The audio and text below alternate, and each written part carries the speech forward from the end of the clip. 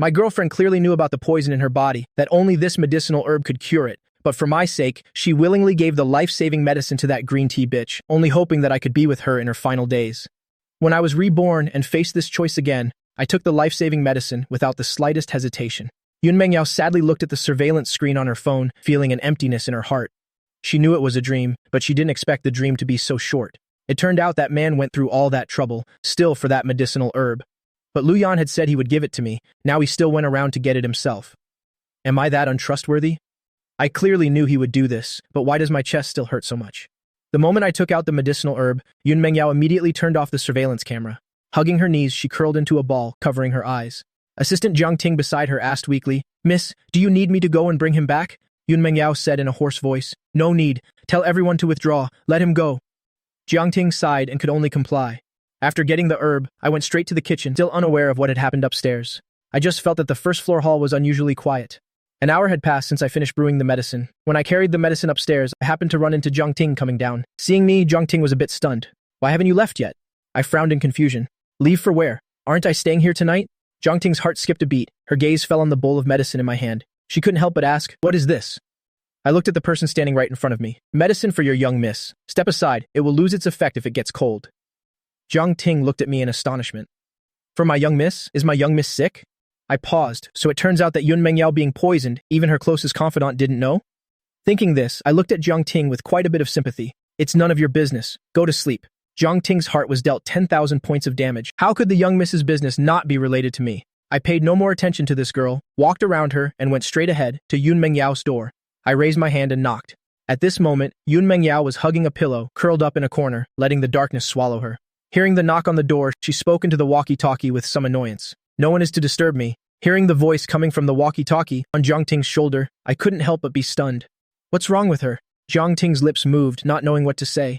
"Could I say that my young miss thought you took the medicine and ran away, so she locked herself up?" She couldn't explain this, so she decisively left it for me to handle. Thinking this, she knocked hard on the door. "Miss, Mr. Liu is here." In less than 3 seconds, the door clicked open.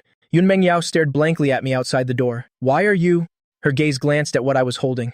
"What is this?" I looked at her with some helplessness. "Let me come in and talk. If we delay any longer, the medicine will really get cold." Yun Mengyao stepped aside to let me in. As I walked towards the bedside table, I said, "I originally planned to tell you first, but when I knocked, you didn't answer? I thought you were asleep, so I acted first and reported later, brewing that medicinal herb." After saying that, I brought the bowl of medicine to her side. "Come on, drink the medicine."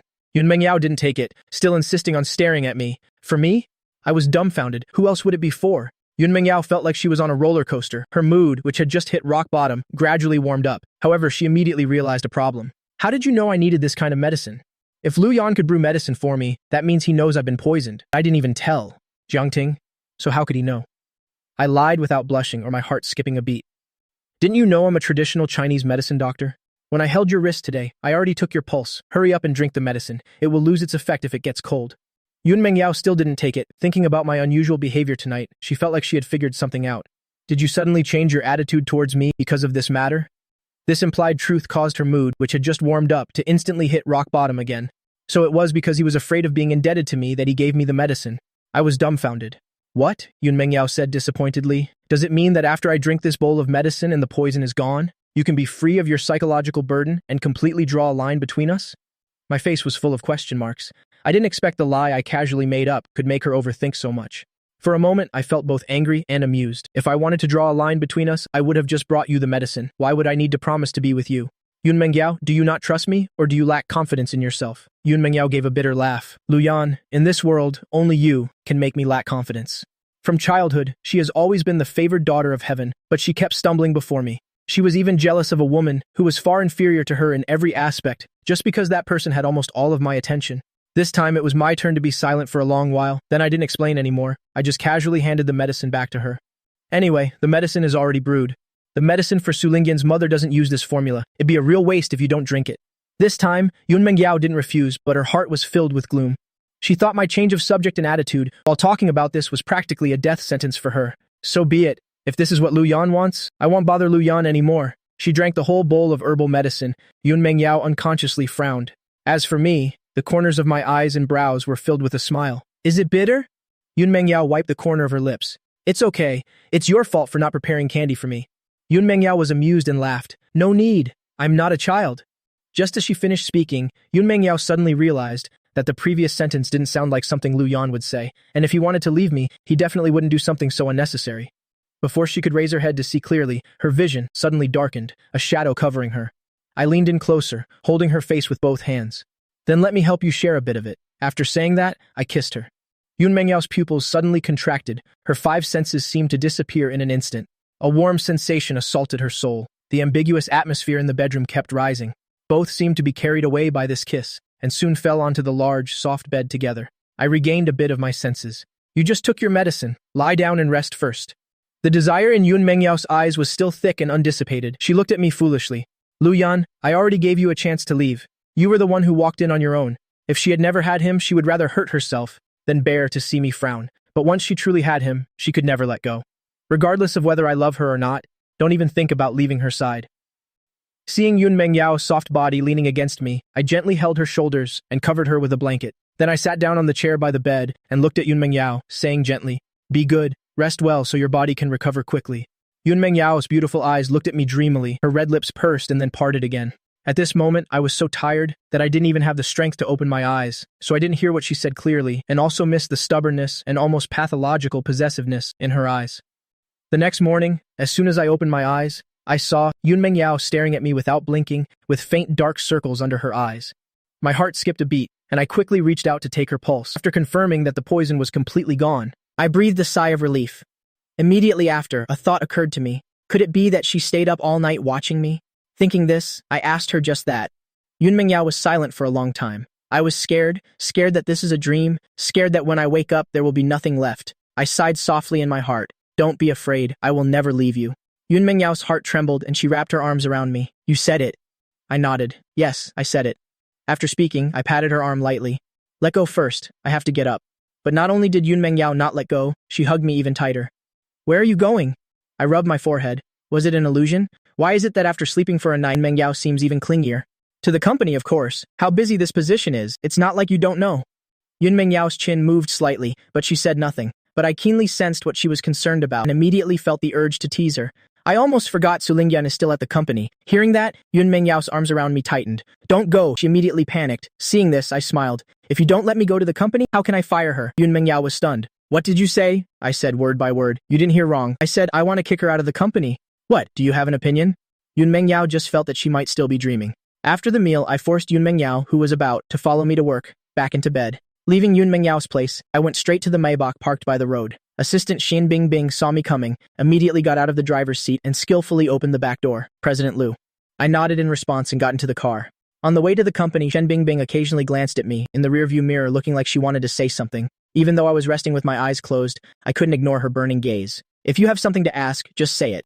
Shen Bingbing cleared her throat. The boss's private affairs, a subordinate has no right to ask, but if the boss wants to talk about it as your special assistant, I will naturally be all ears. I choked, thinking to myself that I'm usually, probably too easygoing. What kind of special assistant would dare to tease their superior like this? But despite that thought, I also felt there was no need to hide this from her. I've broken up with Su Lingyan.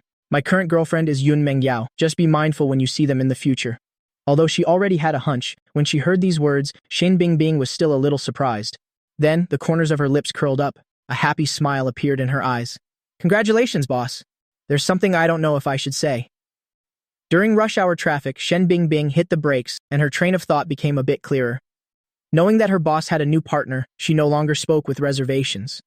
I've always felt that Director Su wasn't worthy of you, boss, and I didn't understand why you chose her, while ignoring a Yun Mengyao who is more outstanding than her in every way and is so deeply in love with you. But thankfully, you've changed your mind now, and it's not too late. Not too late? But we already missed an entire lifetime. If I hadn't been reborn, I'm afraid, just as Yun Mengyao said, we wouldn't have had a chance to meet again even in the next life. As for why I chose Su Lingyan before, it's not that I was blind, ignoring a woman whom I admired in every aspect, and instead choosing someone who couldn't compare to Yun Mengyao in any way. The truth is, Su Lingyan and I were fated lovers in a past life in ancient times, and we died together for love. And since I was reincarnated into the modern era, with the memories of my first life, it was impossible for me not to look for her, and I couldn't give other women a chance. After all, deep down, I am a faithful person in love. But in my previous life, I found Su Lingyan, and I didn't look down on her poor circumstances. I even comforted her, saying it was because she was at a disadvantage without her memories, and I even brought her into my company, promoting her all the way to the position of company vice president. Then I helped an illegitimate child of a rich family, like her, return to her family and painstakingly manage the family business, for her, only to end up with such a result. Recalling the vow of 3 lives, 3 worlds, unwavering until death when we died for love in the first life, now it feels like a complete joke. I looked at the scenery flashing by outside the car window, feeling a bit of anticipation for what's to come. Su Lingyan, what she owes me from the past 2 lives, I will definitely make her pay it all back this time. After arriving at the company, I walked straight past the greetings from the employees and headed directly to the CEO's private elevator. While pressing the button for the top floor, I gave an order: summon all the company's senior managers, a meeting in the main conference room in half an hour. Also check if Su Lingyan has arrived. If not, call and tell her to come. After a pause, I added, even if she's getting an IV drip at the hospital, she must come. Shen Bingbing nodded in agreement, but she couldn't help but be curious. Director Su is in the hospital? Combined with the fact that her boss had just changed girlfriends, she seemed to have discovered something earth-shattering. After arriving at the office, I opened my computer and printed out a document, clipping it into a folder. Flipping through the A4 pages of evidence, a cold glint flashed in my eyes. The first step of revenge is, of course, kicking Su Lingyan out of the company. Wanting to step on me to climb up, using my assets as capital to return to her family, she'll have to see if I give her that chance. Just as I was thinking this, there was a knock on the office door. I stood up with the folder in hand and opened the door to see Su Lingyan, standing outside with an anxious expression. Lu Yan, I finally get to see you. What happened last night? I heard from Auntie Li that you didn't come home all night. Were you at Yunmeng Yao's place the whole time? By the end of her sentence, her emotions were clearly a bit agitated. I didn't answer her question, but instead looked at her hand, which was wrapped thickly in white gauze. I said with a smile, is your hand okay? Thinking of her hand, Su Lingyan's eyes suddenly darkened, but hearing my concern, she immediately played the sympathy card, trying to make me feel sorry for her. The doctor said I needed to be hospitalized, but I was worried about you, so I just had it simply bandaged. Don't you know medicine too? Can you take a look and see how to treat it? I walked directly around her, heading towards the elevator. Su Lingyan walked beside me. After knowing this person's true colors, even being in a confined space with her made me feel uncomfortable. Luckily, the conference room floor wasn't far from the top floor. Before Su Lingyan could probe with another question, the elevator dinged and stopped. After exiting the elevator, I took a deep breath of fresh air and walked straight to the main conference room at the end of the hall. Shen Bingbing was waiting by the conference room door, opening the large door for me. Boss, everyone has arrived. Su Lingyan glanced suspiciously at Shen Bingbing. For some reason, she always felt that the way this person looked at her today was a bit strange. Shen Bingbing pretended not to notice and followed behind me, holding a stack of recently collected documents. Under the gazes of the numerous senior managers, I calmly walked to the head seat at the end of the conference table and sat down. With a thud, a folder was thrown onto the conference table, attracting the attention of the many senior managers. I leaned back in my chair, propped my chin on my hand, and spoke. I've gathered everyone here today to announce the adjustment and transfer of positions for some senior managers. After speaking, I turned to look at Su Lingyan, who had just sat down.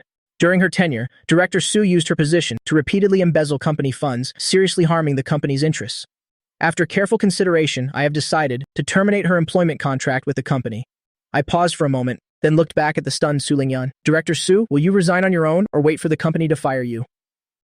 As soon as the words left my mouth, the entire conference room fell silent. Not only did Su Lingyan look panicked, but the other senior managers were also dumbfounded, as if they couldn't believe what they had just heard. Everyone's first thought was that the couple was having a fight. Some were gloating, while others stood up to mediate. President Liu, isn't this punishment a bit too harsh? Although Director Su made a mistake, she also has her merits. Under her leadership, the business department's sales have always grown steadily. Besides, the embezzlement issue is in the past, and Director Su has already paid back the money. Can't we change it to a different punishment? I looked at the speaker, thinking to myself that Su Lingyan is really skilled. In less than a year at the company, she has already managed to win over a senior-level person to speak up for her. According to Director Yuan, are you saying the business department's sales are solely her achievement? And the illegal act of embezzling public funds can also be easily overlooked, right? I didn't mean that. Yuan Jinchuan's forehead was beaded with sweat. Receiving Su Lingyan's pleading gaze, he could only stubbornly continue to persuade. President Liu's and Director Su's relationship? We all see it clearly. We also know that young couples easily get into fights. I'm just afraid that if you two take it too far, it will be hard to resolve later. I let out a cold laugh. I should thank you for being so considerate of me. Not at all, not at all. Yuan Jinchuan waved his hands, saying he wouldn't dare, and was about to continue persuading when I interrupted. However, Director Yuan, am I the CEO or are you the CEO? Yuan Jinchuan was immediately speechless and gave Su Lingyan a helpless look. Su Lingyan silently cursed him for being useless and could only place her hopes on me. Lu Yan, I want to talk to you privately. I didn't refuse. If it weren't for the fact that the decision to fire a senior manager required a meeting for announcement and to appropriately consider opinions, I couldn't be bothered to follow this procedure. After dismissing the senior managers, Su Lingyan immediately stood up, leaning her body forward, creating a seductive S-curve. Her slender fingers lifted my chin, her sexy voice carrying a hint of seduction. Lu Yan, I need an explanation. I chuckled lightly. Embezzlement, then resignation. Is there a problem? Su Lingyan frowned at me. You know that's not what I'm asking about. Besides, if you were angry about this, you wouldn't have waited until now to give me a hard time. And you definitely wouldn't have used your own money to cover these amounts for me, right? The smile on my face faltered a bit. Is she reminding me of how stupid I used to be? Do you really want to know the reason? I crossed my arms. Although I was sitting, my gaze towards Su Lingyan was full of contempt. When I loved you, I could raise you to the heavens. Now that I don't, what the hell do you think you are? Su Lingyan suddenly clenched her fists, her chest heaving violently. Lu Yan, you were the one who pursued me. Now you say you don't love me anymore just like that? So who do you love? Yun Mengyao? My face was full of impatience. It's none of your business. Besides, don't talk as if you're the victim. Do you really like me, or do you just see me as a tool for you to return to your family? I think you should know better than anyone. Su Lingyan, I have not wronged you in the slightest. But what you owe me, you can't repay in this lifetime. Su Lingyan felt a little guilty, but hearing my last sentence, it seemed there was more to it. Just as she was about to speak, I pushed her away. Go and submit your resignation yourself. Don't make me say it a second time. After saying that, I walked straight out without looking back. The dismissed senior staff had thought that the couple was talking behind closed doors, resolving their conflict, and that everything would be fine. But then they saw Su Lingdian carrying her things, dazedly walking out of the company building. In an instant, rumors spread throughout the company. Elsewhere, when Yun Mengyao woke up, she saw a woman in a white lab coat, with her back to her, talking to Jiang Ting. Miss, you're awake. Seeing Yun Mengyao open her eyes, Jiang Ting immediately approached. Yun Qingyue walked over while munching on melon seeds, sat down by the bed, and reached out to take Yun Mengyao's pulse. The poison has been completely neutralized. By the way, yesterday when you said you wanted to give the medicine to someone else, you made me so mad. What made you change your mind? Before Yun Mengyao could say anything, Jiang Ting explained. It was Mr. Lu who decided to decoct the medicine for you, miss. Besides, Mr. Lu is with my lady now. Thinking of her own sympathetic and scrutinizing gaze from last night, Jiang Ting instantly felt extremely wronged. Miss, you were poisoned. Why didn't you tell me? Don't you trust me anymore? Who poisoned you? Yun Mengyao ignored her and looked at Yun Qingyue to ask. Why are you here? You think I wanted to come? Isn't it because I was worried about you? Yun Qingyue shot her a glare, then asked again. But isn't that kid completely devoted to that Su Lingdian girl? Suddenly being so good to you, and even choosing to be with you? Aren't you suspicious that he has some ulterior motive? Yun Mengyao's eyes held the fervor of an all-or-nothing gamble. So what if he has an ulterior motive? Whatever he wants, I'm willing to give it to him, even this life of mine. Hearing this, Yun Qingyue couldn't help but curse out loud. Are you crazy? Always offering up your life. Is your life that cheap? Jiang Ting quickly offered a cup of tea and attentively massaged Yun Qingyue's shoulders. She thought to herself, besides her lady's cousin, who among their peers would dare to speak to her lady like that. Yun Qingyue drank the tea but still hadn't calmed down. After a few more cups, she put the teacup on the table, adjusted her collar, and said, All right, as long as you're okay, I'm relieved. I have a pile of work waiting for me at the lab. I'm leaving, no need to see me out. Although Yun Qingyue said not to see her off, Jiang Ting still arranged for someone to take her to the airport. After Yun Mengyao got up, she looked at the empty villa and suddenly felt a little unfamiliar with it. Lu Yan had clearly only stayed here for one night. At this thought, she looked at Jiang Ting beside her. Get the car ready, I want to go pick up. She pursed her lips before continuing. Pick up my boyfriend from work.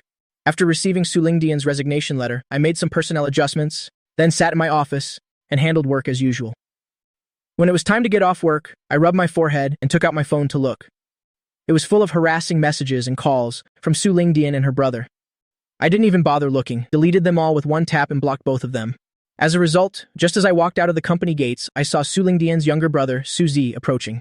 As a public figure, Su Zi was, so to speak, armed to the teeth, completely covered up. Even a diehard fan might not recognize him. But I still recognized him instantly. Su Lingdian had embezzled company funds multiple times, precisely to pour resources into Su Zi, intending to make him famous, to serve as her second asset when she returned to the Su family. After all, the Su family indeed primarily operates in the entertainment industry. Taking back a son who is a rising young star, even an illegitimate one, would have a certain appeal to the head of the Su family. Su Zi came forward and pulled me back. Brother-in-law, why didn't you answer when I called you? What's going on with you and my sister? Why did you make her resign? Yun Mengyao had seen me come out and was about to get out of the car. But after hearing Su Zi's words, her hand on the car door froze. Jiang Ting in the driver's seat turned her head back. Miss, did you hear that? Mr. Lu has fired Su Lingdian. It seems he really wants to be with you. As she spoke, she glanced at the rearview mirror, only to find that Yun Mengyao's expression wasn't very happy. Yun Mengyao indeed wasn't as pleased as Jiang Ting imagined. After all, she had known since the morning that I had fired Su Lingdian. She had known since the morning. It was just that brother-in-law that made her feel uncomfortable. I didn't know that the person whose focus was skewed had already become jealous, so I shook off Suze's hand. You already know she resigned, so why don't you know the reason? Didn't your sister tell you? Susie was at a loss for words, only feeling that I was a bit unfamiliar at this moment. But didn't you tacitly approve of those things? My sister has dedicated herself to the company. She has merits and has worked hard. How could you fire her over something that's in the past? Besides, the wound on her hand is because of you, isn't it? In the past, my sister would just catch a cold and you'd be worried sick. This time she's so seriously injured. If you're not heartbroken, that's one thing, but how can you pick a fight with her at a time like this? Every word from Suze was an accusation, as if everything was my fault. I immediately cut him off coldly. What I do is none of your business. If you think it's unfair, go report me to the Labor Bureau. Get out of the way, don't make me say it a second time. Susie was stunned. You. I glanced at him. Who's your brother-in-law? Su Lingdian and I have already broken up. Don't call me that anymore. My girlfriend will misunderstand if she hears it. Hearing this, not only was Susie stunned, but the surrounding employees also stared with wide eyes. They had somewhat guessed that their CEO had broken up with his girlfriend. They had somewhat guessed. But now that I had a new girlfriend, the senior managers couldn't help but worry. Su Lingdian just left. Could another one be coming? Because my status was so high, everyone instinctively felt that I was looking for a girlfriend as a form of poverty alleviation. Just then, a gasp was heard from the crowd. Who is that? She's so beautiful. Is she a star? Why haven't I seen her before? I've seen her before. I think she's been to our company. The chatter grew louder, and everyone looked towards the approaching Yun Mengyao, each with a look of doubt. Why would the eldest young lady of the Yun family suddenly come here? To discuss a collaboration? But she shouldn't come at closing time. While they were thinking this, they saw Yun Mengyao walk up to me and stop, smiling brightly at me. Shall we go? I came to take you home. Seeing this, the company employees present also stared wide-eyed. A bold speculation appeared in everyone's mind, but no one dared to ask. Stunned speechless by my words, Susie finally came to his senses, his eyes filled with disbelief. You! Are you two together?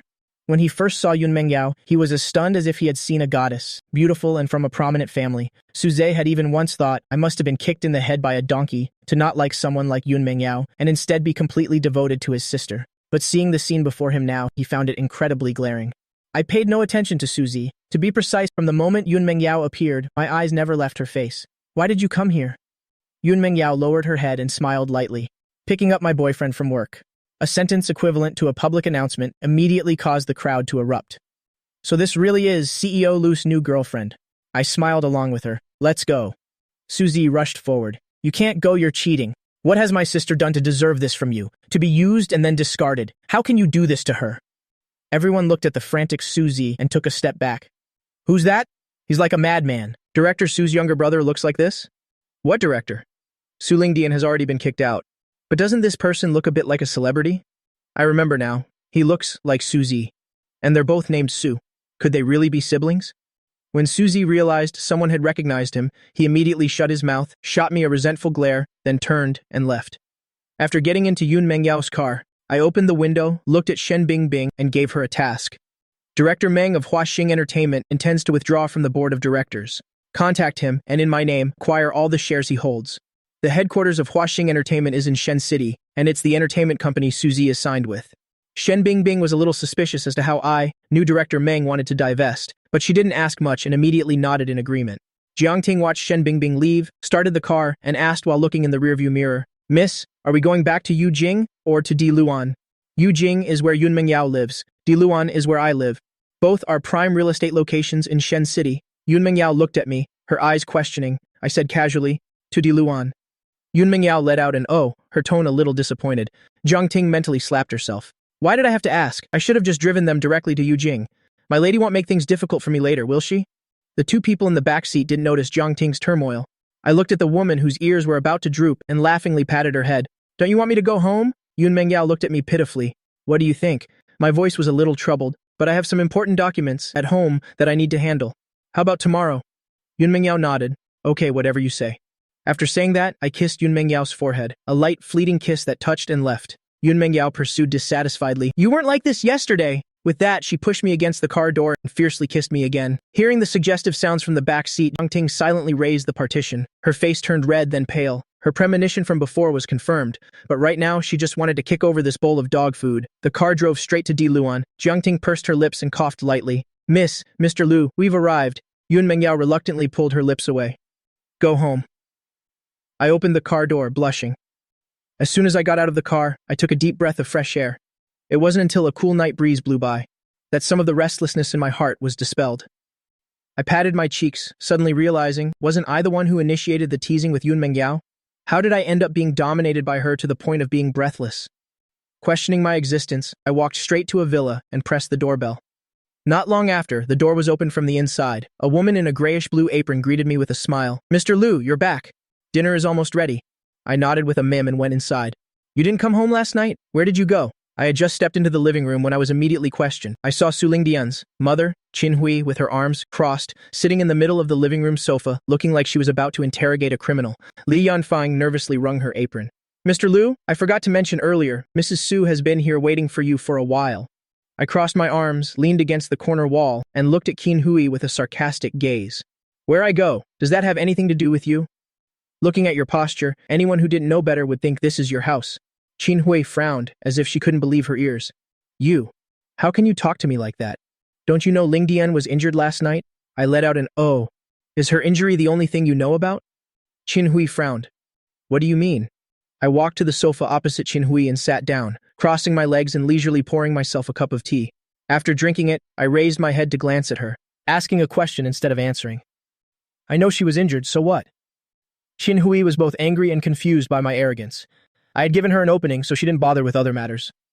"I heard from ZZ that Lingdian was injured because of you. It's one thing if you don't stay at the hospital to take care of her, but isn't it unreasonable not to promote her?" I looked at Qin Hui as if I were watching a clown show. "How about I just give her the company?"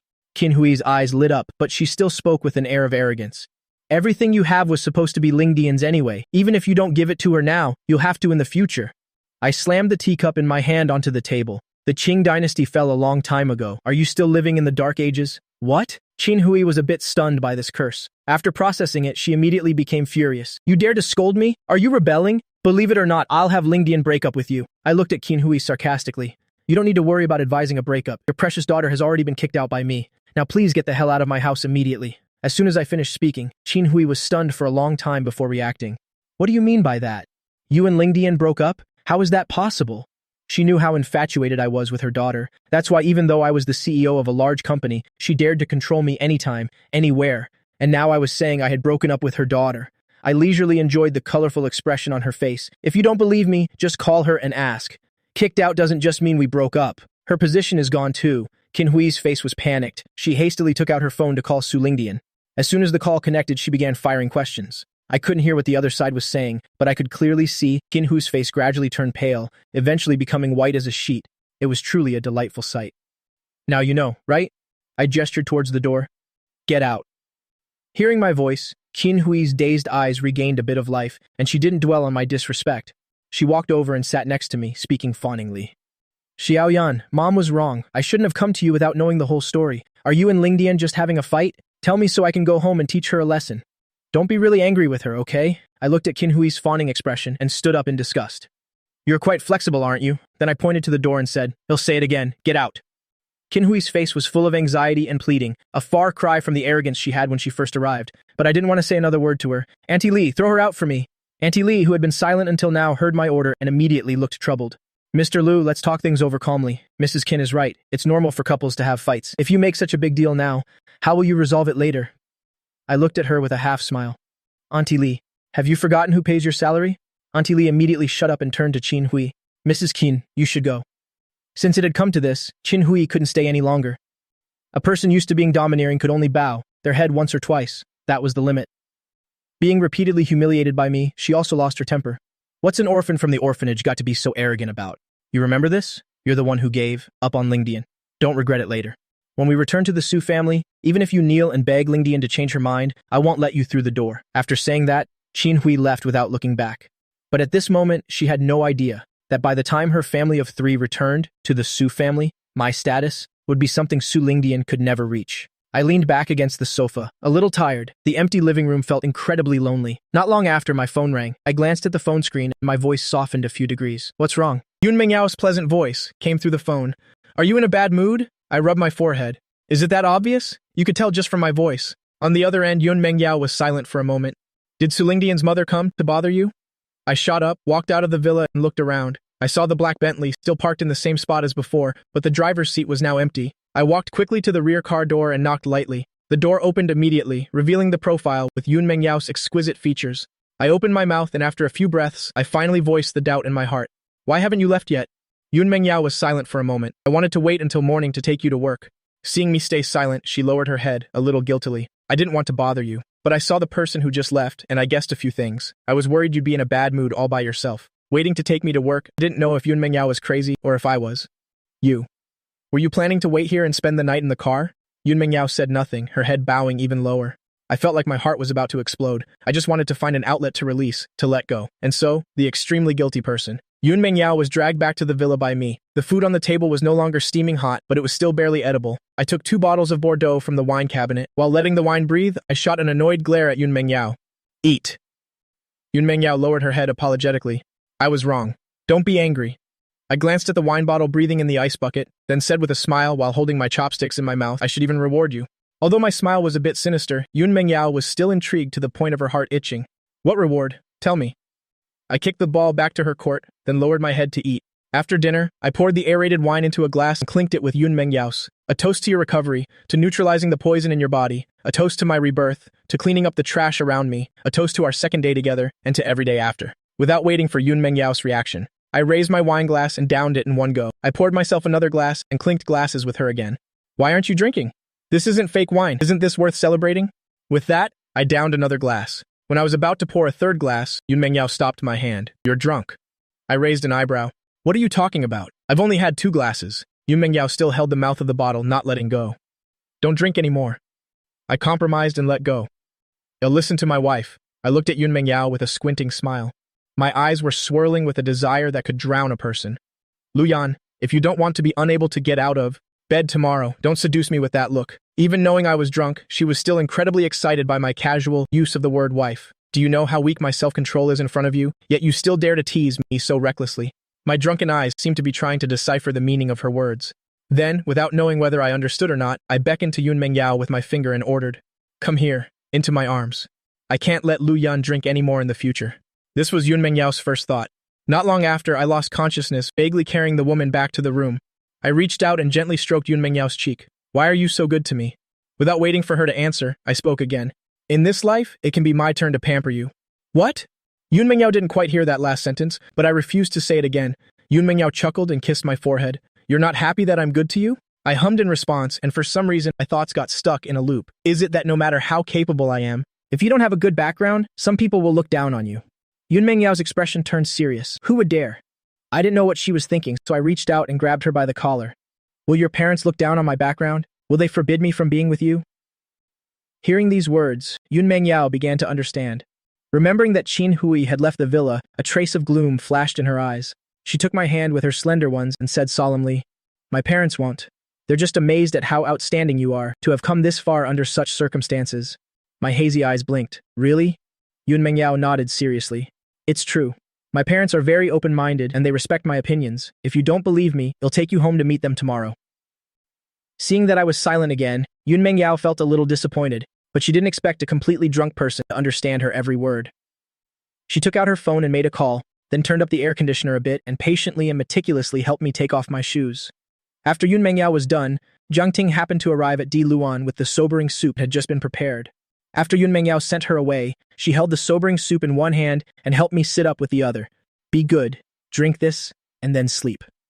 I leaned in to sniff it and immediately turned my head away in refusal. Yun Mengyao found it a little amusing, and the scene felt familiar. I can even drink traditional Chinese medicine. Are you really going to complain about this smell? I still refused. Yun Mengyao coaxed gently. Come on, be good, drink it, or do you want me to feed it to you another way? I took it from her, and when she wasn't looking, I poured the bowl and soup into the trash can by the bed, and before Yun Mengyao could react, I looked up and kissed her on the lips. The next day, I was groggily awakened by the ringing of my phone.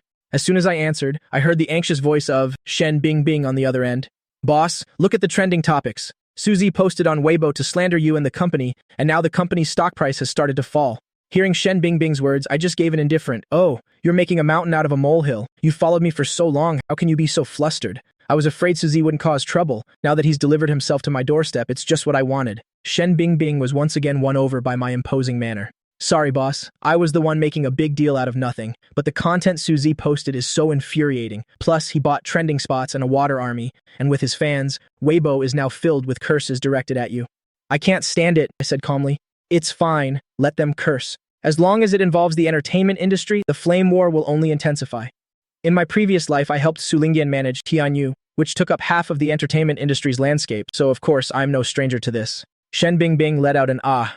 Boss, aren't we going to release the evidence of Su Lingyan embezzling company funds? I chuckled.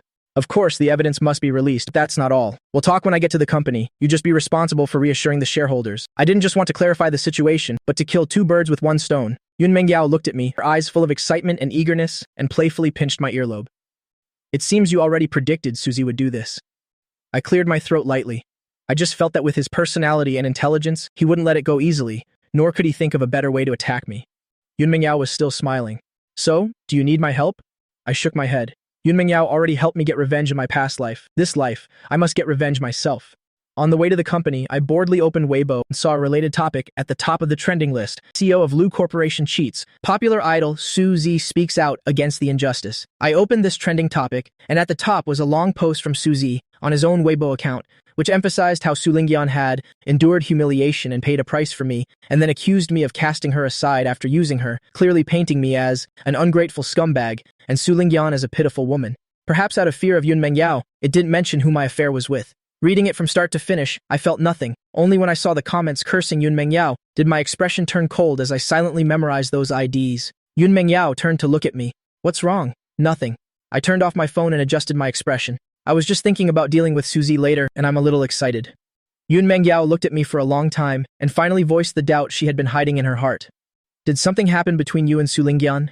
In an instant, my attitude towards Yun Mengyao versus Su Lingyan and her family was like night and day. If it weren't for the fact that my personality and demeanor hadn't changed, she would have suspected that the person inside my body had been replaced. She didn't want to investigate me, but this vague feeling was really uncomfortable. I hesitated for a moment. Yes. But as for what the problem is, I can't tell you for now. Can you give me some time? After all, the story of dying tragically twice and being reborn sounds too absurd, not to mention I was an ancient person in my first life. Even though I had already taken the final step with Yun Mengyao, I didn't have the courage to tell her all of this right now. Yun Mengyao hugged my waist. If you don't want to say it, then don't. She actually wanted to ask, after the issue between me and Su Lingyan is resolved, would I not need her anymore? She was afraid she was just my spare tire, my comfort during this time, a tool to provoke Su Lingyan. She was afraid that if everything went back to the beginning, she wouldn't be able to resist locking me up. These past 2 days have been the happiest time of her life. If I gave her hope only to take it away, it would be no different from taking her life. After arriving at the company, I took out the evidence of Su Lingyan's multiple embezzlements of public funds, packaged it, and posted it using the official account, without a single extra word. Just then, Shen Bingbing knocked and entered, placing a file on the desk. Boss, this is the share transfer agreement from Director Meng. It just needs your signature. I glanced over the contract and nodded in approval. Well done. Then I signed my name in the signature space. Get the car ready. Shen Bingbing nodded in agreement. Where are you going, boss? The corners of my lips lifted slightly. As a new shareholder of Huaxing, of course I'm going to greet everyone and get acquainted. In the office of Huaxing Entertainment, Suzy smiled as he watched Lu Corporation's stock price fall. What's so great about being a CEO? Doesn't he know the influence I have in the entertainment industry now? Daring to put on airs in front of me, I'll make your company go bankrupt. Assistant Xiao Qiao brought him the brewed coffee, speaking in a fawning tone. Brother Z, you're amazing. I think it won't be long before that guy comes crying to your door, begging Miss Su to come back. Suzy snorted. Just because he comes begging, we have to forgive him? He dared to embarrass me at the company's entrance. I'll make him kneel down and apologize to me in front of the entire company. Just as he finished speaking, the lounge door was slammed open. Su Lingyan walked in with a gloomy face. Who let you post this on Weibo? Suzy was stunned. Sis, I'm just venting for you. What's with your attitude? Lu Yan has already treated you like this. You still can't bear to touch him? Besides, I just wanted to teach him a lesson. And when he can't take it anymore and comes to beg us, I'll naturally let him off the hook if I'm happy. Su Lingyan looked at him as if he were an idiot. Should I say you're naive or stupid? Do you think this little thing is enough to shake Lu Corporation? But Lu Corporation's stock price has already dropped. What's that about? As Suzy spoke, he saw the stock price of Lu Corporation on the computer screen stop falling and rebound at twice the speed it had dropped. Assistant Xiao Qiao's face changed at that moment. Brother Z, quick, look at Weibo. What's wrong with Weibo? Isn't everyone on Weibo cursing Lu Yan? Suzy, a little bewildered, picked up his phone and saw that many topics had exploded on the trending list. The truth about Suzy's sister's resignation. Blood-sucking siblings get what they deserve. Suzy's eyes widened. What are these? He opened one of the trending topics, and the comment section had completely turned. Suzy still has the nerve to post on Weibo and accuse people. He should take a look at where that money was spent. The position he has today is all because his sister embezzled company funds and poured resources into him. Susie looked at the comments, cursing him everywhere, his hands and feet turning cold. How did this happen? Wasn't the embezzlement tacitly approved by Lu Yan? How does he have the nerve to use it as evidence to clarify things? Su Lingyan said angrily. So you do know this is bad for you? I spent so much effort, endured so much pressure to get you to this position, and in the end, you didn't even ask me. You just acted on your own. Susie knew he had made a huge mistake. So what should we do, sis? Let's post about Lu Yan paying off your debt for you to prove that he did all of this voluntarily, and it has nothing to do with us. He was giving Su Lingyan a headache. Shut up. Lu Yan's clarification this time has already given netizens a first impression, making them think he's infinitely tolerant of his girlfriend. Even if we release evidence that he paid off the debt for us, it will only add to Lu Yan's image of a devoted lover. At that time, you'll still be the one getting cursed at. Susie was extremely anxious. Are you not going to care about me anymore, sis? It was so hard for me to get to where I am today. I don't want to leave the entertainment industry. Su Lingyan rubbed her forehead. Her brother's success today was all her hard work. How could she not care? All right, go post an apology saying you didn't know about me embezzling company funds. That way we can at least save you. I'm just an ordinary person. I'm not afraid of their curses. Susie nodded hastily. Okay, I'll go post it right now. However, just as he picked up his phone, the lounge door was pushed open again and the assistant to the director of the artist management department walked in. Mr. Su, this lounge no longer belongs to you. Please pack your things and leave immediately. What? This time, not only was Suzy stunned, Su Lingyan also frowned deeply. What do you people mean? What do we mean? The woman in the suit wore a professional smile. We just received a notice from the higher-ups. Hua Xing has decided to terminate its contract with Suzy. With a clatter, the phone in Suzy's hand fell to the ground and Su Lingyan's expression became extremely ugly. What? Terminate the contract? Make it clear. The female assistant pushed up the glasses on her nose. If you don't believe me, you too can just go out and ask. Su Lingyan's chest heaved violently. Only now did she realize that with such a big incident, and with Suzy's status among the companies, artists not being low at all, yet no senior management had come to handle the public relations. So they've already decided to blacklist him? No, this matter isn't serious. Enough to warrant blacklisting, handling the per the way he suggested could have completely resolved it. Recalling what the person in front of her had just said, she walked out of the lounge. Just as she reached a corner, she saw a group of people gathered around, whispering, "Have you guys heard? Suzy has been blacklisted. He totally deserves it. No wonder Suzy has such good resources, without any backing, but this guy is just too ungrateful. Isn't that the truth? But he doesn't deserve to be blacklisted, does he? Besides, he's popular right now. He can bring a lot of benefits to the company. Why would our boss have the heart to blacklist him?" Gossip on the street. I heard the company has a new shareholder who directly ordered the blacklisting. Hearing this conversation, Su Lingyan's steps faltered slightly. A new shareholder? Just as she was wondering who the new shareholder was, a series of footsteps came from behind her. Su Lingyan turned to look and immediately felt a rush of blood. She saw a group of shareholders and senior executives from Hua Xing surrounding two people and walking this way. And of the two people being surrounded, one was the CEO of Hua Xing, Feng Litao, and the other was me, the person who had fired her yesterday. Feng Litao clapped his hands. Let me introduce you. This is our company's new director, Mr. Lu Yan. Everyone, give him a warm welcome. Everyone present applauded and at the same time exchanged glances, all with looks of sudden realization. At this moment, someone who loved drama and wasn't afraid of trouble said, "Isn't that Suze's older sister up ahead and his agent, Su Lingyan?" As soon as these words were spoken, everyone's gaze turned towards Su Lingyan, shifting back and forth between her face and mine. Su Lingyan stared at me without blinking. Are you really going to push me to the brink? Seeing that the situation was not good, Feng Litao quickly waved his hand. Everyone disperse. Get back to your own work. Although everyone present wanted to watch the drama unfold, in the end, no one dared to defy the CEO's order. In an instant, only Su Lingyan and I were left at the scene. Push you to the brink? I savored these words, finding them very novel. I gave you your previous position, and Suze's position today is because of my support. Now I'm just taking back what's mine, letting everything return to the starting point. How is that pushing you to the brink? Su Lingyan took a deep breath. What on earth happened? Lu Yan, you know what I'm asking. You have to at least let me know why I'm going down. This time, before I could answer, Suzy ran over. Sis, seeing me, Suze's expression immediately changed. It was you, wasn't it? The company wants to shelve me. It's your doing. I let out a cold laugh. So what if it was me? Suzy, filled with hatred, roared and charged at me. I'll kill you. I didn't even blink. I reached out and grabbed his swinging wrist and twisted it forcefully. A crack of breaking bone, along with Suze's tragic scream, rang out at the same time. I threw him away like tossing a small chicken. By the time Su Lingyan reacted, Suze had already fallen to the ground. Zeze, Su Lingyan quickly helped Suze up. Her gaze towards me was bone-chillingly cold. I'll remember what happened today. I hope you won't regret it in the future. After speaking, she helped Suzy and walked out. I watched the backs of the Su Lingyan siblings, my eyes filled with coldness. Regret? The thing I regret the most is falling for her for 2 lifetimes and failing the deeply in love Yun Mingyao, but thankfully, I still have a chance to make up for it. Leaving Huaqing, I made a phone call. After the call connected, a slightly gruff voice came from the other end. Who is this? Hearing this voice again, I still felt a little uncomfortable. Su Mingqi, the only legitimate heir of the Su family, and also Su Lingyan's half-brother. Who is this?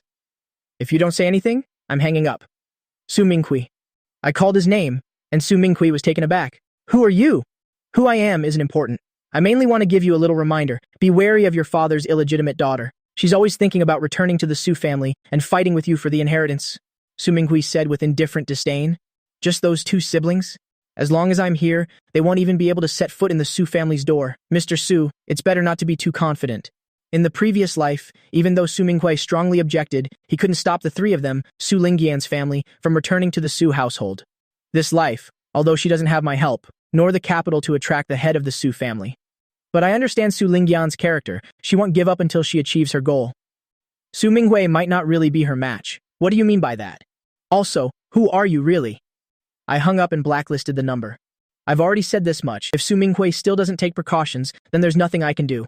At worst, I'll have to handle it myself when the time comes. Across from the coffee shop was a high-end club. The club's second-floor outdoor viewing balcony faced the coffee shop's transparent glass wall.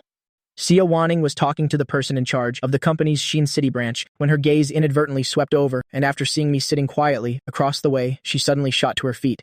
The person in charge opposite her, Lu Jianfeng, was stunned. What's wrong? Li Qian beside Miss Xia also turned to look at her and became fully alert. Xia Wanning stared at me blankly. That man! Lu Jianfeng followed her gaze and then said with a smile, Miss Xia is from Didu, so you probably don't know, that's not a simple man. Xia Wanning was no longer in a hurry. She slowly sat down before speaking. Why do you say that? Lu Jianfeng continued. If Miss Xia doesn't know him, you must know of Lu Corporation, right? Of course, an artificial intelligence company that, during his tenure, suddenly appeared. Since its establishment, it has risen all the way, taking only 3 years. Its market has covered most regions globally, becoming a leading enterprise in the field of artificial intelligence. Xia Wanning, being at the center of power in the business world, naturally could not know. But information about the CEO of Lu Corporation online is pitifully scarce. There's no name and no photo. All that's known is that he's a famous figure and seems to be very young, mainly active in the Shen City area. Seeing Xia Wanning's pensive look, Lu Jianfeng didn't beat around the bush anymore. He is the CEO of Lu Corporation. This time, Xia Wanning was truly surprised. What? Hearing Lu Jianfeng's words, she had only thought this man held an important position at Lu Corporation. She never expected that I was the CEO. She had previously thought that young meant at least over 30 years old. But this man clearly looked to be only around 20 years old. Or does he just look younger than his age? If that's the case, then perhaps I was mistaken just now. Thinking this, she became somewhat distracted. Since Manager Lu knows him, do you know his age? Lu Jianfeng said enthusiastically. I was just about to tell Miss Xia about this. This man is only 19 years old this year. Seeing the stunned expression on Xia Wanning's face, Lu Jianfeng just thought that she was, surprised by how young I was, and sighed. The same age as my son, but my son is still in 12th grade. He can't even understand functions, while he is already the CEO of a listed company. Comparisons are truly odious. Xia Wanning felt her heart, beating so fast it was about to jump out of her chest. Her voice became hoarse when she spoke. You said he's 19? Lu Jianfeng said with a smile. Miss Xia, do you also find it hard to believe? We who are more than halfway through our lives also don't want to admit we were bested by a young man who just came of age, but after a few years in Shenxi, we have no choice but to believe it. Don't be fooled by his youth. In the business world, he's in no way inferior to us old-timers. Xia Wanning tried her best to restrain herself so she wouldn't lose her composure. She picked up a pen and signed the document, then gave Lu Jianfeng an order. This project is approved. Director Lu, don't disappoint me. Of course, this subordinate will definitely do his best. Lu Jianfeng took the approved document with both hands, and while giving his assurance, he also invited her, saying, I have also prepared a banquet for Miss Xia. You must grace us with your presence. Li Qian wondered why this guy was so clueless. Couldn't he see that her young miss was about to lose her patience? Lu Jianfeng didn't know, but she had been with Xia Wanning for so long, she had long since figured out the reason for her young miss's reaction. Speaking of which, this young man's eyes and her madam's when she was young were indeed very similar. Thinking this, she took the initiative to refuse. CEO Xia has never liked these formalities. Doing your job well is better than anything. Besides, our CEO Xia has other things to do. You may leave first. After Lu Jianfeng left, Xia Wanning immediately went downstairs, not even waiting for the elevator, but when she left the clubhouse, she saw that the place where I had just been sitting was empty. He's gone. Li Qian was also a bit dazed. Young miss, should we go to his company? A cool summer breeze blew by, and Xia Wanning's reason returned somewhat. Her beautiful eyes gazed in the direction of the coffee shop for a while before she slowly spoke. Call and make an appointment first. Also, investigate his personal information and his experiences over the past 19 years. Don't miss a single detail. In a hospital room on the other side, Suzy was crying his eyes out. Sister, look how ruthless Lu Yan was. I feel like my hand is about to be crippled. Su Lingdian was also very upset inside, but she still patted him and held him in her arms. The doctor said it's just a minor fracture. Just be a little careful with your diet, and it will heal in a while. Suzy continued to speak up. But are we just going to let it go like this? Su Lingdian gritted her teeth. Of course we won't let it go like this. When we return to the Su family, all those who have ever humiliated us, I will make them pay the price. Suzy looked up at her. But you don't have the Lu Corporation card anymore. I've been blacklisted by the company. And with Su Minghui blocking the way in the Su family, will Dad accept us? Su Lingdian said calmly. How could I not leave a way out for myself? My path has been cut off, but we still have the option of a marriage alliance. A marriage alliance? Suzy's mouth opened slightly, and thinking of something, his eyes lit up. You're still in contact with brother Heochin, right? Song Heochin, the only son of the Song family in Didu. Su Lingdian had approached him when she was in Didu. If the head of the Song family hadn't looked down on her status, and if she hadn't met me, a better stepping stone who came to her door, she wouldn't have given up Song Heochin for me. Although she chose me, she always kept in touch with Song Heochin, and with her intentional guidance, he thought it was his father who broke them up, so he didn't resent her. He even always felt guilty towards her. Now that I've abandoned her, she doesn't need to hide it anymore. Yes, we're still in contact. Once I have persuaded his father, we will get married. Suzy was overjoyed. That's great. The Song family and the Su family are a good match, you could say. And brother Heochin is the only son of the Song family. If you two get married later, and Dad finds out, he might invite us back to the Su family. After saying that, his expression darkened again. Sister, you shouldn't have given up brother Heochin back then. Although the Song family in Didu is only ranked 8th, they are still an old, established family. And their family business has a solid foundation. Lu Corporation may look good now, but how many years can such a young enterprise flourish? Besides, he's just a bastard from an orphanage. Even if he manages to mix with the upper class, people will look down on him. Does he think he can enter high society by clinging to Yun Mengyao? The Song family values background. Hearing Suzy's words, Su Lingdian, who had been depressed for days, finally felt a little better. She pulled out a few tissues and gave them to Suzy. Wipe that tear-stained face of yours. Song Heochin will be here later. Don't let him laugh at you. Suzy blankly took the tissues. Brother Shen is coming? Isn't he in Didu? Why is he suddenly coming here? Su Lingdian explained. The old master of the Zheng family in Shenxi is celebrating his 80th birthday. The Song and Zheng families are related, so he's here to visit. In another luxurious living room, seeing the woman push the door open and walk in, Yun Mengyao raised her hand and told Jiang Ting to make coffee. What a distinguished guest. Sister Wanning, why the sudden thought of coming to Shenxi? Xia Wanning tossed her car keys onto the coffee table in the living room, walked to the sofa opposite Yun Mengyao and sat down, acting as naturally as if she were in her own home. I was about to ask you, why have you been in Shenxi for so long? Yun Mengyao raised an eyebrow. You don't seem like the nosy type. Xia Wanning's expression was still indifferent, but her tone had a hint of familiarity.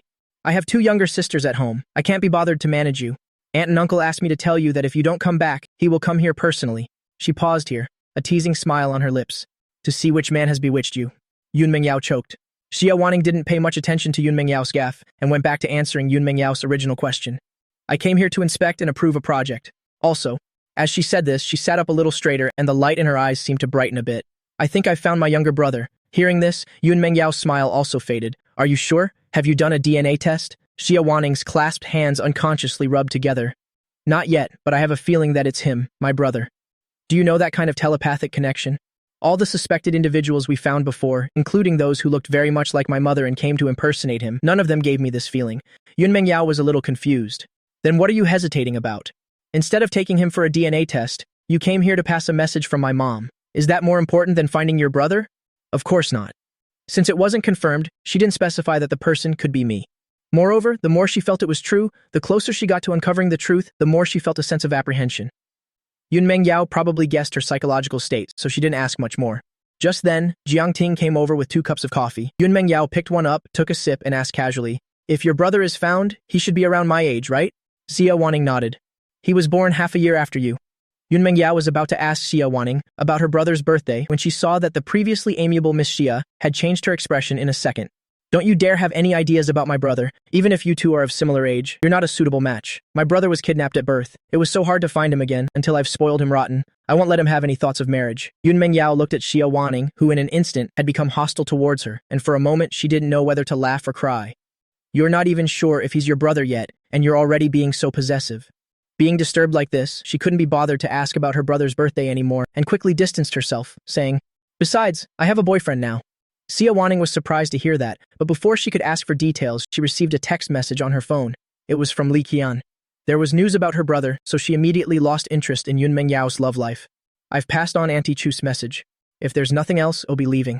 After saying that, without giving Yun Mengyao a chance to see her out, Xia Wanning got into a black car on the side of the road. Li Qian in the driver's seat handed her a thin folder and said, "Young miss, according to my investigation, that young man's name is Lu Yan, 19 years old, but his date of birth is unknown. Also, he has no father or mother. Before the age of 5, he was raised in the Nanling orphanage. Other information could not be found." Hearing that I was an orphan with no parents, Xia Wanning was both excited and heartbroken. Excited because the possibility of him being her brother was a little greater. Thinking of the hardships he might have suffered as a child, she was extremely heartbroken.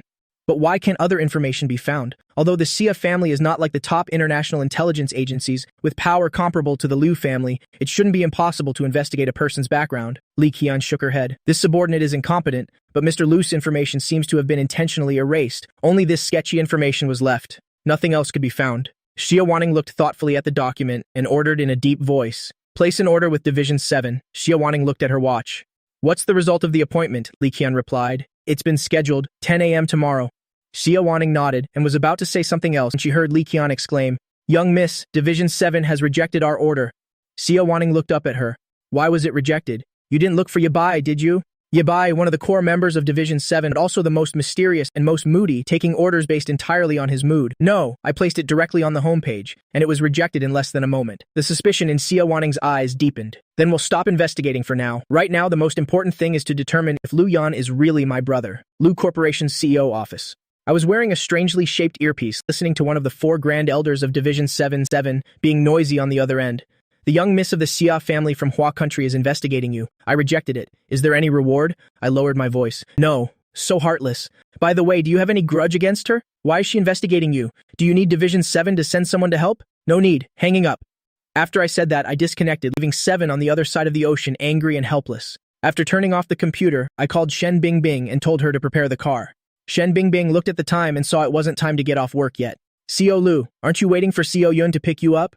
Ever since her CEO got together with Yun Mengyao, she found that she rarely had the opportunity to be his driver. Coming to and leaving work were all taken care of by Yun Mengyao. I asked back, "Why should I wait for her to pick me up?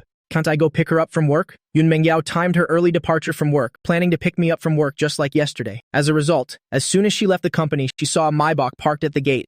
"Young miss, why does this look like Mr. Lu's car?" While Jiang Ting was wondering, she saw the rear passenger window roll down. It really was Mr. Lu. Jiang Ting's mouth dropped open. "Mr. Lu, why are you here?" My elbow rested on the car window frame. I looked at Yun Mengyao and smiled. "What else could I be here for at this time but to pick up your young miss from work, of course." Yun Mengyao lowered her head and smiled lightly, her long eyelashes casting a shadow. The sunset light danced on them, as beautiful as a dream. My heart skipped a beat, thinking to myself that if it weren't for Suling Diem, I probably would have fallen for this deadly beauty in my past life. Hiding it with a slight cough, my fingertips tapped on the window frame. "Get in the car." Yun Mengyao hummed in agreement and was opening the car door when she heard Jiang Ting call out softly, "Young miss, do you know what you look like right now?" Yun Mengyao narrowed her eyes. Jiang Ting's heart trembled, but she still said fearlessly, a blushing maiden getting into her bridal sedan. Shen Bingbing and I both burst out laughing. Compared to Jiang Ting's bold actions, I feel like I still know how to manage people. Yun Mengyao beckoned to Jiang Ting with her finger. "Come here." Jiang Ting cleverly switched to hugging my leg. "Mr. Lu, save me." A wicked smile played on Yun Mengyao's lips. "Looks like you don't plan on coming home." After saying that, she ignored her and bent down to get into the car. When Shen Bingbing saw Yun Mengyao get in, she started the car and asked, "CEO Lu, are we going to Yujing?" She didn't know yet that the two were living together. She simply thought he was picking up his girlfriend from work. This time it was my turn to turn my head, my eyes asking for Yun Mengyao's opinion. However, before Yun Mengyao could give her opinion, Jiang Ting came back to life. "Assistant Shen, you don't understand this. With the current relationship between my young miss and Mr. Lu, it doesn't matter where you take them. It's just changing to a different location."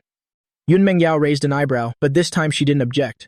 Shen Bingbing was half understanding, half confused, until she heard me give the order to go to Yujing, then she knew the direction. Before leaving, she turned her head to look at Jiang Ting again. "Miss Jiang, are you sure you're not coming with us?" "No need, I still have to drive my young miss's car." Jiang Ting waved her hand, and for some reason, her gaze towards Shen Bingbing turned gloating. "It's karma. Assistant Shen today can also experience what I feel." After saying that, she turned and left, not giving the other person a chance to ask. Shen Bingbing was indeed confused, but she quickly understood the meaning behind Jiang Ting's words. Hearing the ambiguous sounds coming from the back seat, she also couldn't help but think about how she had also driven me and Su Lingdiem, but had never seen them kiss. It seems Su Lingdiem was indeed an exception. Just then, a ringing phone broke the romance in the car. Panting, I pushed away and aroused Yun Mengyao and took out my phone to see who was calling. "What's up, Xiaohua?" The other end of the line was silent for a moment. Then a very young voice came through. "Brother?" I hummed in response. "Is everything okay over there?"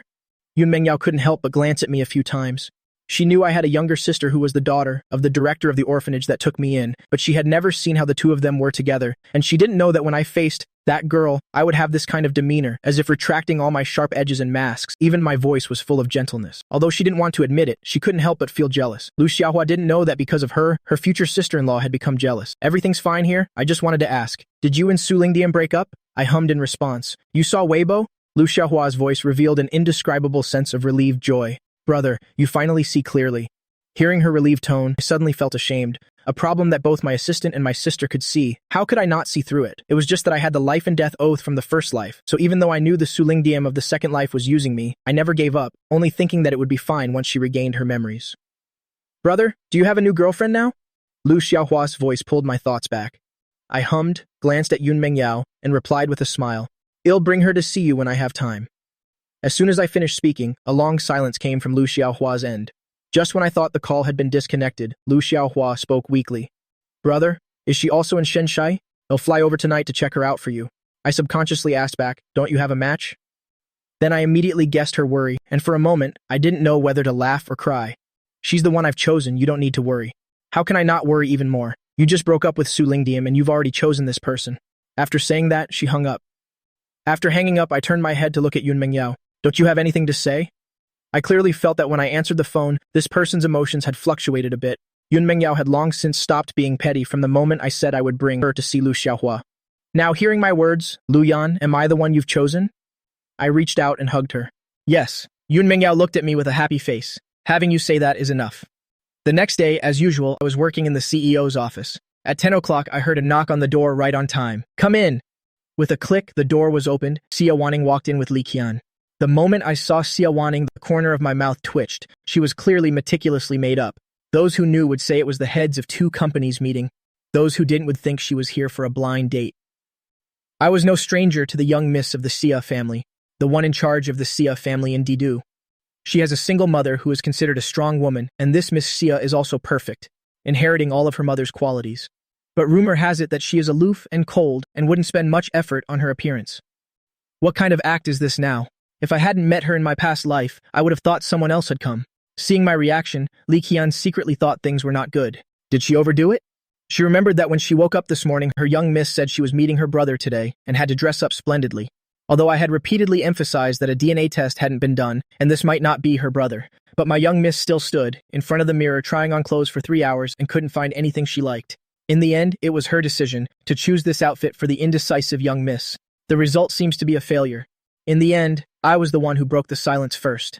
"Xia, it's an honor to have you here." As soon as I finished speaking, Li Qian saw her young miss stumble a little. She immediately felt she couldn't bear to watch. Having been with her young miss for so long, she had long understood that her young miss was a top-tier demon king obsessed with her younger brother. She usually missed her brother to the point of going crazy. Xia Wanning didn't know what her subordinate was secretly bad-mouthing her as.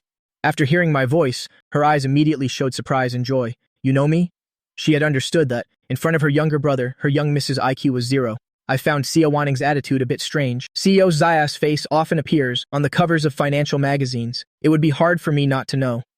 Xia Wanning's reason gradually returned. "CEO Lu, you're too kind. CEO Lu is young and talented, founding Lu Corporation at such a young age and leading the most advanced artificial intelligence technology out into the world. It's I who should feel ashamed." This has turned into a mutual flattery session. I smirked, stood up, and walked towards the guest sofa. "CEO Xia, no need to be formal. Please have a seat." "Special Assistant Shen, please make some coffee." Shen Bingbing nodded in agreement. Before leaving, she glanced at Xia Wanning with suspicion. After sitting opposite her, I got straight to the point. "CEO Xia, is there something you need from me?" As far as I know, the Xia family's industry is not related to the field of artificial intelligence. Or does CEO Xia intend to expand into this field? Xia Wanning smiled. "If I say yes, would CEO Lu be willing to do me the honor?" I pondered for a moment. The Xia family has great power and a large enterprise. The style of Miss Xia in the business world, I understand a little. As long as they don't play dirty, Cooperating with them, I'm sure to profit without any loss. I tapped my index finger twice on the armrest. Then what aspect does Miss Xia have in mind? Participating in production or, Xia Wanning immediately replied, investment. I was stunned for a moment. Just investment? That's right. What does CEO Lu think? I immediately became vigilant. The shares of Lu Corporation's current shareholders are already tending towards a balance. If it's too little, I'm afraid the Xia Corporation wouldn't even bother. Xia Wanning knew I had misunderstood and quickly interrupted. The Xia Corporation will only invest. We don't need shares in Lu Corporation. Actually, she also wanted to say it doesn't matter if there are dividends or not, but she was afraid I would be suspicious and overthink it, so she refrained from mentioning it. This time, I was truly surprised. Examples of investing without taking shares are not unheard of, but this matter, which is equivalent to giving me free money, could this be the Xia Corporation style? No matter how brilliant and upright the young miss of the Xia family is, she wouldn't be passionate about charity, would she? Thinking that, I also asked out loud. Xia Wanning thought to herself, no wonder he reached this position at such a young age. If Li Qian, who was beside her, knew what her young miss was thinking, she would definitely shake her by the collar and scream, wake up, he's not even your brother yet, what is she so proud of? CEO Lu, if you're not at ease, I can sign a guarantee. I interrupted her. Wait, may I know why? Because you are my younger brother. I'm willing to invest money in you. Of course, Xia Wanning couldn't voice her inner thoughts right now. Since Lu Corporation's establishment, its social standing has risen steadily. Although Xia Corporation didn't seize the best opportunity, we would like to get a share of the profits now. Is CEO Lu willing to give me this opportunity? I remained silent for a long time, still maintaining a cautious attitude. I can't just take advantage of her for no reason. How about you review the company's performance first and then decide? With that, I looked towards Shen Bingbing, who was walking in with coffee. Bring the company's recent development summary over here. Shen Bingbing nodded in acknowledgement. After receiving the document from Shen Bingbing, I was about to push it towards Xia Wanning when I saw her get up, walk around the coffee table, and sit down next to me, as if she wanted to look at it with me. Since CEO Lu is being so considerate of me, it would be rude of me to refuse. My body stiffened. The strange feeling that arose when I first met Xia Wanning intensified at this moment. Does she really have to sit next to me just to look at a document? What's wrong with this woman? Xia Wanning pointed to a spot for me. CEO Lu, could you explain this part to me? I was a little confused. I suppressed the strange feeling in my heart and looked down at where she was pointing. Xia Wanning took advantage of my shifted attention and quietly raised her other hand, reaching for my hair. From Shen Bingbing's angle, she couldn't see Xia Wanning's small movement behind me, but from Li Qian's angle, it was very clear. Her heart followed the movement of Xia Wanning's hand and leaped into her throat. Just as she was about to succeed, as if I had eyes in the back of my head, I turned around and grabbed Xia Wanning's wrist. The pleasant expression on my face was gone, replaced by a hint of anger. Miss Xia, please have some self-respect. Xia Wanning was stunned, not expecting me to be so perceptive. Li Qian really couldn't bear to watch this tragic scene. The first time her brilliant and upright young miss did something so sneaky, she failed miserably. Since she was caught red-handed, Xia Wanning didn't hide it anymore. Mr. Lu, you've misunderstood. I just felt that you look quite a bit like my younger brother who has been missing for many years. So just now, I wanted to get a strand of your hair to verify it. I'm truly sorry for not telling you beforehand. I was stunned. I rarely looked into my background in this life. I only remember that just after I was born, I was kidnapped by a man in a black hood. After a long journey, once he confirmed he had shaken off his pursuers, the man with the unclear face covered my mouth and nose with his hand, trying to suffocate me to death. That man also didn't seem to expect that a newborn baby would have the mindset of an adult, knowing to hold his breath and play dead. When he noticed the baby's struggles gradually stop and that there was no more breath, he threw me into the bushes by the road. I quietly waited for the thugs to leave, and when I sensed a passerby, I cried out loudly to attract attention, and I met the director of the orphanage who would later adopt me. Thinking back, if I hadn't been born with the memories of 2 past lives and cleverly protected myself during the crisis, I would have died right after birth in this life. I don't blame my relatives in this life for not protecting me well. After all, I'm afraid no one could have anticipated what happened, but because I had to find Su Lingyan, and I was also afraid that as a child under the care of my relatives, it would be inconvenient to act with an adult's mind. I never intended to look for my relatives. I just never expected that 19 years later, today, someone who suspected she was my relative would proactively find me. After reminiscing, I didn't respond to Xia Wanning's apology, but asked another question instead. So, you investigated my background because of this? Xia Wanning was stunned again. You knew? CEO Xia, are you looking down on me too much? I smiled. If I could be investigated without my knowledge, then this position as the company's CEO, I should have given it to someone else. For a moment, Xia Wanning was both embarrassed and secretly happy. Seeing that I wasn't angry, she apologized once more and then straightforwardly made her request. Mr. Lu, since you already know, are you willing to do a DNA test with me? Shen Bingbing walked in with the coffee just in time to hear this. As she placed the coffee down, her gaze shifted back and forth between her own CEO and Xia Wanning. I don't know if it was a psychological effect, but they really did look a little alike. My gaze fell on the rippling surface of the coffee, my fingertips tapping lightly on the armrest. Xia Wanning saw me hesitating and not speaking, and her heart grew anxious. Mr. Liu, regarding my missing brother, our whole family is heartbroken and blames ourselves. But too many things happened back then, and it was so sudden. Not only was my newborn brother kidnapped, our father also suddenly disappeared, plus a bunch of relatives and shareholders who tried to take advantage of the chaos. My mother almost didn't make it out of the delivery room. We have been searching for my brother's whereabouts all these years. Even though we know that being taken in that situation meant he was more likely dead than alive, we have never given up. If you really are my brother, can you give us a chance? We know you must have suffered a lot over the years. We will definitely make it up to you tenfold. Towards the end, her voice carried a tone of pleading. That's right, Mr. Liu, Li Qian chimed in. The three young misses miss their brother so much they're going crazy. Although Madame is usually quiet and reserved, she often spends the whole day in the room prepared for the young master of the Xia family. They long to be reunited with the young master every single day. I looked at Xia Wanning's almost pleading eyes, and my expression was a bit unnatural. Other than Yun Mengyao, I have really never seen a favored daughter of heaven humble herself before me like this. When I encounter cold-faced people who play mind games with me, I can handle them easily. I'm only afraid of encountering this type. I'm not even sure if I'm your brother. There's no need to speak to me with this attitude. As I spoke, I raised my hand, plucked a few strands of hair with roots, and handed them to Xia Wanning. I have other things to do this afternoon. If you want to do the DNA test, go by yourself. Seeing this, Shen Bingbing reminded me worriedly. Xiao Lu, if you don't go with them and just give them your hair like this, aren't you afraid someone will use your hair for other purposes? Wary of Xia Wanning's presence, she didn't say the rest of her words out loud, but the meaning was very clear. This time, before Xia Wanning could even speak, I looked up and replied, Then I'll give you a task. From now on, go with Xiao Xia to do the DNA test. You don't need to follow me anymore. Only then did Shen Bingbing feel relieved. Yes, Xia Wanning didn't feel offended by the conversation between the two of us. On the contrary, she was secretly happy that I could be so vigilant. She carefully took the hair I gave her, sealed it in a sterile bag she had prepared, and then gave me a deep look. Don't call me Xiao Lu or Mr. Lu anymore. Wait until I finish the DNA test. I'll come find you when I have the results. Wait. I pushed the cooperation proposal back to her. If your purpose for coming isn't to cooperate, then take this with you. This time, Xia Wanning was truly at a loss. Actually, we can also. I raised my hand to interrupt her. I've looked at this cooperation project. It's basically just giving me free money. Right now, it's not even certain if I'm your brother, so I won't accept this freebie. Seeing my resolute attitude, Xia Wanning could only swallow her extraneous words, signaled for Li Qian to come and get it, and gestured towards Shen Bingbing. After you! I wouldn't dare, Xiaoxia. You go first. Shen Bingbing was scared to death by Xia Wanning's after you gesture, not to mention Xia Wanning's noble status. Even if the DNA test result proved they were related by blood, the other party would still be her own CEO's older sister. How could she dare to walk ahead of her? Xia Wanning didn't say much more and took a step to leave first. Her steps were still steady and unhurried, but Li Qian, who knew her well, could still see a hint of urgency in them. Leaving the company, Xia Wanning opened the car door and got in, while taking out her phone to make a call. Yang Wanyun was handling work in her study when she received Xia Wanning's call. After learning that she might have found her son, she immediately stood up in excitement. I'm coming to Shenzhen right now. Xia Wanning hurriedly said, We're not sure if it's him yet, just have someone airlift your hair over. I'm afraid just using mine won't be accurate enough. Butler Lu Dequan, who was beside her, also tried to persuade her. Madam, please don't get too excited. This isn't the first time we've found someone who might be the young master.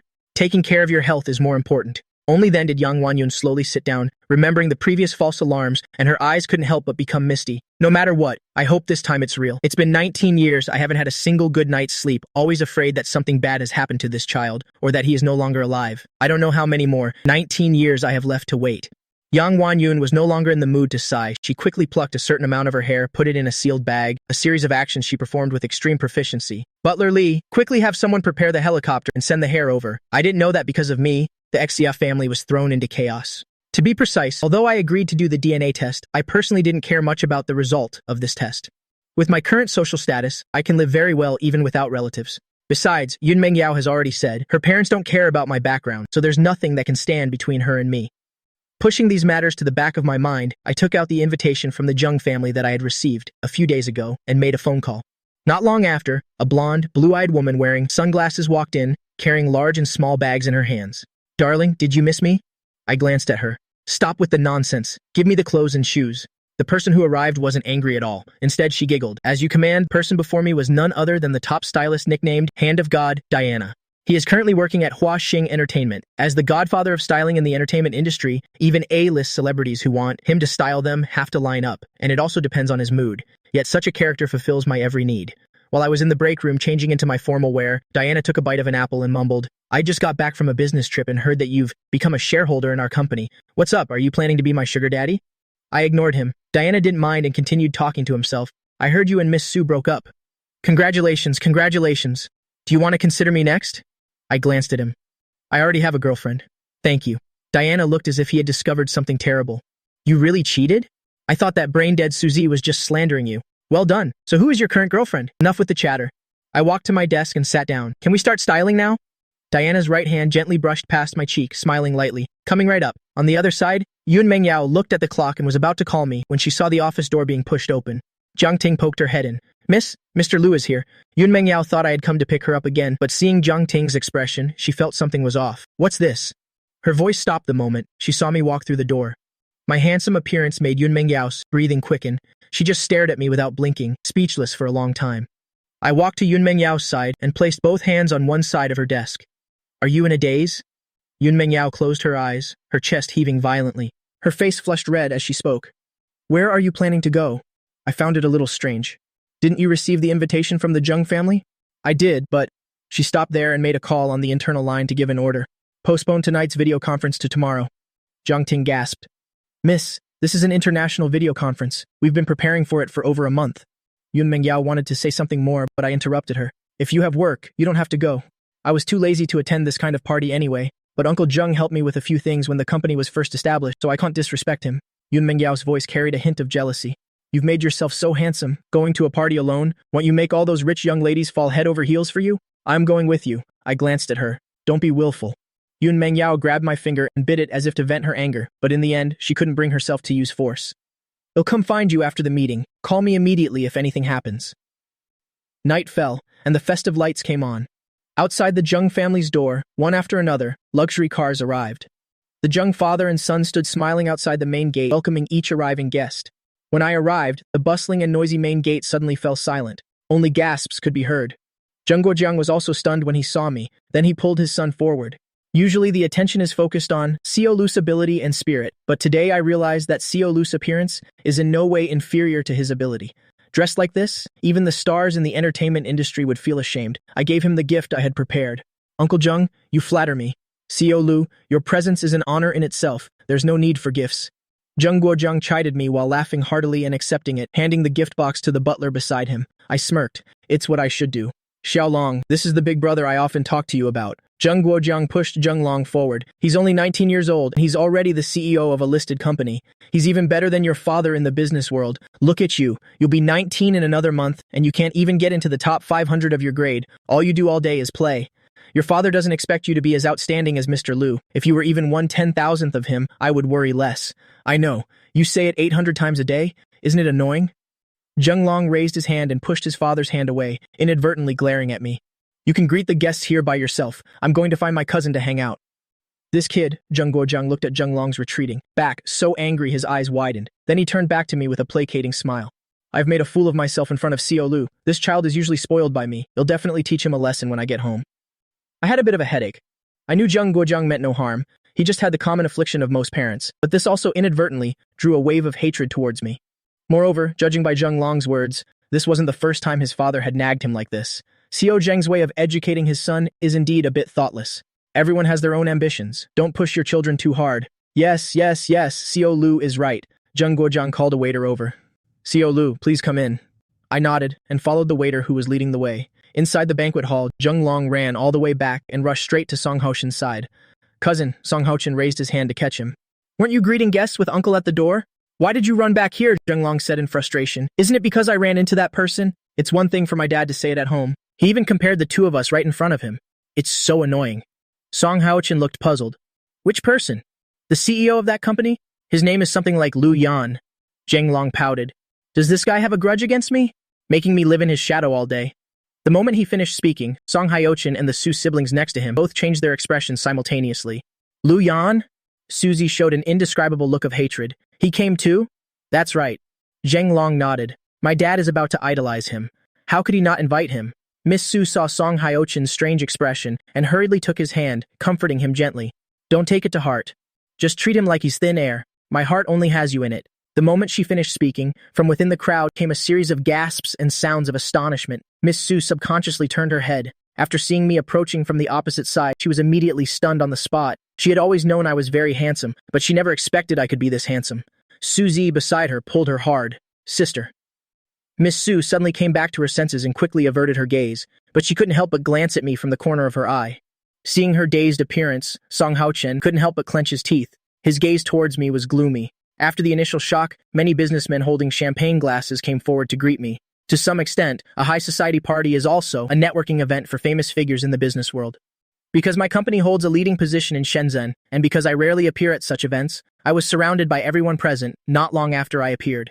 Zheng Long looked at me, the moon surrounded by stars, then looked at the neglected Song Haochen and couldn't help but stand up for him. Those who know would think this is my grandfather's birthday party. Those who don't know might think this is Xiao Lu's personal party. Xiao Lu stole all the host's thunder the moment he arrived. Is it because you don't respect the Zheng family, or are you just a natural show-off? He deliberately spoke loudly, causing the entire banquet hall to fall silent instantly. The people surrounding me all turned their heads, not knowing what trick Zheng Long was playing. At this moment, someone blurted out, "Isn't that Director Su from the company?" One sentence stirred up 1,000 waves. My relationship with Miss Su in Shenzhen is not a secret in high society, especially since there was such a big commotion on Weibo yesterday. There was such a big commotion. Gossip is human nature, and even people from wealthy families are no exception. In an instant, everyone's eyes subconsciously darted back and forth between me and Miss Su. A young man standing next to me couldn't help but retort sarcastically, "What director? Didn't you check Weibo yesterday? This person has already been kicked out by CEO Lu." She was publicly humiliated, and her expression immediately turned cold. The lingering affection she had just felt for me also vanished. Su Zi hates it most when others mock his sister. He immediately put his arm around Song Haochen's shoulder and retorted, "We should thank CEO Lu for the favor of not marrying her. Otherwise, how could my sister have gotten back together with brother Haochen?" His actions and words caused everyone's gazes to fall on Song Haochen. Someone couldn't help but ask curiously, "Who is this? Are you talking about my cousin?" Zheng Long immediately stepped forward to introduce him. His name is Song Haochen. He's the young master of the Song family from the imperial capital. The Song family, one of the 10 great families of the imperial capital, someone said in astonishment. What else? Zheng Long gave that person a look as if to say, "Isn't that obvious?" Furthermore, you guys don't know, my cousin-in-law is also a young miss from the Su family, one of the 10 great families of the imperial capital. She and my cousin are a match made in heaven. So what if someone is talented? Isn't he just an orphan who doesn't even know his parents? My fingers tightened around the champagne glass. My gaze fell on the faces of the people opposite me. I smiled and raised the champagne glass in my hand. Miss Su is indeed a good match for Mr. Song. After all, an illegitimate daughter is still a member of the Su family. As soon as I finished speaking, a wave of whispers immediately broke out at the scene. Wealthy families value bloodline above all else. The distinction between a legitimate and an illegitimate child is like heaven and earth. Compared to an orphan with unknown parents, an illegitimate child is looked down upon even more. They were originally wondering if Miss Su was from the Su family, why she was working under me. Now they immediately had a realization. Su Lingdian's face looked as if she had just been slapped. How could you? The corners of my mouth curled up. Am I wrong? Suzi's eyes were bloodshot as he tried to rush towards me, but he was held back by Zheng Long. He was ultimately still wary that this was his family's birthday banquet and didn't want to cause irreparable trouble. After all, his father was still outside. "Xiao Lu, slandering your ex-girlfriend isn't the proper conduct one should have." Song Haochen stepped forward with a magnanimous expression. "I know you still haven't gotten over Lingdian, but since you two have already broken up, you should leave each other with some dignity, don't you agree? Young Master Song is worthy of being the young master of a prestigious family. This level of self-cultivation and temperament is truly admirable." The smile on my face didn't change, but if I remember correctly, I haven't actively provoked anyone since I arrived. When Mr. Zheng was fighting for you, using insulting words against me, what were you doing? Why didn't you remind him to be mindful of his conduct? Song Haochen's expression stiffened. "That's enough." Zheng Long shielded Song Haochen behind him. "I think being a CEO is a waste of talent for you, CEO Lu. With a sharp tongue like that, you could be a stand-up comedian. But don't you think the way you look right now is a bit like you're lashing out from embarrassment? Or is it like my cousin said, that CEO Lu still has lingering feelings for my sister-in-law?" After saying that, he seemed to have thought of something and said with his chin in his hand, "Didn't they say that CEO Lu has a new girlfriend now? Why didn't you bring her this time?" Zheng Long thought that my so-called girlfriend was either fake or far inferior to her. Thinking he was clever, he waited for me to be humiliated. He didn't notice the sudden change in expression on the Su siblings' faces. I looked at Zheng Long with a faint smile as if I didn't understand the hidden meaning in his words. She had something to do and couldn't make it. Couldn't make it or don't dare to show her. My ambiguous attitude further fueled Zheng Long's arrogance. Even someone as busy as Xiao Lu has time. Your new girl doesn't have time. Don't dare to show her. I pondered this word and couldn't help but laugh out loud. Regarding my girlfriend, it seems Mr. Zheng knows her better than I do. What's there to pretend? If you really dare to show her, then have her come. Zheng Long was angered by my smile and stopped speaking in riddles. I heard that Xiao Lu used to bring Sister Lingdian everywhere he went. Why are you being so secretive after changing girlfriends? Even though my sister-in-law is illegitimate, she still comes from a wealthy family. Could it be that CEO Liu, because of his emotional wounds, has started to fall from grace? As soon as he finished speaking, everyone present looked at me. After watching the drama up to this point, they were also curious about my new girlfriend, especially since my behavior was indeed a bit secretive. Just then, the sound of high heels came from the entrance, accompanied by a female voice holding back laughter. "Young miss, someone said that Mr. Liu being with you is a fall from grace." Hearing this voice, almost everyone present was stunned. As for the Su siblings, their faces turned pale. Yun Mengyao calmly walked up to me, linked her arm with mine, and said aggrievedly, "Being provoked to this extent, and you still don't say my name. Do you really not dare to show me off?" I looked at her blankly. "Why are you here so early? Is the meeting over?" Yun Mengyao glanced at everyone. "The meeting can be postponed. If my boyfriend gets bullied, I'm afraid I won't be able to control myself, and will bury everyone here alive." Everyone present, if someone else had said this, they would have certainly been ridiculed by everyone. But she was Yun Mengyao. From the moment they saw Yun Mengyao walk in, everyone present was no longer calm. Because Yun Mengyao took over her family's branch company here, the business owners present had all more or less seen her face before. But who could tell them that?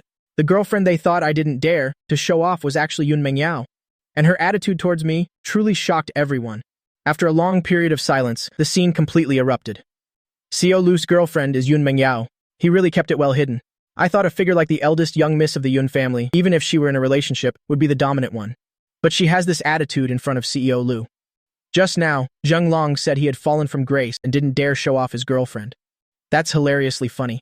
How can an illegitimate daughter of the Su family compare to the eldest young miss of the Yun family? The expression on Su Lingdian's face, who was being compared, could no longer be described as just ugly, but she couldn't refute a single word. Before, she could still rely on my affection, for her to act domineeringly in front of Yun Mengyao. Now without me, she realized she was nothing in front of this person.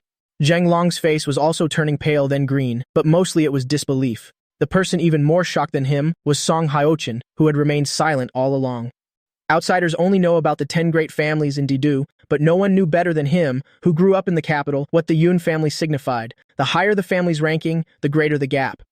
Among the 10 great families, besides the Xia family who could compete with the Yun family, even the third-ranked Ji family had a heavenly chasm between them and these two families, not to mention that Yun Mengyao was the late-in-life daughter of Old Master Yun, the only daughter of the Yun family, doted on by everyone in the family. He wouldn't even dare to think about someone like that.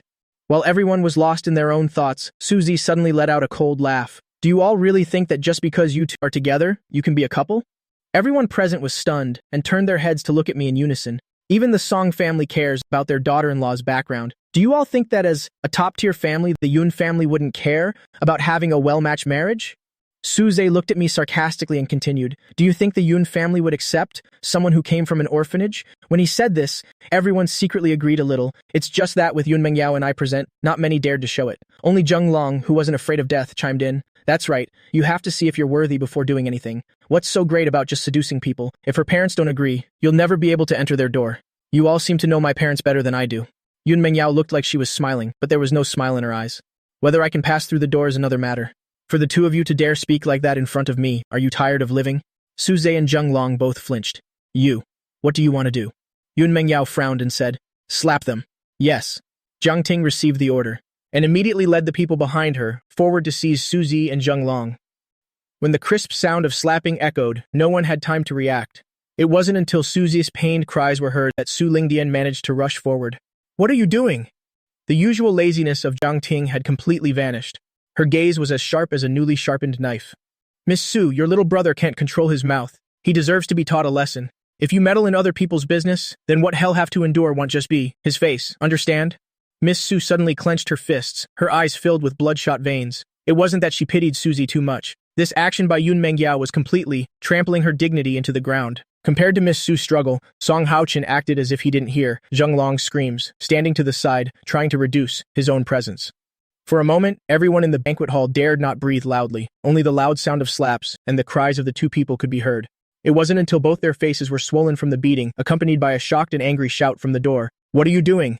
Only then did Yun Mengyao signal for them to stop at my signal. Zheng Long's eyes were swollen from crying. After seeing Zheng Guojiang, he aggrievedly rushed into his arms. "Dad, they hit me. They dared to hit me on our own turf. You have to get revenge for me, boo-hoo." Even if Zheng Guojiang was a coward, seeing his son's face swollen like a pig's head made him furious. "Miss Yun, you must give me an explanation for this." Yun Mengyao's expression was extremely calm.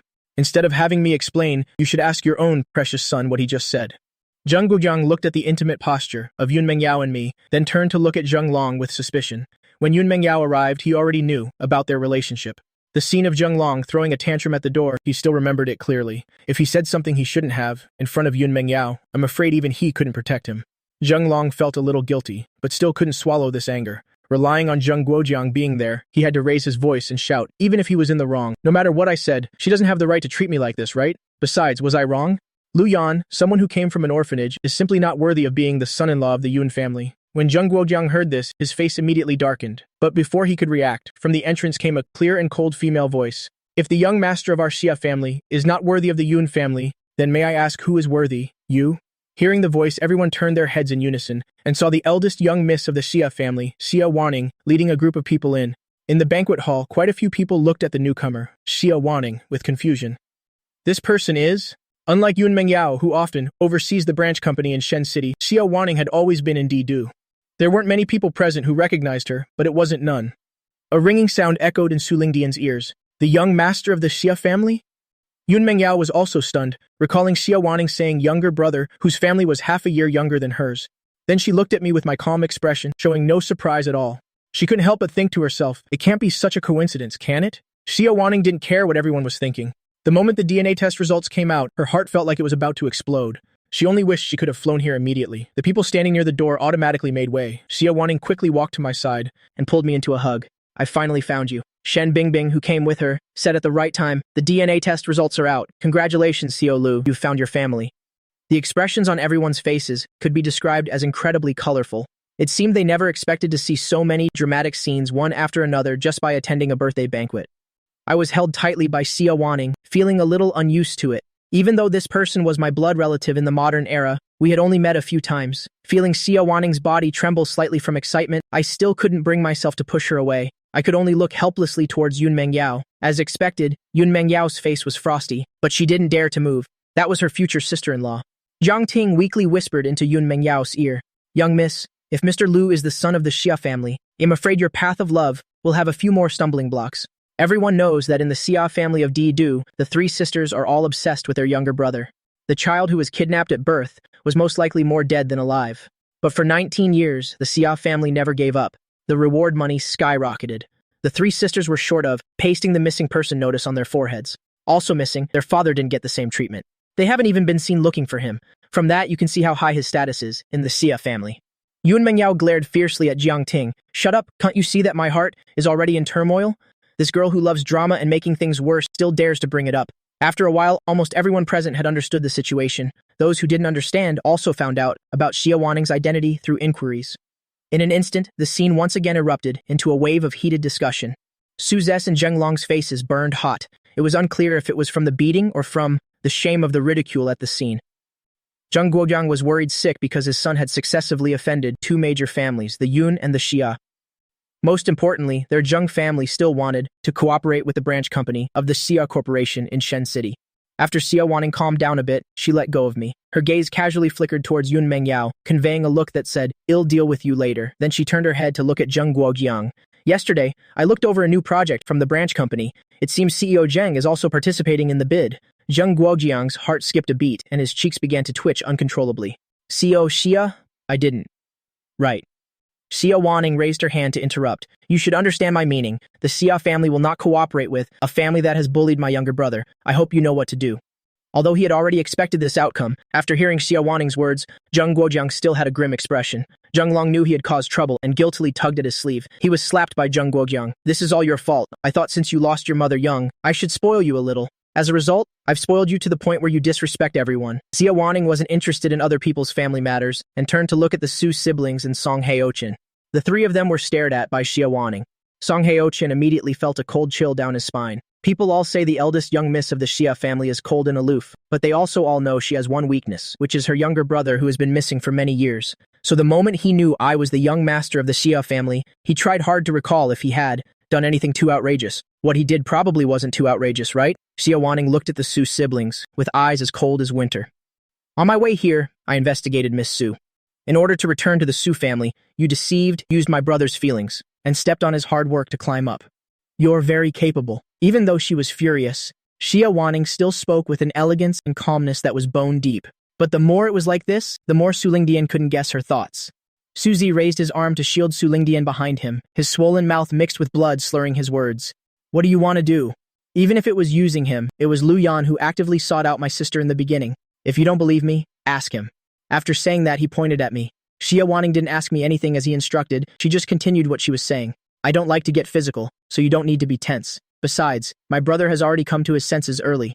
The things you got from him have already been returned in full. I won't go so far as to hunt down and kill 2 dogs from a bereaved family. The 2 Su siblings breathed a sigh of relief in unison, but immediately after they heard Xia Wanning say, but if you want to return to the Su family, then don't even dream of it. After saying that, Xia Wanning glanced at Song Haochen, who was standing silently to the side. Marrying into the Song family is also fine. As long as the head of the Song family agrees, the Xia family will concentrate all its firepower on dealing with the Song family. Before you can become a daughter-in-law of the Song family will be completely wiped out from Didu. Let's see if the head of the Su family still acknowledges you then. Everyone present sucked in a cold breath. Song Haochen felt as if he had been hit over the head with a club. Although Xia Wanning's words were directed at Su Lingdian, he knew well that it was also a veiled warning to him. If he didn't give Su Lingdian this opportunity, he could still preserve the Song family. As for the Su siblings, they were completely stunned at this moment. Xia Wanning intended to completely cut off their path back to the Su family. After Xia Wanning finished speaking, she didn't look at everyone's expressions and took my arm, her doting gaze almost suffocating. Xiaoyan, shall we go? This 1-second face-changing technique made everyone at the scene click their tongues in amazement. I looked at her blankly, as if I still hadn't recovered from what had just happened. Since I was reborn, I had never experienced the feeling of being with family. Although Fang Di had taken special care of me before, but with so many children in the orphanage, it was very difficult to devote too much effort to me. In fact, this was the first time in both lifetimes that I experienced the feeling of having a family's backing. It didn't seem too bad. It's just that the name Xiaoyan seemed to be what only Fang Di called me. Even Yun Mengyao calls me Lu Yan. While I was in a daze, Xia Wanning called out to me again, her eyes showing a hint of worry. I suddenly came back to my senses, coughed lightly and said, let's go. Now that things have come to this, I couldn't stay for any party anymore. Since Xia Wanning and I both wanted to leave, Yun Mengyao, who had practically come to crash the party, couldn't stay either. After a few of us walked out of the Zheng family's house together, I was about to introduce Yun Mengyao to Xia Wanning when I saw that Xia Wanning had already turned her head, looking at the other person with a faint smile and said, so the boyfriend Miss Yun was talking about is my younger brother? Yun Mengyao subconsciously raised an eyebrow, her stiff lips curling up slightly. Sister Wanning. Xia Wanning's eyes narrowed, reflecting a dangerous glint. You haven't even entered the family yet. Did I give you permission to call me sister? Yun Mengyao looked at her pitifully. Sister Wanning. Just as Xia Wanning was about to say something else, her phone rang. She glanced at the caller ID on the screen and said to me, it's Mom's call. I still wasn't used to Xia Wanning, speaking to me in the voice of an older sister, and was even less mentally prepared to talk with the mother of this life. I consciously ignored this hidden meaning from Xia Wanning and just nodded, saying, you should answer it. Xia Wanning sighed and stepped aside to answer the call. But what she heard wasn't her mother's voice, but her second younger sister, Xia Qingting. If I don't use our mother's phone to call, you won't answer my calls, will you? Xia Wanning pursed her lips slightly and answered without any psychological burden, saying, you kept calling all day. I found it annoying, so I blocked you. Xia Qingting was speechless. Beside her, Yang Wanyun anxiously reminded her, hurry and ask your big sister, are the DNA test results out yet? Is that your little brother? Xia Qingting was also eager to ask about her brother's situation, so she had to let the grudge go for now. Did you hear what Mom said? Are the results out yet?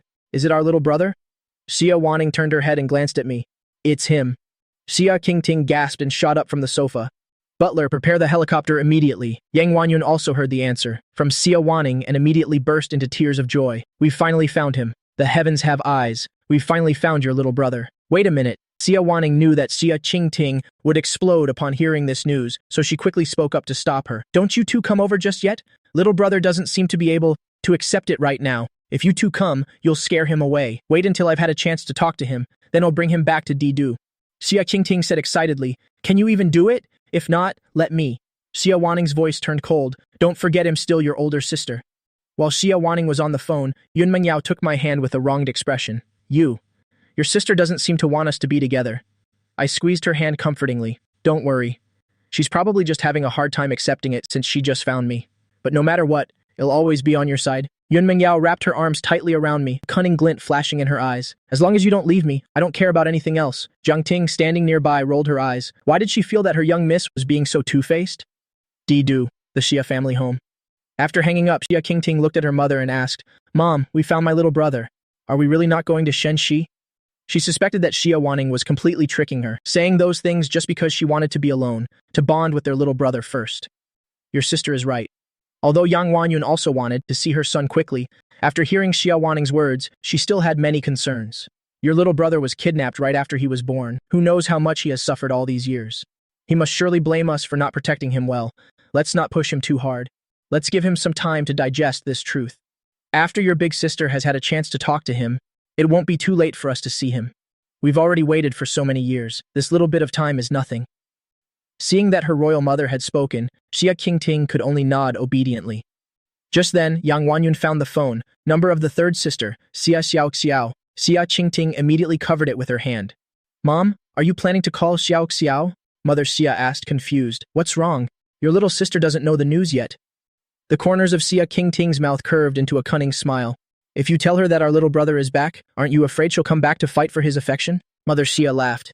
You're overthinking it. Your sister misses her little brother just as much as you two do. How could she possibly fight with him for affection? Xia Qingting continued to coax her. What I mean is, aren't you afraid she'll come back and compete with us for our little brother's affection? After all, you know, how clingy she is. Once our little brother comes back, she'll probably monopolize him. How will we be able to bond with him then? This time, Mother Xia's expression turned serious, and after a moment, she nodded. You're right. It's rare for Xiao to focus on something, so let's just let her train outside for a while. A grand banquet in Shenxi had turned into such a mess, and Zheng Guojiang no longer had the heart to continue it. After our group left, he smiled and saw off the remaining guests. Then, without even looking at the culprits, he turned and went upstairs. Zheng Long looked at Su Ze's swollen pig-like face and knew that his own must not be much better. But when he saw that not a single hair on Song Haochen's head was out of place, he suddenly realized something. Cousin, when those people were bullying me just now, what were you doing? Su Lingyan at least put up a bit of a fight for Su Zi, while I, to be frank, was also standing up for Song Haochen. But when I was being beaten, he just stood there with his arms crossed, watching. Song Haochen's expression was a little unnatural. I didn't tell you to say those things. Besides, that's Yun Mengyao. Even if I wanted to help you, my hands were tied. Enough! Zheng Long roared at him. Even if you're afraid of Yun Mengyao, you could have at least gone to get help for me. I must have been blind to have helped you for nothing. After saying that, he also turned and left. In an instant, only Song Haochen and the Su Lingyan siblings were left at the scene. Song Haochen was about to leave when Su Lingyan grabbed his wrist. Haochen. Although she only called his name, Song Haochen understood what she was trying to say. Lingyan, can you let me calm down a bit? Su Lingyan's heart panicked, and although she had a premonition, she still wanted to try and salvage the situation. We've already overcome the hurdle of your father. Are you now afraid of a single threat from Xia Wanning? Suzy chimed in. That's right, brother-in-law. She was probably just bluffing. The Song family's foundation is so big, how could she wipe it out just like that? That's enough. Song Haochen shook off Su Lingyan's hand.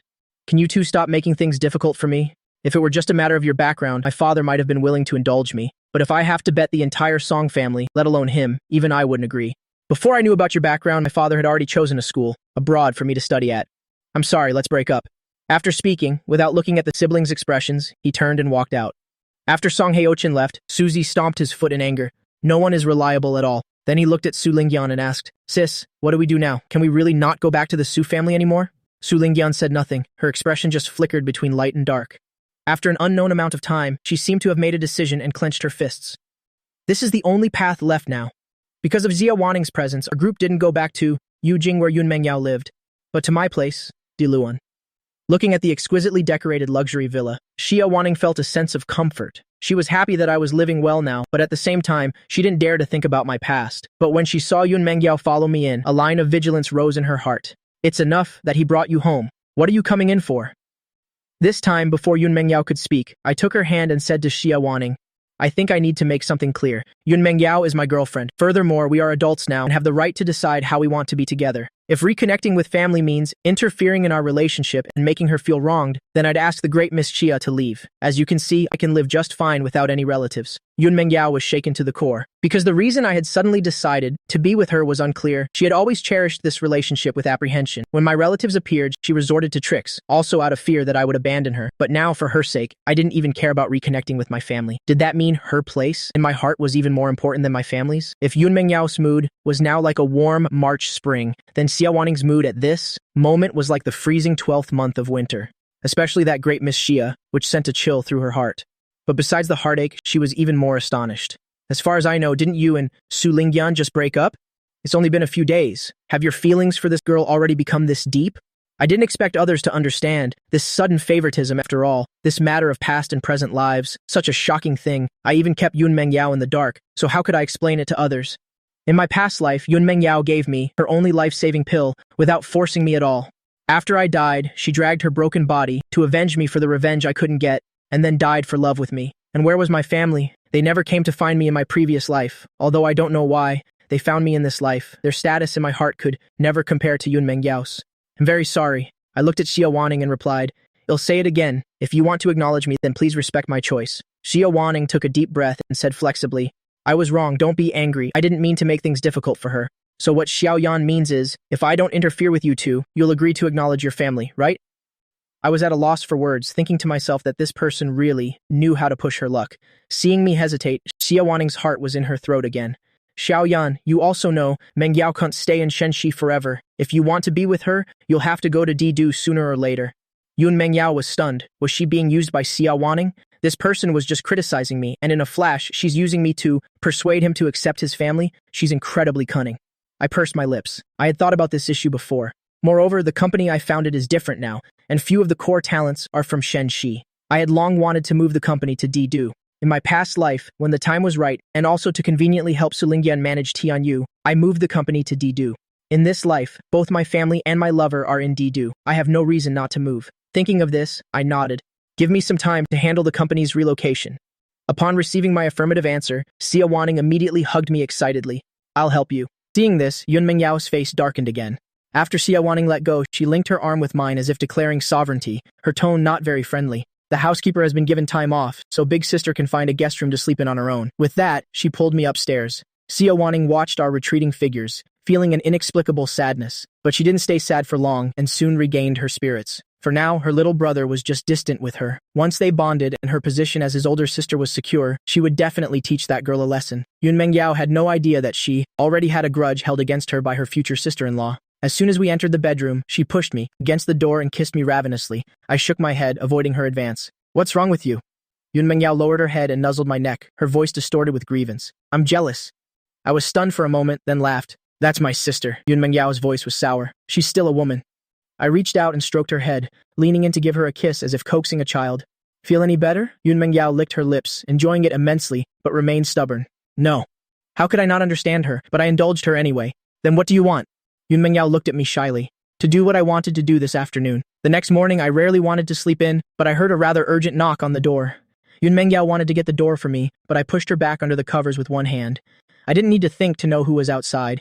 I could argue with Xia Wanning and not let her interfere with us, but I couldn't bring myself to let Yun Mengyao open the door without batting an eye. After quickly tidying myself up, I opened the door and asked Xia Wanning, Sis, is something wrong? Xia Wanning froze, completely forgetting what she was about to say. She stared at me blankly, as if she couldn't believe her ears. What did you call me? I didn't quite understand her excitement. I had thought it through yesterday. If I've decided to acknowledge my family, there's no need to keep being so formal. Otherwise, no matter how I addressed Xia Wanning, it would feel inappropriate. Thinking of this, I called out to her again without any psychological burden. The result was being pulled into a hug the next second. Xia Wanning's voice was filled with excitement and joy. Sis. I sighed helplessly, not understanding why this person loved hugging so much. Although her embrace held no romantic intent, it couldn't hide the jealousy of my queen of envy. I didn't need to turn around to know that the kitten on the bed was getting jealous again. I patted Xia Wanning's shoulder and changed the subject. Sis, did you need something? Remembering her purpose for coming, Xia Wanning let go of me, her expression turning serious. Su Minghui is dead. I was a little shocked. What? Xia Wanning thought I didn't know him, so she added an explanation. Su Minghui is the only son of the Su family head's official wife, which also makes him the half-brother of Su Lingyan. Of course I knew who Su Minghui was, but his death was something I hadn't expected. After all, in my previous life, he was still alive and well at this time. Moreover, I had called him just 2 days ago. To suddenly hear that he was dead, I couldn't remain emotionless. Thinking of this, I grabbed Xia Wanning's sleeve. How did he die? The head of the Su family deliberately concealed it. Xia Wanning took my hand, transferring her warmth. But secrets always have a way of getting out. What can be confirmed now is that he died on top of a woman at a club. The head of the Su family is probably trying so hard to cover it up because it's embarrassing. Although Xia Wanning's words were subtle, anyone could understand what she meant. Su Minghui never did an honest day's work, living a life of debauchery. It was only a matter of time before his body gave out, but at this point in his previous life, he was nowhere near death. Unless, By this time, Yun Mengyao had finished changing and came over. She first glanced at my expression, then said to Xia Wanning, "You just cut off Su Lingyan's path back to the Su family, and right after, Su Minghui died. This matter isn't that simple." Xia Wanning frowned and said, "I've also considered this point, but even the head of the Su family went to great lengths to cover this up, even burying him overnight without hesitation. Finding evidence will be quite difficult. Furthermore, at this point, she paused for a moment and turned to look at me. Su Lingyan, her mother, and her brother have now been welcomed back into the Su family. From the moment I heard Su Minghui was dead, I had already guessed this would be the outcome. To the head of the Su family, the most important thing is still the Su family's business. No matter how strange Su Minghui's death was, right now, only Su Lingyan can inherit the Su family." Seeing me frown, Xia Wanning reached out and gently smoothed my brow. "Xiaoyan, rest assured, those who have bullied you, I will absolutely not let them go." "So what if she returns to the Su family? It just means she'll drag the Su family down with her. When we get back to Didu, it'll help you deal with the Su family." "Mum," I shook my head and pulled Xia Wanning's hand down.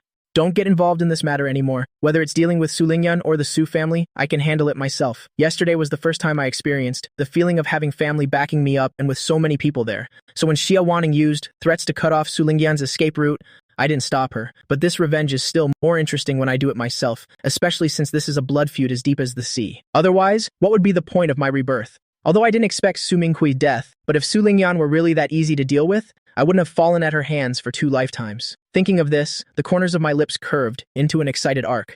I was originally afraid Su Lingyan wouldn't be a worthy opponent, but now things are getting interesting. Xia Wanning asked with some hesitation. "Xiaoyan, is the issue between you and Su Lingyan really just about feelings?" I asked in return, kicking the ball back to her court. "What do you think?" Without waiting for her to answer, I sneered. "As long as I'm here, she can forget about ever getting what she wants. Even if she gets it, sooner or later she'll have to spit it back out for me." Xia Wanning was startled and turned to look at Yun Mengyao, only to find that she also looked bewildered. But they both understood that the grudge between me and Su Lingyan was definitely not as simple as it appeared. But since I had no intention of explaining, it wasn't convenient for them to press the issue. For the next few days, I was busy with the procedures for relocating the company. A week later, after settling matters related to my identity, I returned to Didu with Xia Wanning and Yun Mengyao. Mother Xia and Xia Qingting knew I was coming back today and were too excited to sleep all night. During the day, they stayed home waiting, not going anywhere. They wished they could check the clock every few seconds. At 1 p.m., the roar of a landing helicopter came from the garden. Mother Xia and Xia Qingting, who were anxious, immediately felt their hearts soothe as if by a cool stream. Instead, their spirits lifted as they walked towards the garden. Xia Qingting's height and long legs showed their advantage at this moment, as she hadn't even gone far when, after a few steps, left Mother Xia behind. Ignoring her mother's resentment behind her, Xia Qingting quickly walked to the flower garden, her eyes like radar scanning straight towards me. I had just gotten off the helicopter and hadn't even gotten a clear look at my surroundings when a breeze suddenly washed over me, carrying a faint, elegant perfume. Xia Qingting stepped forward and hugged me tightly. "Little brother, your second sister has finally met you." Hearing her call herself second sister, my hand, which was itching to use a restraining move, relaxed slightly. At the same time, I couldn't help but think to myself, is this habit of hugging people a Xia family heirloom? Yun Mengyao saw our tight embrace and clenched her fists once again. Yang Wanyun stepped onto the soft grass, arriving slowly. "Xiaoyan, let mother have a look at you." Before coming, Xia Wanning had told them my name. Besides, they hadn't had time to name me before the child was kidnapped, so she just went ahead and used that name. Xia Wanning looked at Xia Qingting unhappily. "Didn't you hear what mother said? Besides, you're squeezing Xiaoyan too tightly. He's uncomfortable." Only then did Xia Qingting let go of me. The moment she saw my face, tears fell from Mother Xia's eyes. She reached out with a trembling hand to stroke my cheek. "Xiaoyan, it's mother." A strange feeling welled up inside me. I thought that when facing family who were almost strangers, I wouldn't be able to feel any empathy, but seeing the woman in front of me cry, I wanted to reach out and wipe her tears away. This must be the bond of blood. Seeing my silence, Mother Xia stepped forward and hugged me with a broken heart. "I'm so sorry. It was me who failed to protect you. You must have suffered a lot over the years." I awkwardly patted her on the back. "Not at all. I've lived very well." Although I was young at the orphanage and didn't have many opportunities to show my skills, life was quite simple, but when I got a little older, I was able to stand on my own 2 feet. Mother Xia was stunned by my reply and immediately cried with joy, but she didn't dare believe that I had lived very well, thinking I was just comforting her, which made her feel even more heartache and self-blame for my thoughtfulness and maturity. I was helpless before. Thankfully, I've found you now. From now on, I will definitely make it up to you many times over. So will your second sister. Xia Qingting took out the meeting gift she had prepared earlier and shoved it into my hand. "My supplementary card has no limit. No pin, just swipe as you please." She had been racking her brain for the past few days but couldn't think of a good meeting gift. After all, for all the necessities in life, Xia Wanning had already bought almost everything, so giving a meeting gift wasn't as good as giving something simple and practical.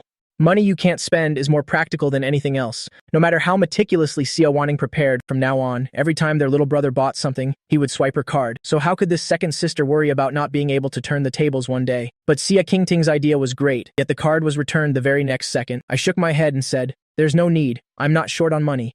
Xia Qingting thought I was too shy to accept it and shoved the card into my hand again. "Why are you being so polite with your second sister?" I returned it again, feeling a bit helpless. "I'm telling the truth. I really don't need money. Even if you give it to me, I won't use it." Xia Qingting was speechless. Seeing Xia Wanning's faint, silent smile, she immediately assumed the other had already given me a supplementary card. It made sense, an idea she could come up with. How could this outwardly cold but inwardly sly eldest sister not have thought of it? In an instant, the breath in, Xia Qingting's chest swelled, and she turned her head to fiercely glare at Assistant Zhang Ying beside her. It was all this idiot's bad idea. Zhang Ying swallowed hard, feeling that her head was in danger. Mother Xia didn't pay attention to the two sisters' silent battle, opened the wooden box she was still holding, and took out a jade pendant, putting it around my neck. "This is what Mother prepared. A meeting gift. Xiao Yan, you must wear it often from now on." I looked down at the pendant inlaid with a piece of ancient jade and felt a sense of panic in my heart. Being reincarnated with my memories, since this strange and absurd thing had happened to me, I was willing to believe in some things. I had visited a few ancient temples in my previous life. If I wasn't mistaken, the jade pendant that Mother Xia gave me was likely mixed with her blood and hair, which could help me avoid disasters for the rest of my life, but all the bad things would be transferred to her. I raised my hand to take the jade pendant off, but Mother Xia stopped my hand with hers. "Xiao Yan, please don't refuse me, okay?" Looking at young Wan Yun's almost pleading, teary eyes, I suddenly felt that the pendant in my hand was as heavy as a mountain. After a long while, I answered in a hoarse voice, "Okay, I will keep it safe, and I just have to not get hurt." Compared to the warm family of three, Yun Mengyao stood to the side like an outsider. Since their arrival, Mother Xia and Xia Qingting's gazes had never left my face. Of course, even if they had noticed her, they would have just thought she was catching a ride on the plane. Just then, a voice full of surprise and joy rang out. "I heard my son-in-law is back. Where is he?" Hearing this voice, Xia Qingting and the others immediately frowned and turned around, only to see Yun Mengyao's mother, Wu Shuman, pulling her husband, Yun Ruqian, over. Wu Shuman acted as if she didn't see her own daughter, walking past Yun Mengyao without a glance and heading straight for me. "This must be my son-in-law, right? He's so handsome." Xia Qingting pulled her little brother behind her, looking at Wu Shuman and her husband warily. "My little brother was just found. How is he your son-in-law?" It was only then that I remembered I had forgotten to introduce Yun Mengyao, so I quickly went around Xia Qingting to her side, took her hand, and stepped forward. "Mengyao, I'm sure everyone already knows each other. I'd like to make an introduction. She is my girlfriend." Wu Shuman immediately broke into a wide smile. "Look at that, even without us adults meddling, Xiao Yan and Mengyao still found their way to each other. This is truly fate. Before she came, she already knew we were in love, otherwise she wouldn't have called me son-in-law right away." Thinking this, she opened a brocade box, took out an antique-style ring, engraved with strange patterns, and pulled my hand to put it on, while happily murmuring, "Here, a meeting gift for my son-in-law." When Xia Qingting saw the ring that symbolized the succession of the Yun family, she was both shocked and pulled me back. "Xiao Yan, you're only 19 this year. Why are you having such reckless thoughts? Let your second sister tell you, no woman is any good. Don't let her fool you." The girls present were all silent. I was also a bit speechless and hesitated to ask, "Aren't you a woman too?" Xia Qingting wasn't the least bit embarrassed, lecturing me in a kill 1,000 enemies, suffer 800 losses kind of way. "It's precisely because your second sister is a woman that I understand this. I'm afraid you'll be taken advantage of, understand?" Yang Wanyun shot Xia Qingting a glance. "All right, you think everyone is like you?" Xia Wanning also chimed in. "That girl from the Su family is a cautionary tale. If you don't learn some restraint, who would want Mother to have to endure the pain of a white-haired person sending off a black-haired one?" Xia Qingting looked at Xia Wanning as if she were a monster. "Little brother has a girlfriend, and you're not against it? Has she had a change of heart?" Xia Wanning thought to herself that of course she was against it, but the scene of me protecting Yun Mengyao earlier was still vivid in her mind. Moreover, after a few days of interaction, she discovered that I was someone who responded to a soft approach, not a hard one. She wouldn't be like Xia Qingting and dance in a minefield. As for Yun Mengyao, she could let her be smug for a while, suppressing the malice in her heart. Xia Wanning put on a rather helpless expression, but the two of them are already together. We can't just break up the happy couple. The urgent matter now is that winning over our little brother is more important. Let our second sister play the villain. Xia Qingting took a deep breath and ran her hands through her hair. "Are you all right?"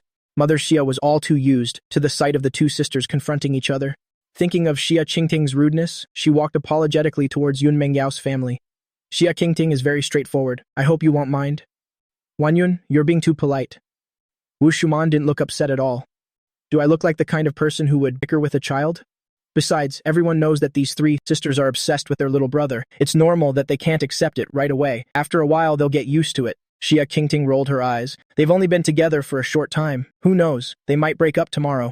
Keep your mouth shut. Yang Wanyun glared at Xia Qingting again, then turned to Wu Shuman and her husband and said, This child, Meng Yao, I've pretty much watched her grow up. Her temperament and character are fine. I have no objections. Wu Shuman was overjoyed and hugged Mother Xia. I knew you were the best. Her expression was no different from how young people nowadays act cute with their best friends. But then, Mother Xia's tone changed. Xiaoyan has only just been found. He hasn't spent time with his family yet. Besides, they are both still young. We don't plan on letting him get married so soon. You scared me. I thought you were going to say something else. Wu Shuman patted her chest to calm down and said with a laugh, Do I look like such an unreasonable person?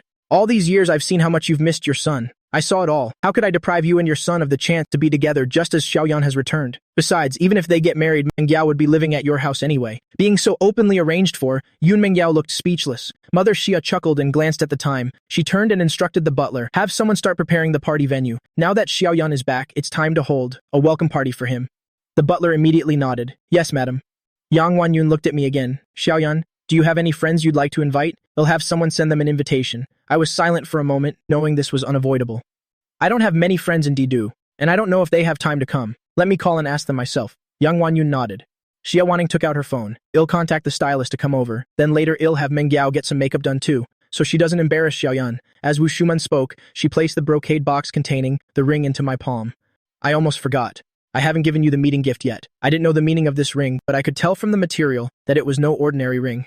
I hesitated and looked at Yun Meng Yao and saw her nod at me. Beside me, Xia Qingting was so angry she could only glare, but she couldn't stop this exchange of engagement tokens. Seeing me accept the ring, weight in Wu Shuman's heart immediately lifted. She took her daughter's hand and said goodbye with a smile. We'll be over later. After Yun Meng Yao's family left, I followed my family back to the main villa. While Xia Wanning was leading me upstairs, Xia Qingting pulled Mother Xia, who was about to follow, aside. Mom? Why did you agree to let little brother and that little girl from the Yun family be together? It's not like you don't know about their Yun family. She paused here, but her meaning was very clear. If it weren't for this, she wouldn't have risked my resentment to try and stop them from being together. Mother Xia's expression also became a bit uneasy, but she still said, But this child, Meng Yao, isn't bad. Besides, just as your sister said, the two of them are already together. I can't be the one to break them up. Xia Qingting was silent for a long time, her voice slightly tinged with gritted teeth. Whether that little girl from the Yun family is worthy or not, we'll have to see how she performs from now on. If she can pass my test, even if I have to risk all of Xia Men, I'm willing to protect them. But if she can't? Even if Xiaoyan hates me, I will break this couple up.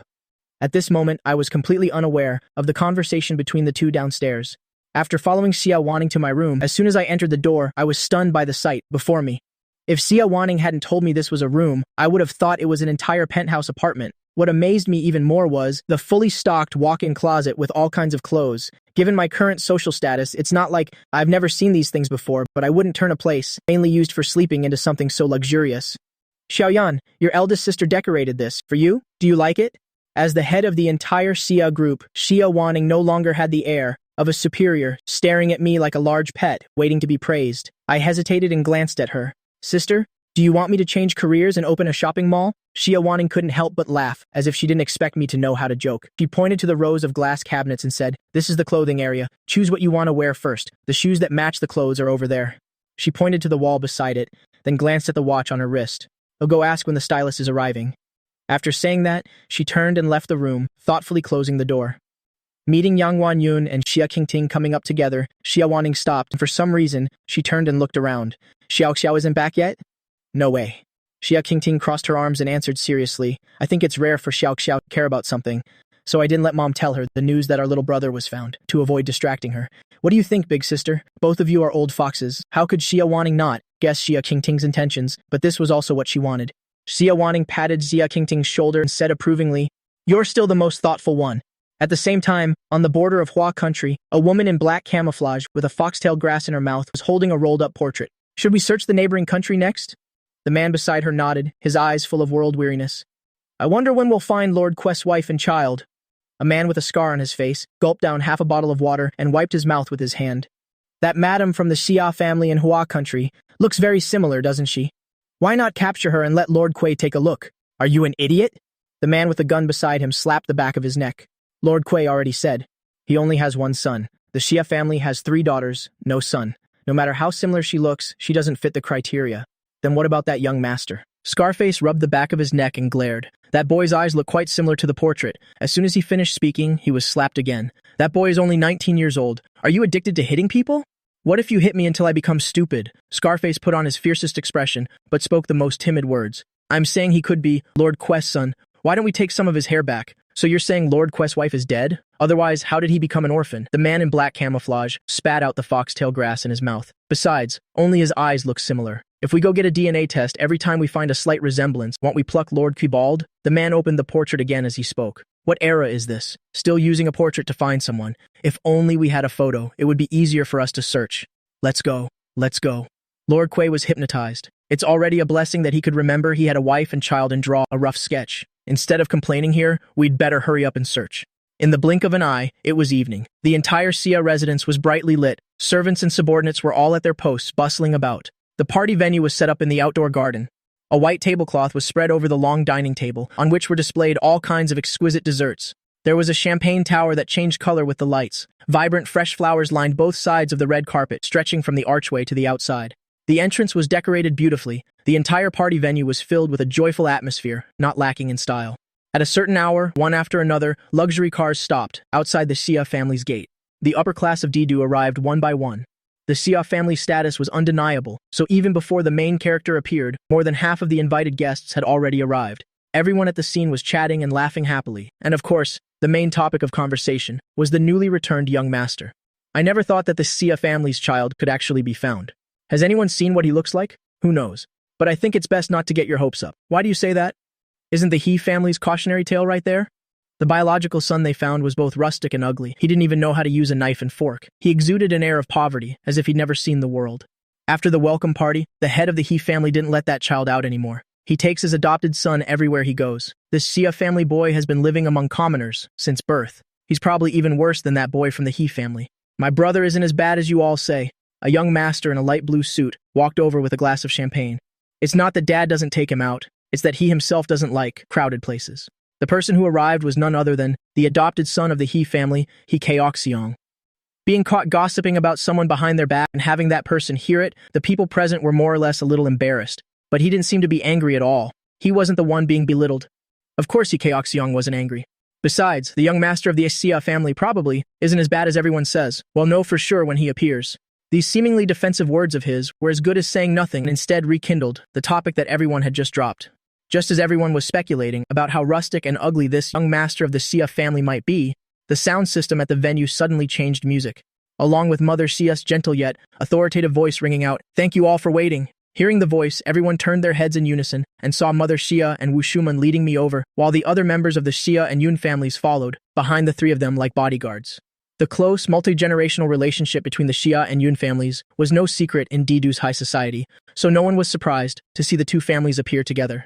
However, when they saw his true appearance, of the Xia family's young master, no one could remain calm. For a long time, even after the two families appeared, there wasn't a single sound at the scene. The moment they saw us, everyone present couldn't help but hold their breath. Everyone was stunned and mesmerized for a long time. When they finally came to their senses, the place erupted. So that's the newly found young master of the Xia family. He's so handsome. It's not just his looks. This aura is truly top tier. Who was it just now that said he was rustic and ugly? Does your face sting now, you lot? All the young masters have been pampered in wealthy families since they were young, but I've never seen anyone who could outshine the young master of the Xia family. Hearing the information mixed with everyone's praise, Yun Mengyao and my two older sisters all narrowed their eyes.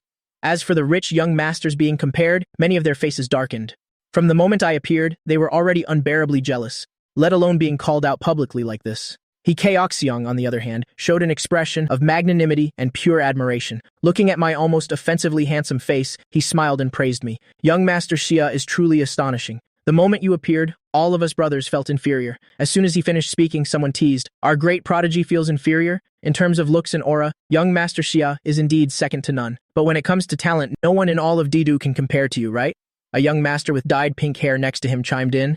Our brother Chao is a Guqin master. He's the direct disciple of Grandmaster Wen Songhae. At such a young age, he's already become the vice chairman of the Didu Guqin Association. He's not just someone who gets by on his looks. Everyone around was surprised. They had long known that he Kaoxiong was Wen Songhae's disciple. They had known that for a long time. But vice chairman of the Didu Guqin Association, he Kaoxiong said with a slightly embarrassed smile, I was only recently elected. It was mainly due to the kindness of the chairman and the support of the members. But in terms of Guqin skills, I'm still far behind my master. But look how old your master is. Besides, he's a national treasure in the world of Guqin. Who can compare to him? For you to have achieved so much at your age is already amazing, that's right. Getting promoted proves that young Master He's Guqin skills have improved again. You have to show us. It's been a long time since I've heard you play. The last time I heard you play the Guqin was at the Liang family's birthday banquet. He Kaoxiong hurriedly waved his hands. Today is young Master CS party. How could I steal the host's thunder? If anyone's going to show off their talent, of course it should be young Master Xia himself.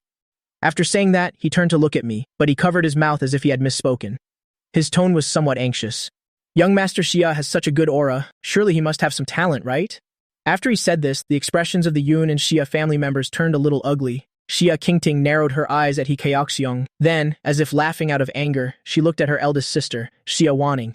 Do I look like an easy target lately? That someone would dare to provoke my little brother. When she's truly angry, her voice is usually very quiet. So, besides the nearby Yun and Xia family members, no one else heard her. But Qingting's voice carried a heavy sense of oppression, signaling the calm before the storm. I took her hand to comfort her. Then I turned to look at He Kaoxiong. I have talents too, but my best is also the Guqin. Is this young master interested in hearing it?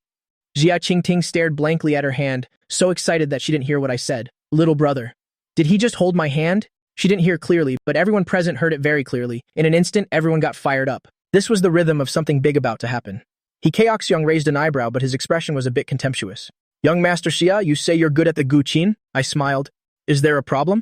Of course not. He Kaoxiong acted as if he regretted not meeting me sooner. It's usually very difficult for me to find a kindred spirit. Knowing young Master Xia is a fellow enthusiast, I couldn't be happier. I originally didn't intend to show off on young Master Xia's home turf. But hearing young Master Xia say he's good at the Guqin, my hands are getting a little itchy. Would young Master Xia like to have a small competition with me? I also raised an eyebrow. Is this guy serious? In my past life in ancient times, although I came from a general's family, my mother came from a scholarly family. When I was known as the #1 prodigy in the capital, this person's ancestors probably hadn't even been born yet. Contrary to what I was thinking, the moment He Kaoxiong proposed a competition, those present began to worry for me. After all, in their eyes, He Kaoxiong was already at a grandmaster level. Isn't competing with him just asking for death? They thought that as long as I wasn't an idiot, I would refuse. But right after that, they heard me say to He Kaoxiong, in that case, I won't be polite. Turns out this guy really doesn't know his own limits. What a waste of such a handsome face. Mother Xia and Wu Shuman also looked at me with confusion. Xiao Yan. I gave them a reassuring look, then asked again, is there a Guqin in the house? Xia Wanning was a bit speechless. Big sister didn't know you could play the Guqin, so I didn't prepare one. Xia Qingting shot her a glance that seemed to say, what are you even good for? At the same time, her mind started racing. The rejected welcome gift from this afternoon had almost become a sore spot for her. Now she had a new idea. Thinking of this, she took out her phone and sent a message to Zhang Ying. He Kaoxiong saw their interaction, and afraid I would use the lack of a Guqin as an excuse to back out, he quickly suggested, that's simple. The He family estate isn't far from here. We'll just have someone bring my Guqin over. After saying that, he turned and took out his phone to make a call. The efficiency of the rich is also very high. Soon, a shiny Guqin was brought over. He Kaoxiong held the Guqin and gently placed it on the temporarily prepared table. He turned his head to look at me. Young Master Xia, which one of us will start first? I tilted my chin. You go first. Then I'll start by making a fool of myself. He Kaoxiong slowly sat down. His fingers gently rested on the instrument, lightly plucking the strings. He truly had the air of a prodigy. Everyone's eyes were fixed on him, quietly guessing what piece he would play. It wasn't until a string of melodious sounds rang out that they recognized the piece he was about to play and became excited. It's Fu Fei, Grandmaster Wen Songhae's famous piece. This piece is really beautiful. Even someone like me who knows nothing about the Guqin listens to it often. He's definitely better than before. I used to think this kid's rendition of Fu Fei was a bit stiff. Now he's so proficient. No wonder he can hold the position of vice chairman of the Didu Guqin Association. Not many people can play this piece to begin with. For young Master He to be able to play it to this level, he's truly worthy of being the only successor of Grandmaster Wen Songhae. Hearing everyone's praise, He Kaoxiong's lips couldn't help but curl up. He played with even more vigor. With such a masterpiece laid out before him, this young master of the Xia family must be under immense pressure. Again, someone worried about me. Is there even a need to compete anymore? He used his ultimate move right from the start. He's not giving anyone else a chance to perform. Young Master Xia, maybe you shouldn't compete. We won't laugh at you. After all, everyone here has been dominated by Young Master has strength before. Young Master Xia probably doesn't understand. That's why he rashly agreed to the competition. It's normal to back out now. Someone thoughtfully advised me to withdraw. Although Mother Xia and the others were angry, they also hoped I would give up. The calmest people at the scene had to be me and Yun Mengyao. Yun Mengyao was calm because she believed that I don't fight battles I'm not sure of winning, even though she had never seen me play the guqin either. On the other hand, rather than calm, I looked more dissatisfied. I even frowned slightly. However, this expression of mine, in the eyes of those present, looked like I was nervous. When the piece was finished, He Keoxiang wiped the sweat from his forehead and let out a soft breath. Then he turned to look at me standing beside him. Young Master Xia, do you still want to play? Saying this, it was clear he had heard what everyone was just saying. If you don't want to play, that's fine too. You can consider the piece I played today as a welcome home gift for you. As soon as he finished speaking, I frowned and spoke seriously. First, you played a note wrong. Second, this piece needs to be played with emotion. You can't just pursue technique and proficiency. Most importantly, the melody of this piece includes suppression, sorrow, intensity, peace, and many other elements. You played it too cheerfully, showing a lack of respect for this piece. As soon as my words fell, the entire scene went dead silent. He Keoxiang was stunned for a long moment. Then, as if laughing out of anger, he said in a somewhat harsh tone, "It seems young Master Xia knows quite a bit." To be able to call a performance that even my master nodded in approval of worthless. Without waiting for my reply, he continued to ask, "Everyone has their own interpretation. I won't refute the other things you said for now, but you said I played a note wrong. May I ask which note I played wrong?" I paid no mind to his anger, and seriously pointed out his mistake. At the transition point into the slow section, it's not an open string sound from plucking 3 consecutive strings, but a harmonic created by changing the fret position on the 3rd string and the coordination of the left hand. He Keoxiang heard what I said and knew that I really had some knowledge of the guqin, but he dismissed the mistake I pointed out. I've practiced this piece 800 if not 1,000 times. Besides my master, I doubt anyone is more familiar with this piece than me. The part young Master Xia mentioned is an open string sound from 3 consecutive strings, not some harmonic that you're talking about. This is my piece, and I'm the one who composed it in my previous life. How could I possibly remember it wrong? I let out a cold laugh. Wrong is wrong. Using an open string sound from 3 consecutive strings here, listen for yourself. Does it fit with the transition of melody and emotion? If Mr. Wen plays it like that, then he's playing it wrong too. As soon as I finished speaking, everyone was stunned. Then they burst out laughing. Did I hear that right? Young Master Xia actually questioned Mr. Wen? Truly, a newborn calf doesn't fear the tiger. Someone who dares to suspect Mr. Wen played it wrong. I'm afraid you won't find a second person besides young Master Xia. Mother Xia and Wu Shuman looked at each other, both at a loss for words. After all, they didn't understand the guqin. Moreover, me questioning Wen Songhai's playing was indeed a bit unexpected. But then there was Xia Qingting, who wasn't afraid of stirring up trouble. If my little brother says it's wrong, then it's wrong. What, you got a problem with that? She said as she swept her gaze around. That cold gaze made everyone shut their mouths in fear immediately. He Keoxiang also looked like he wanted to laugh but didn't dare. He leisurely stood up, looked at me, and said, "Xia, young master, if you don't want to perform on stage, we won't force you. There's really no need for this. Besides, you can criticize me, that's fine. But my master achieved his status today, and his strength is clear for all to see. For you to suspect he plays it wrong is truly a bit disrespectful." In an instant, the way those present looked at me was filled with an indescribable contempt. If you don't dare to compete, it's fine to withdraw on your own. Besides, they've already given me a way out, making up random excuses because you can't win, even using Mr. Wen as a shield. So petty and so foolish. But these people only dared to think this in their hearts. No one dared to say it out loud, but a few young masters who weren't afraid of death chimed in. I was wondering why he kept harping on about this. Turns out it's because he heard Brother Cheo play so well that he doesn't dare to go on stage anymore. If you don't dare, just say so. Why drag in Mr. Wen, the top figure in the guqin world? He truly has no idea of the immensity of heaven and earth. As soon as this person finished speaking, the faces of the Yun and Xia family members darkened in unison, and the way Xia Qingting looked at that person was as if she were looking at a dead man. But before she could make a move, the butler came running over in small steps. "Madam, Grandmaster Wen Songhai has arrived." This announcement stunned everyone present.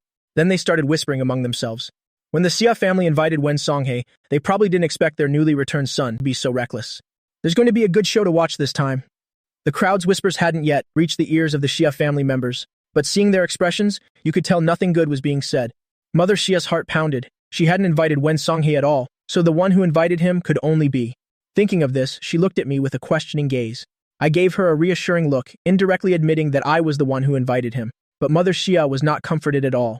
Her son's words from just now still ringing in her ears. They would definitely reach Wen Songhai's ears soon. As expected, when Wen Songhai came into everyone's view, He Keoxyang joyfully ran to greet him. Master. Wen Songhae gave him a slight nod and continued walking towards me. But before he had taken 2 steps, He Keoxyang approached him again. Master, I just played your famous piece Fufei at the party. This young master of the Xia family kept insisting that I played it wrong. He didn't just criticize me, he said you were wrong too. Yang Wanyun closed her eyes. When she opened them again, her gaze was sharp. Xia Wanning and the others also looked at He Keoxyang with cold expressions. It seemed that no matter what happened next, they would always stand firmly by my side, not letting me suffer the slightest grievance. Only my gaze remained as calm as still water. It even carried a faint hint of ridicule. He Keoxyang thought that after he said these words, Wen Songhae would fly into a rage or would mock me mercilessly. But Wen Songhae was stunned for a moment, then asked somewhat nervously, where did he say it was wrong? He Keoxyang blinked, momentarily unable to react. It wasn't until Wen Songhae asked again that he hesitantly recounted the mistake I had pointed out. Next, everyone saw Wen Songhae with a solemn expression, walk towards the guqin placed in the banquet hall. After sitting down, he raised his hand to play that note, testing both ways, then played a connecting passage before and after. He played it over and over a few times, then an expression of enlightenment appeared on his face. Immediately after, he stood up and walked around the bewildered He Keoxyang. With an extremely respectful and apprehensive expression, he walked towards me. Xia Qingting thought Wen Songhae was going to do something to me. Her eyes immediately narrowed, exuding a powerful aura. Xia Wanning also quietly stood in front of me. Mr. Wen, Master, I'm sorry. I remembered that part wrong. Please don't be angry. Wen Songhae was like an elementary school student who had made a mistake. He bowed slightly, head lowered, standing before me extremely timidly as if waiting to be punished. Xia Wanning was speechless. Xia Qingting was also speechless. So were the other members of the Yun and Xia families. He Keoxyang and the watching crowd were all dumbfounded. Silence. A dead silence. Ever since Wen Songhae called me master and apologized, the scene had become deathly quiet. It wasn't until they heard Xia Wanning give a light cough and move her body from in front of me that everyone snapped out of their shock. What followed was an explosive uproar. Holy crap, what did I just hear? Mr. Wen called the young master of the Xia family master, and judging by his tone, he really did play it wrong. A national treasure-level Guqin master acting so reverently, in front of young Master Xia, there must be something wrong with my eyes. Everyone in the banquet hall at this moment was buzzing with excitement. In contrast, He Keoxyang, who had just been promoted to my grand disciple, looked absolutely awful. However, compared to the humiliation, he was more in disbelief. His godlike master was my disciple? This world must be crazy. The Yun and Xia family members at this moment couldn't remain calm either. However angry they were before was how proud they were now. Wu Shuman even came forward and pinched my cheek. Xiaoyan, you're amazing. Is my daughter marrying up? Regardless of what the people around were saying, Wen Songhae still didn't straighten his back. It seemed that if he didn't receive my criticism, he wouldn't give up. I took Wu Shuman's hand and pulled it down, then replied to Wen Songhae with a cold look. Misremembering is fine, but your judgment in accepting disciples is truly terrible. What the mood of this piece is, I think you should know very well. He played it into that monstrous state, and you could still approve of it? Wen Songhae listened to my lecture in terror. When he heard me say he had approved of He Keoxyang, a look of confusion appeared on his face. Thinking carefully, he then shook his head like a rattle. Master, I didn't approve of him. It's just that he used to play so badly, he couldn't even play the entire piece, smoothly. Now that he's finally made some progress, just nodded, because Master once told me that even the most foolish disciple needs proper encouragement. That's what you taught me back then. He Keoxyang's face was full of horror. Those present burst out laughing, hearing the unrestrained, mocking laughter from everyone around. He Keoxyang just wanted to find a hole to crawl into. However smug he was when he provoked me was how much he regretted it now. However, regarding everything happening before him, he still felt like he was in a dream. How old was the young master of the Xia family? How could he be his master's master? Just then, a young master came forward and pulled He Keoxyang's arm, looking at the mocking crowd. You fickle-minded lot should know your limits. You were part of the group mocking young Master Xia just now. Seeing the tables turn, you're all sucking up one by one. Have you no shame?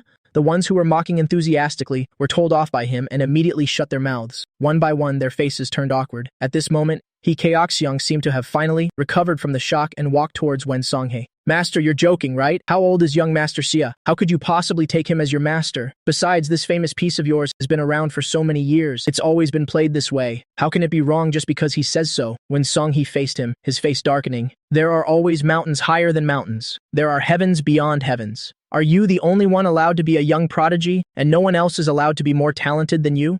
You ask me why I would doubt myself because of my master's words? Because he wrote this piece. After saying that, he turned back, returning to his humble demeanor. Master, I didn't know this rebellious disciple would be disrespectful to you. But rest assured, from this day on, he is no longer my disciple. As soon as these words were spoken, He Keoxyang's face turned even paler. He looked at me in disbelief and said, Young Master Xia, at such a young age, your Guqin skills have surpassed my master's. Oh no, surpassed Mr. Wen. Shouldn't you show everyone a demonstration then, to prove your strength? As soon as he finished speaking, everyone present immediately gasped. From the bottom of their hearts, they admired He Keoxiang's audacity. These words were clearly implying that Wensong he had ulterior motives, suspecting that all of this was just an act he coordinated with young Master Xia. The deeper meaning that everyone else heard, how could Wensong he not hear it? He immediately flew into a rage. Are you suspecting me of lying? I've already reached this position. Do I need to do something to ruin my own reputation? He Keoxiang seemed to have given up. The Xia family is rich and powerful. Who can say for sure about this? Besides, am I wrong? Wensong he was so angry he almost laughed. He wanted to say something more, but I stopped him with a look. Since I've agreed to a competition, of course I won't refuse to play. After speaking, I walked towards the guqin placed at the side. You'll also play a piece of Fu Fei, and while I'm at it, I'll teach you how this piece should truly be played. He Keoxiang's expression stiffened. As for Wen Songhae, the gloom from before was instantly swept away. His eyes and brows were filled with excitement. To be able to hear Master play Fu Fei once again, it's worth it even if I get bitten by an ungrateful wolf. He Keoxiang, being called an ungrateful wolf, looked even more unsightly, but until now he still couldn't believe that I really had such a high level of skill. Just as I was about to sit down, my body was suddenly pulled back by Xia Qingting. Little brother, wait, we won't touch the moron's guqin. Use the 1 second sister bought for you. He Keoxiang, once again receiving the title of moron, looked helpless. I looked at her doubtfully, as if asking where she bought a guqin. Xia Qingting glanced at her watch. Why is this girl Zhang Ying so slow? As soon as she finished speaking, from behind the crowd came the panting voice of Zhang Ying. Second miss, I've bought it. Everyone present parted to make way. Assistant Zhang Ying ran over handing the guqin she was holding to Xia Qingting. Xia Qingting placed the newly bought instrument on a newly cleared table, then thoughtfully turned her head and said to me, time was a bit tight, so I just bought a temporary one. Later on, second sister will have someone, custom make a welcoming gift for you. I was about to say it wasn't necessary. After I play this time, I don't know when the next time will be. But seeing the fawning, doting look in Xia Qingting's eyes, I still swallowed those words. Thank you, second sister. Xia Qingting stumbled, feeling lucky that she had already put the instrument down, and asked in a daze, little brother, what did you call me? Without waiting for my answer, she turned around and grabbed Xia Wanning by the neck, shaking her frantically. My brother called me second sister. Xia Wanning's face darkened as she grabbed her wrist and pulled it away. Get lost. Everyone present was dumbfounded. It seemed they couldn't believe the vicious second miss of the Xia family had such a side to her. However, when I sat down, their attention returned. After learning that I was Wen Songhae's master, although they didn't doubt its authenticity like He Keoxiang did, they were all very curious about what I would look like playing the guqin. I hadn't touched the strings in a long time, but facing everyone's gaze, I wasn't flustered at all. After a simple tuning, I placed my index finger on the string and gently plucked it. Everyone's heartstrings seemed to vibrate along with it. When a string of sorrowful notes from the instrument rang out, the remaining chatter at the scene fell silent. I focused on playing the instrument under my hand, but my mind seemed to travel through time, returning to my first life in ancient times. It was late autumn, and the border war was critical. My father and brother had been without news for months, but without an imperial decree and being so young, I could only wait at home with my mother. It was at that moment, filled with worry and hope for victory, that I composed this piece.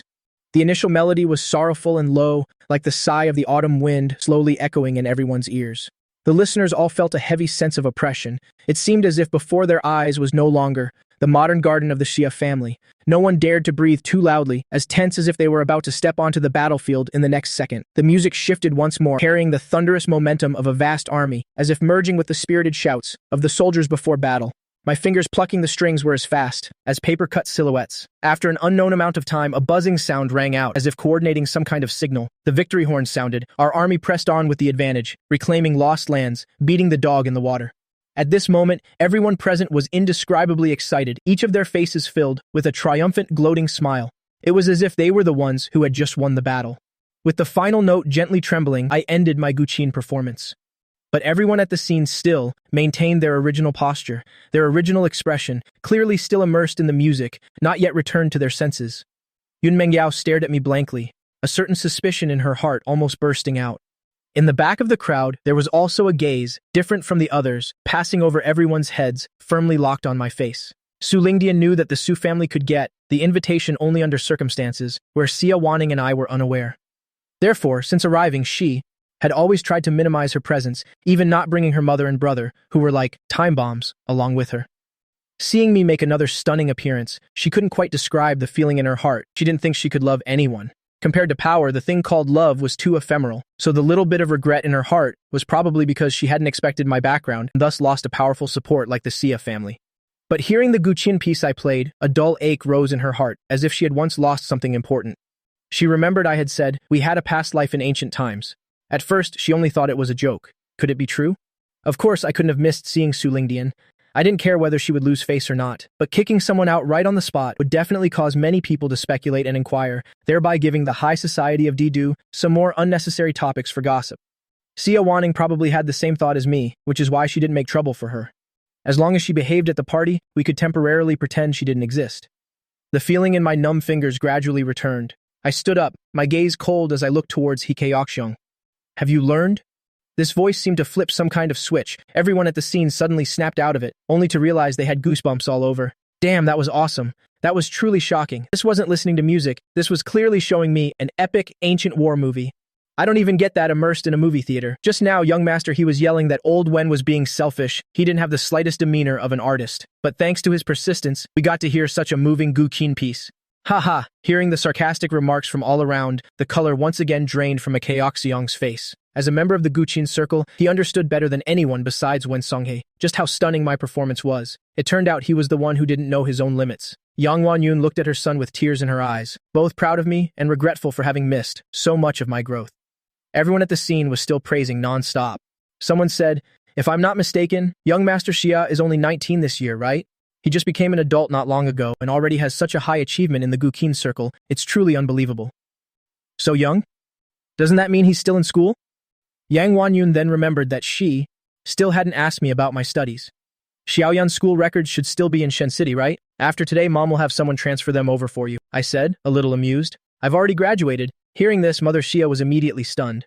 The others present also stopped talking, looking at each other, each with a strange expression on their face. A young master covered his mouth and chuckled. Graduated at 19? Is that high school graduation, middle school graduation, or elementary school graduation? When I appeared, some of the young masters from wealthy families were already unbearably jealous. After I showed my talent and slapped Hikayoxiong in the face, these people, besides being jealous, also felt a strong sense of alarm in their hearts. Compared to them, the resources I had growing up were limited, but I had outshone everyone else as soon as I returned. Where could these young masters of prestigious families hide their faces? How could they maintain their standing in the elite circle in the future? So, having finally caught a slight opening, someone immediately started making a fuss. Almost as soon as this person finished speaking, another young master chimed in. No wonder young Master Xia is so good at the Guqin. It's probably because he didn't go to school and specialized in studying this, right? If young Master Xia didn't go to school and spent all his time playing the Guqin, it would be unacceptable if he wasn't good at it. Hikayoxiong didn't drop out of school, and he even graduated from a famous university. In that case, there's really nothing to laugh at him for. If he didn't have to worry about both studying and practicing, and only practice the Guqin, his skill level might not be worse than someone's. Hikayoxiong didn't expect things to take such a turn, and his previously dejected mood vanished instantly. His eyes were clearly filled with amusement, yet he pretended to be humble and said, the university I attended isn't a particularly famous one. It's mainly that the Guqin takes up some of my time, and balancing both is really difficult. When it comes to academics, young Master Ruan is the most admirable. He graduated from the world's top university, Putiingsi. With that, he turned his head to look at Ruan Quming, who had a cold expression and hadn't said much from the beginning. Now you're just talking, who can compare to Brother Q? The entrance difficulty of Putiingsi is 5+, and I heard the graduation difficulty is even double that. How many people in the entire country of Hua can get in? Besides, this school doesn't accept backdoor admissions. Even among us elites in Didu, there have only ever been the eldest miss of the Xia family, the eldest miss of the Yun family, and Brother Q, the three of them who got into this school on their own merit. As for your university, although it's not as good as Brother Q's, it's still a ranked university in the country. At least it's better than never having gone to university. Hikayoxiong felt relieved hearing this. Ruan Quming, being dragged into the conversation, no longer remained silent. You guys aren't bad either. Besides, university is just a part of one's resume. As long as you've experienced it, there are no regrets. Although he said this humbly, his expression was extremely arrogant. A young master giggled and said, here, aside from those who aren't old enough, everyone has gone to university, right? So it seems only young Master Xia has regrets. A group of young masters present went back and forth discussing my education with the utmost mockery, giving no one else a chance to interject. Every time they said a word, the expressions of Yang Wanyun's group became even more unsightly. Just as Xie Qingting's patience reached its limit and she was about to unleash her wrath, the butler ran over. Madam, old Tan has arrived. Mother Xia, who was so angry she was about to lose her mind, didn't react for a moment upon hearing this. Which old Tan? The butler found it a bit strange but still explained. The one who used to be a professor at Putiingsi. Before the butler even explained, everyone at the scene was already gaping in astonishment. In all of Didu, the only person who could be respectfully called Old Tan, besides the only person who had ever taught, at Putiingsi from Hua country, the current master of the academic world, Tan Yao Sen. Who else could it be? However, since retiring, he has always lived in seclusion. A person who never accepted party invitations. Why would he suddenly come here? Compared to Grandmaster Wen Songhae, who often appeared in the public eye, Tan Yaosen could almost be considered a mountain hermit. For him to attend a high society party was something no one expected. After Yang Wanyun came to her senses, she also felt she had been foolish. However, this person was not invited by her. Besides, even if she had extended an invitation, she wasn't sure she could have invited this old gentleman who was indifferent to fame and fortune. Could it be? Yang Wanyun looked at me vaguely, suddenly feeling that she had wasted over 40 years of her life, yet couldn't see through a child. Those present who didn't know the inside story, facing this important figure who was about to appear, started whispering again. The Xia family truly lives up to its name. They even managed to invite someone like Old Tan, but the timing of his arrival is so awkward. Young Master Zayas' education was just criticized, and now a big shot from the academic world has arrived. Isn't this just embarrassing their own son? Did you forget what Mrs. Jia just said about wanting to transfer young Master Zayas' school records? This clearly shows she didn't know that young Master Xia had dropped out of school long ago. Indeed, God is still fair, huh? Someone who excels in one aspect, in other aspects might be even worse than an ordinary person. Hearing these sarcastic remarks, the group of rich young masters looked at each other, each one with a look of anticipation for the show. He Keoxyoung, thinking of something, looked at Ruan Quming and asked, "Young Master Ruan, isn't Old Tan your advisor?" That's right. Another young master obviously thought of this too. I remember Old Tan is a professor in the field of artificial intelligence, and the company Brother Qiu founded is also an artificial intelligence company. It's a perfect match of specialization. Speaking of Tan Yaosen, Ruan Quming's expression became much more respectful, losing its previous arrogance.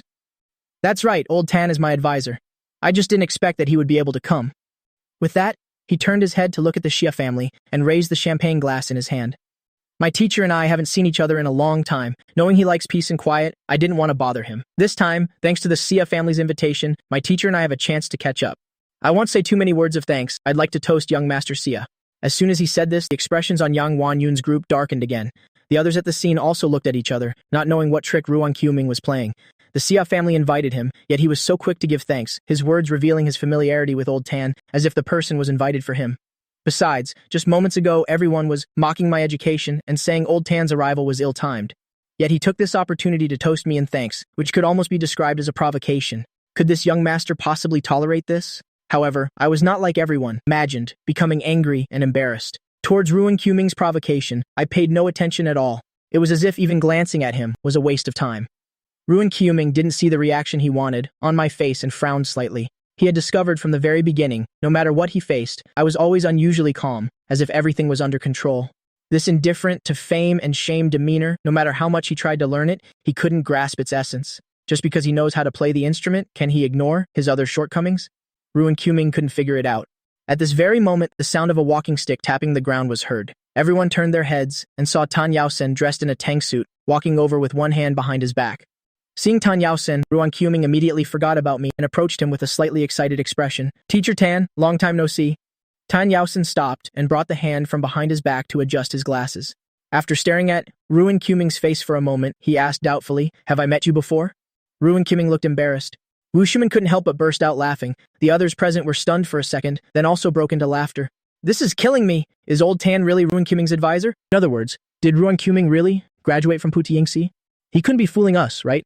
What kind of advisor doesn't recognize their own student? Hearing everyone's unrestrained laughter, the smile on Ruan Quming's face could barely be maintained. He also wanted to know why Old Tan didn't recognize him. He had only graduated a few years ago. Was Old Tan's memory that bad? He Keoxyoung chimed in at the right time to save him. Young Master Ruan did graduate from Putiyingxi. There's no doubt about that, because I've seen his diploma.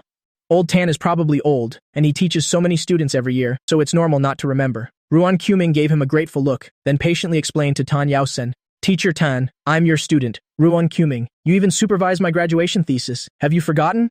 Tan Yaosen's expression remained blank, but he clearly didn't want to continue arguing with him. "I'll check the student roster when I get back. You move aside for now." After speaking, without waiting for Ruan Quming to react, he walked around him and came to stand in front of me. What followed was a face-changing act like a Sichuan opera. "You little brat, you didn't even come. Visit this old man after graduating, and even made me travel all this way to see you. What kind of student are you?" Although the words were somewhat reproachful, anyone could hear the affection in them. As soon as Tan Yaosen finished speaking, the scene once again fell into a strange silence.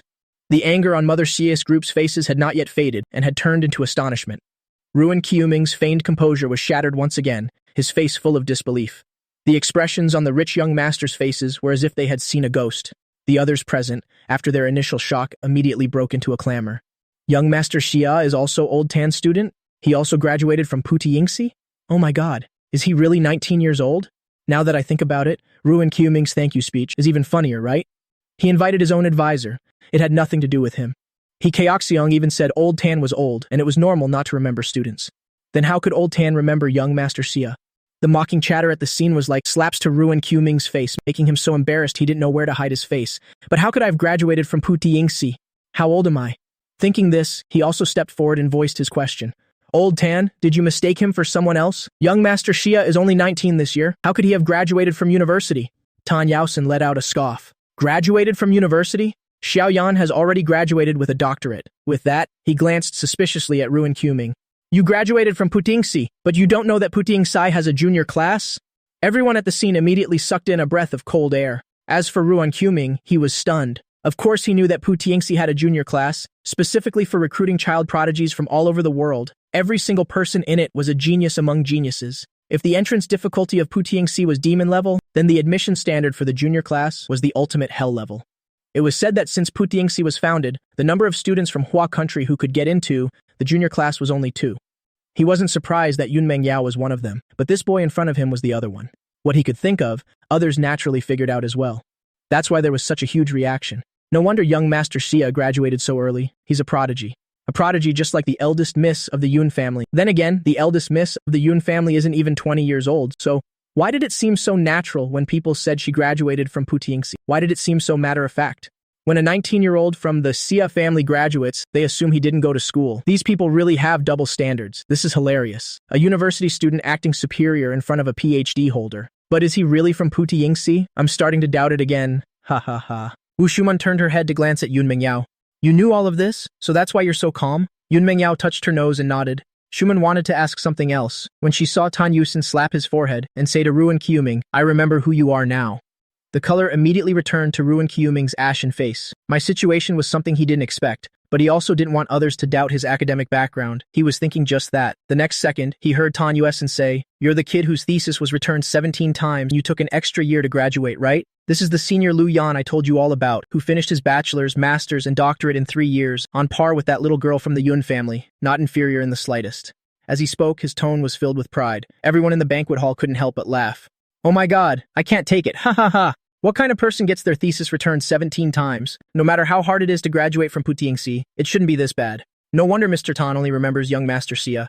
Thesis returned 17 times, delayed graduation for a year. If it were me, I wouldn't want to remember this student either. Why is everyone's attention on young Master Ruan? Am I the only one who thinks young Master Xia is amazing?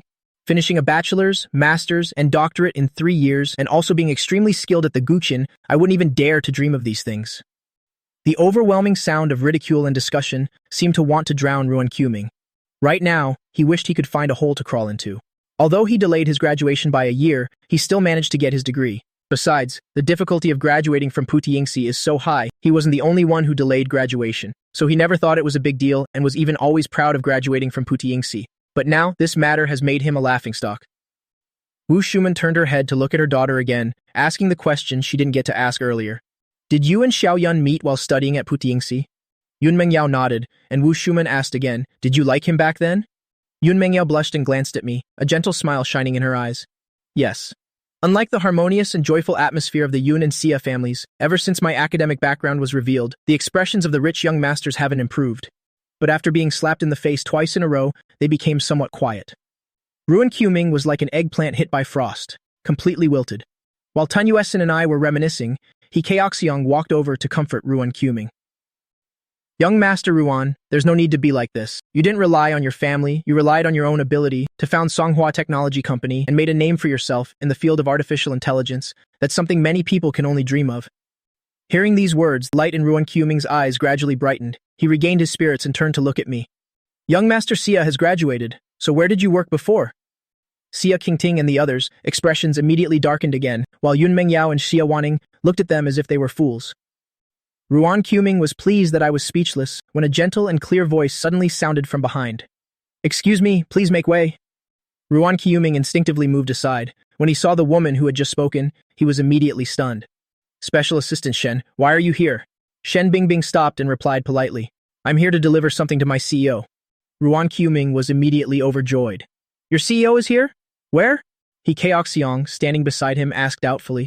Which CEO? What company? Is it worth you being so happy? Of course, it's the top corporation in our artificial intelligence field. Ruan Qiuming knew the CEO of U was here, and couldn't help but sound a little fawning as he spoke. I've always wanted to import U.S. artificial intelligence technology, and I've scheduled appointments many times, but the CEO of U is a very busy person and never has the time. I never expected them to come to this party. As soon as he finished speaking, everyone present immediately widened their eyes and looked around. The U that was founded in London 3 years ago and has covered most fields globally, that CEO is here? Then again, this CEO is too mysterious. There isn't a single photo of them online. I heard the CEO of U is very young. Yang Wanyun also looked out doubtfully. She knew of U, but its headquarters were in London and she didn't know its CEO, so she hadn't invited them. But if her son had invited them, why hadn't anyone arrived? Shen Bingbing smiled and walked straight towards me. CEO Lu, the procedures in Didu have also been completed. You just need to sign and you can be transferred here. As soon as she finished speaking, everyone present was stunned. Mother Xia stiffly turned her head, her eyes filled with disbelief as she looked at me. Xia Qingting didn't react as strongly as her, but she also felt deeply that her worldview had been turned upside down. Recalling her action of giving me a supplementary card, she was instantly so embarrassed that she could dig a magic castle with her toes. No wonder her little brother said he wasn't short on money. At the time, she thought I was just being polite to her. Wu Shuman and her husband simultaneously turned their heads to look at Yun Mengyao, their gazes seemingly saying, what kind of luck did this girl run into? Completely forgetting that their own daughter was also outstanding in every way. Xia Wanning, because she already knew my identity, appeared as calm as Yun Mengyao.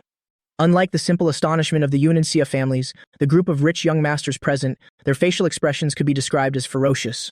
As for Ruan Qiuming, it was as if he had fallen into some terrifying nightmare. His whole body unconsciously recoiled, and he even shook his head, muttering, how can this be?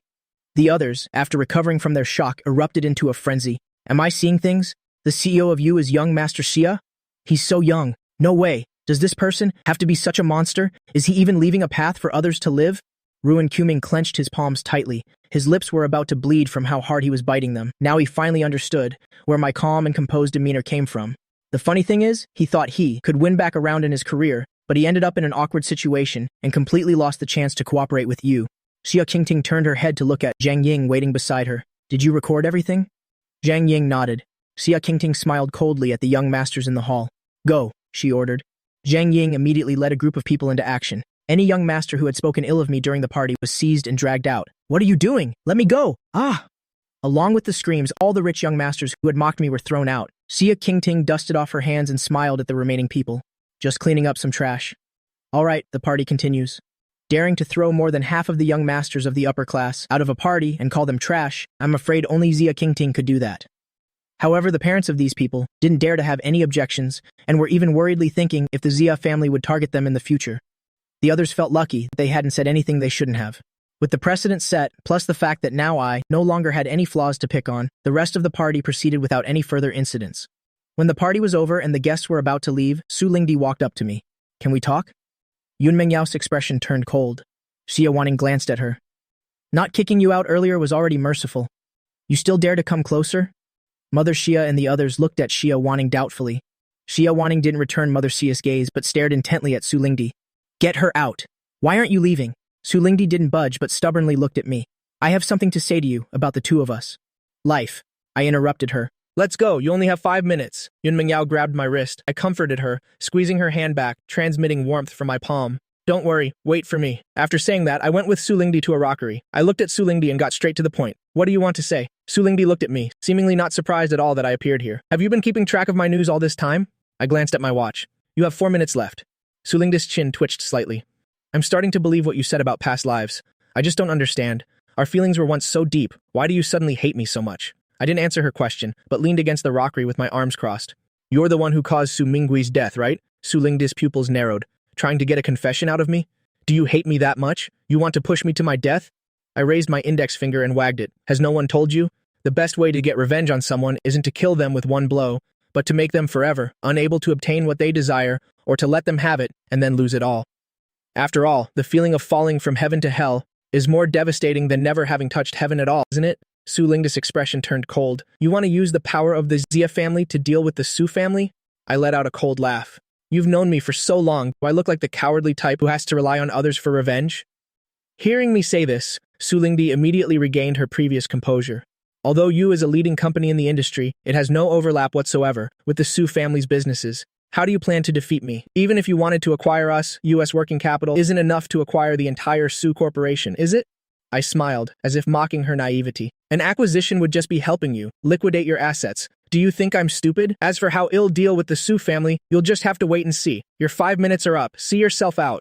After speaking, I ignored Su Lingdi's expression and turned to leave. As I walked back, my steps were much more hurried, and when Yun Mingyao saw me approaching, she immediately stepped forward. I opened my arms and hugged her. I'm back. Yun Mingyao hummed softly in my embrace. Xia Qingting's eyes were blazing with anger. Where's that brat? She left. Little brother, how do you want her to die? Sliced or minced, your big sister will do whatever you say. During that short time, Xia Qingting had already asked Xia Wanning and found out about the feud between me and Su Lingdi, so now she was in a state of rage. If she hadn't been stopped, she probably would have gone after Su Lingdi to take her life. I smiled and said to Xia Qingting, how could I let that kind of trash dirty my big sister's hands? I can deal with her myself. A bloodthirsty glint flashed in Xia Qingting's eyes. I'm not kidding you, little brother. Don't think that just because she's back with the Su family now, it's still very easy for me to make her disappear completely. My tone also became serious. I'm not kidding you either, big sister. This is a feud between me and her, and I want to resolve it myself. But that's not to say I don't need this Xia family's help at all. With that, I turned my head to look at Xia Wanning. Big sister, does the Xia Corporation have an entertainment company under its wing? Xia Wanning nodded. There is one. But that was because our third sister suddenly wanted to act, so she started it with some friends. And the result? Xia Qingting laughed and continued. The result was that girl spent 3 days on set, complained about mosquitoes in the deep mountains, and ran away. Right. Xiao Xiao is your third sister. She's traveling around as a photographer now. I haven't told her we found you yet. Xia Wanning glared at Xia Qingting for interrupting, and then continued. Because Xiao Xiao gave up on being an artist, the Xia family doesn't really manage Xingche anymore. We just sent 2 managers there to hold the fort. Although it's called an entertainment company, it's really just a studio with very few artists. So, little brother, why do you ask? I thought to myself, no wonder I've only seen 2 sisters so far. What I mean is, big sister, can you let me manage Xingche? Xia Wanning looked at me and said, you want to? I nodded. That's right. The Su family's main business is an entertainment company. I want to use Xingche to go against the Su Corporation's TNU. If you trust me, big sister, you can hand Xingche over to me. You give me a studio, and in return, I'll give you back the strongest star factory. Xia Wanning gave me an affectionate glance. What silly thing are you saying? What's there not to trust about you? It's just that you also have you under you. And now you're going to manage an entertainment company too. Can your health handle it? Besides, you heard what I said just now. Xingche is practically an empty shell right now. And Tianyu occupies almost half of the entertainment industry. If Su Lingdi finds out you're taking over Xingche, she'll definitely be able to guess your intentions. It will be hard to avoid her trying to trip you up. It's not that I don't believe in your abilities, it's just that you've never been involved in the entertainment industry. The Su family also controls most of the resources in the industry. If they want to suppress you, Xingche will basically have no room to survive. I smiled. Yu is very mature now, and besides, Shen Bingbing can handle things on her own now. He'll appoint her as the acting CEO. Except for some important decisions, all of Yu's affairs will be handled by her. As for managing the entertainment company, I know what I'm doing. Big sister, don't worry. In my previous life, I was the one who managed most of Tianyu. When it comes to managing the entertainment industry, no one is more familiar with it than I am. Moreover, I know the inner workings of Tianyu very well. Even if the start is difficult, overthrowing them is just a matter of time. When Shen Bingbing heard this, she couldn't help but feel overwhelmed by the favor. But having learned her lesson from last time, she tried her best to appear composed. She couldn't embarrass her CEO.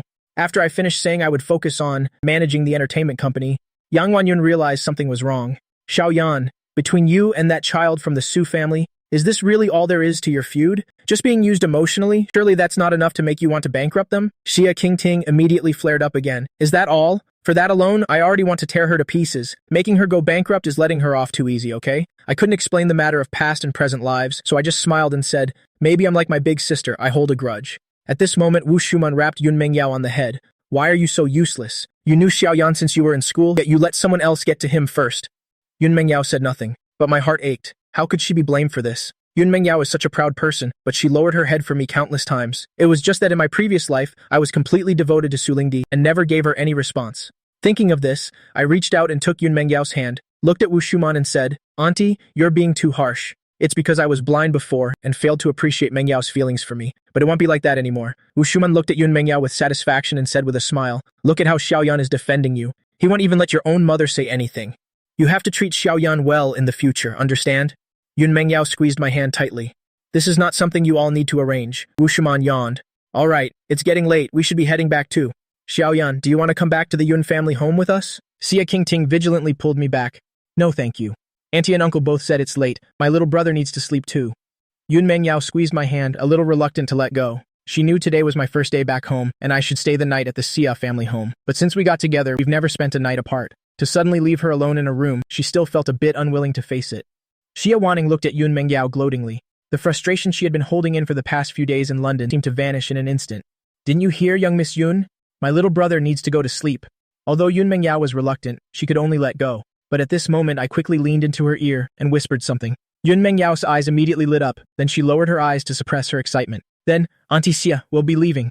Our small interaction only lasted a moment, so no one there noticed. Mother Xia smiled and nodded. Shen Bingbing also took her leave. The next morning, after breakfast, I drove alone to Xingqi Entertainment. Through the revolving door, I was about to go to the designated meeting room to handle the handover when I bumped into someone. After seeing my handsome face, Chen Jing was immediately stunned on the spot. I was also quietly observing the girl in front of me, Chen Jing. I silently repeated this name in my heart. Based on my calculations of the timeline, she should still be a second-tier actress right now. But in my previous life, when I followed Su Lingdi to Didu, this person had already moved to Tianyu. So before going to Tianyu, she was with Xingqi? I saw that her expression was a bit strange and reflexively asked, "Are you okay?" Chen Jing placed a hand on her pounding chest. "I think I'm a little." I frowned. Is this person trying to scam me? She was clearly walking normally. She's the one who bumped into me first. Thinking of this, I reached out and pulled Chen Jing's hand, placing my fingertips on her wrist to check her pulse. Chen Jing stared blankly at her hand being held by me. The spot I touched felt like it had been zapped by electricity, tingling and numb. Before she could even come to her senses, the warm feeling on her wrist was gone. I looked at her and said, "There's nothing major wrong with your health." After speaking, without looking at her reaction, I turned and walked straight to the elevator. Her manager, Ding Yue, walked over. "Didn't you go back to the car to get something? Why are you standing here in a daze? What's wrong with your hand?" Chen Jing clutched the hand whose pulse I had taken and acted like she was clutching her heart. "Sister Ding, I think I've just fallen in love at first sight." On the other side, I arrived at the designated meeting room. As soon as I pushed the door open, I saw a man and a woman sitting leisurely on either side of the meeting table. Before coming, I had done some research. I knew one was named Xu Feng and the other was named Kai Min, holding the positions of general manager and director respectively, but neither of them were very old. Seeing me enter, Xu Feng and Kai Min looked at each other. "Hello, Xiao Lu. I will definitely do my utmost to cooperate and support your work." It was clear the two of them had been informed beforehand. This was Xu Feng speaking. "Xiao Lu, Xingqi currently only has one decent artist, but she's about to leave now." I glanced at the two of them. "Are you talking about Chen Jing?" Kai Min looked at me doubtfully and asked, "Does Xiao Lu know her?" I didn't answer this question, just frowned in thought. I knew Chen Jing would move to Tianyu later, I just didn't expect it to be so soon. At this time, Xu Feng spoke again. "We don't have the ability to keep her, so why don't you give it a try, Xiao Lu?" Although it was a simple suggestion, I could tell Xu Feng wanted to test my abilities through this matter. If I couldn't keep her, although it wouldn't change the fact that I'm taking over Xingqi, it would still be difficult to make this person submit to me completely. Thinking this, I tapped my fingers on the table a few times. "Bring her file here first, then tell her to come see me privately." Kai Min didn't catch Xu Feng's hidden meaning and stood up after hearing my instructions. "Yes, President Lu." 10 minutes later, I had just flipped to the last page of the document when I heard a knock on the meeting room door. Without looking up, I said, "Come in." When Chen Jing arrived, she was not very willing. After all, she was about to leave Xingqi, so she had no interest in the new president. She guessed he wanted to keep her, and being delayed like this, she might miss the person who made her heart flutter. But when she heard this voice, she immediately thought of that handsome face. While her face was full of questions, Chen Jing endured her unbalanced heartbeat and slowly opened the meeting room door. The moment she saw me, Chen Jing froze on the spot. Not until I looked up at her in confusion did she drag her stiff legs in front of me. "Are you the new president of Xingqi?" I glanced at her chest with amusement. "Is it better now?" In an instant, it brought us back to the time we first met, as if trying to use a joke to erase any hard feelings. But Chen Jing felt like she was struck by Cupid's arrow again, her heart pounding as if it would leap out. I didn't know that at this moment, Chen Jing's heart was in turmoil. I gestured for her to sit down and said in a professional tone, "Water flows downwards, people climb upwards. Your contract has expired and your current momentum isn't bad. Wanting to switch to a bigger company, like Tianyu, is completely normal." But before I could finish, Chen Jing interrupted me. "I'm not leaving." The words I was about to say got stuck in my throat. "What?" Chen Jing repeated. "I said I'm not leaving. I want to renew my contract with Xingqi." My face was full of doubt. "Why? Do you understand that feeling? It's like having fully prepared drafts and negotiation plans only to find no use for them in the end." So for the first time in my life, I was stumped at the negotiation table. Chen Jing didn't answer my question directly, but asked me a question instead. "Does the president have any unspoken rules with female artists?" My expression immediately turned serious. You can rest assured about that. I guarantee it on my honor. I will absolutely not engage in any unspoken rules. Chen Jing hummed with a disappointed tone. Who should I see to renew my contract? You? Why do I feel something is strange? Is it my imagination? It seems that after I said there would be no unspoken rules, this person seems quite disappointed. A not-so-good thought sprouted in my mind. You still haven't answered my question. Why did you suddenly choose to stay? Chen Jing was afraid of scaring me to the point that I wouldn't accept her, so she made up a reason. Xingche was founded by me and a close friend. Although that girl abandoned me, I've thought it over, and I still can't abandon Xingche. The corner of my mouth twitched. Is your best friend Xia Xiao Xiao? Chen Jing was stunned. You know her? I hummed in agreement, thinking to myself, not just know her, that's my third older sister.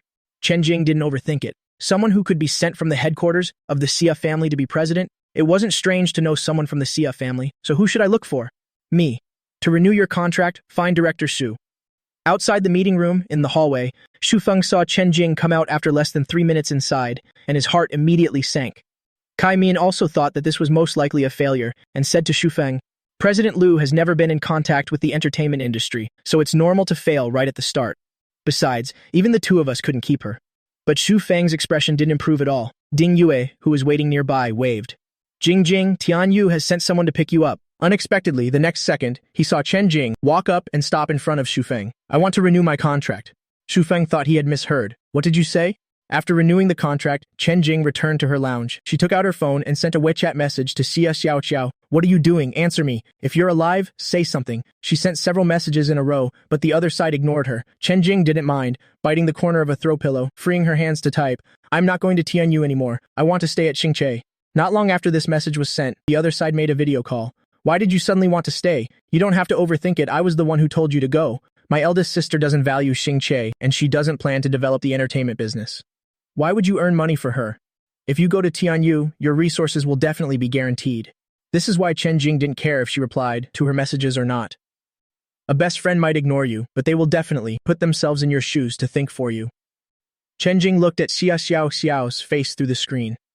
She suddenly felt it looked a bit like me, and wondered if she was going crazy. Now everyone looks like me. I like a guy. It's the president who was sent to manage Xingche. I'm staying for him. Xia Xiao Xiao clicked her tongue. I'm busy. Talk to you later. After saying that, she hung up. Tianyu's president's office. After hearing from the person Su Lingdian sent, Su Zi immediately laughed until he couldn't breathe. So Lu Yan's so-called revenge is to use Xingche Entertainment to deal with Tianyu. Was his brain kicked by a donkey? Xingche going against Tianyu? Isn't that like an egg hitting a rock? Besides, Xingche only has one decent artist right now, and she's about to jump ship to our Tianyu. Xingche is an empty shell. How can it fight against Tianyu, which occupies half of the entertainment industry? Just as he finished speaking, there was a knock on the office door. After getting permission, the HR director walked in trembling. President Su, Chen Jing wants to renew her contract with Xingche. She's not coming to Tianyu anymore. If she's not coming, then fine, Suzy said irritably. A measly second-rate star, she really thinks she's something. As long as Tianyu lifts a finger, does she still think she can survive in this industry? Su Lingdian's face also turned cold as she looked up Chen Jing's recent schedule herself. Her fingers tapped lightly on the table.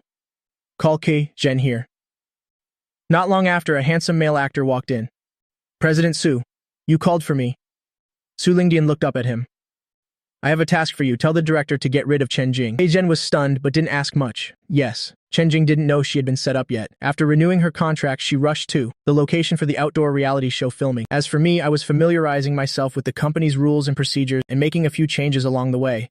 However, before I finished reading, Kai Min rushed in anxiously. President Liu, something happened with Chen Jing. My fingers paused. What's wrong? Kai Min said hurriedly. It's the outdoor reality show that Chen Jing was supposed to participate in today, but as soon as Chen Jing arrived there today, the director informed her that she didn't need to film anymore. To put it bluntly, she's been kicked off. My expression turned cold. I'll go take a look. Soon we arrived at the scene. I got out of the car and saw Ding Yue arguing with the director there. Meanwhile, Chen Jing was sitting under a temporary sun umbrella, head bowed low. I don't know what she was thinking.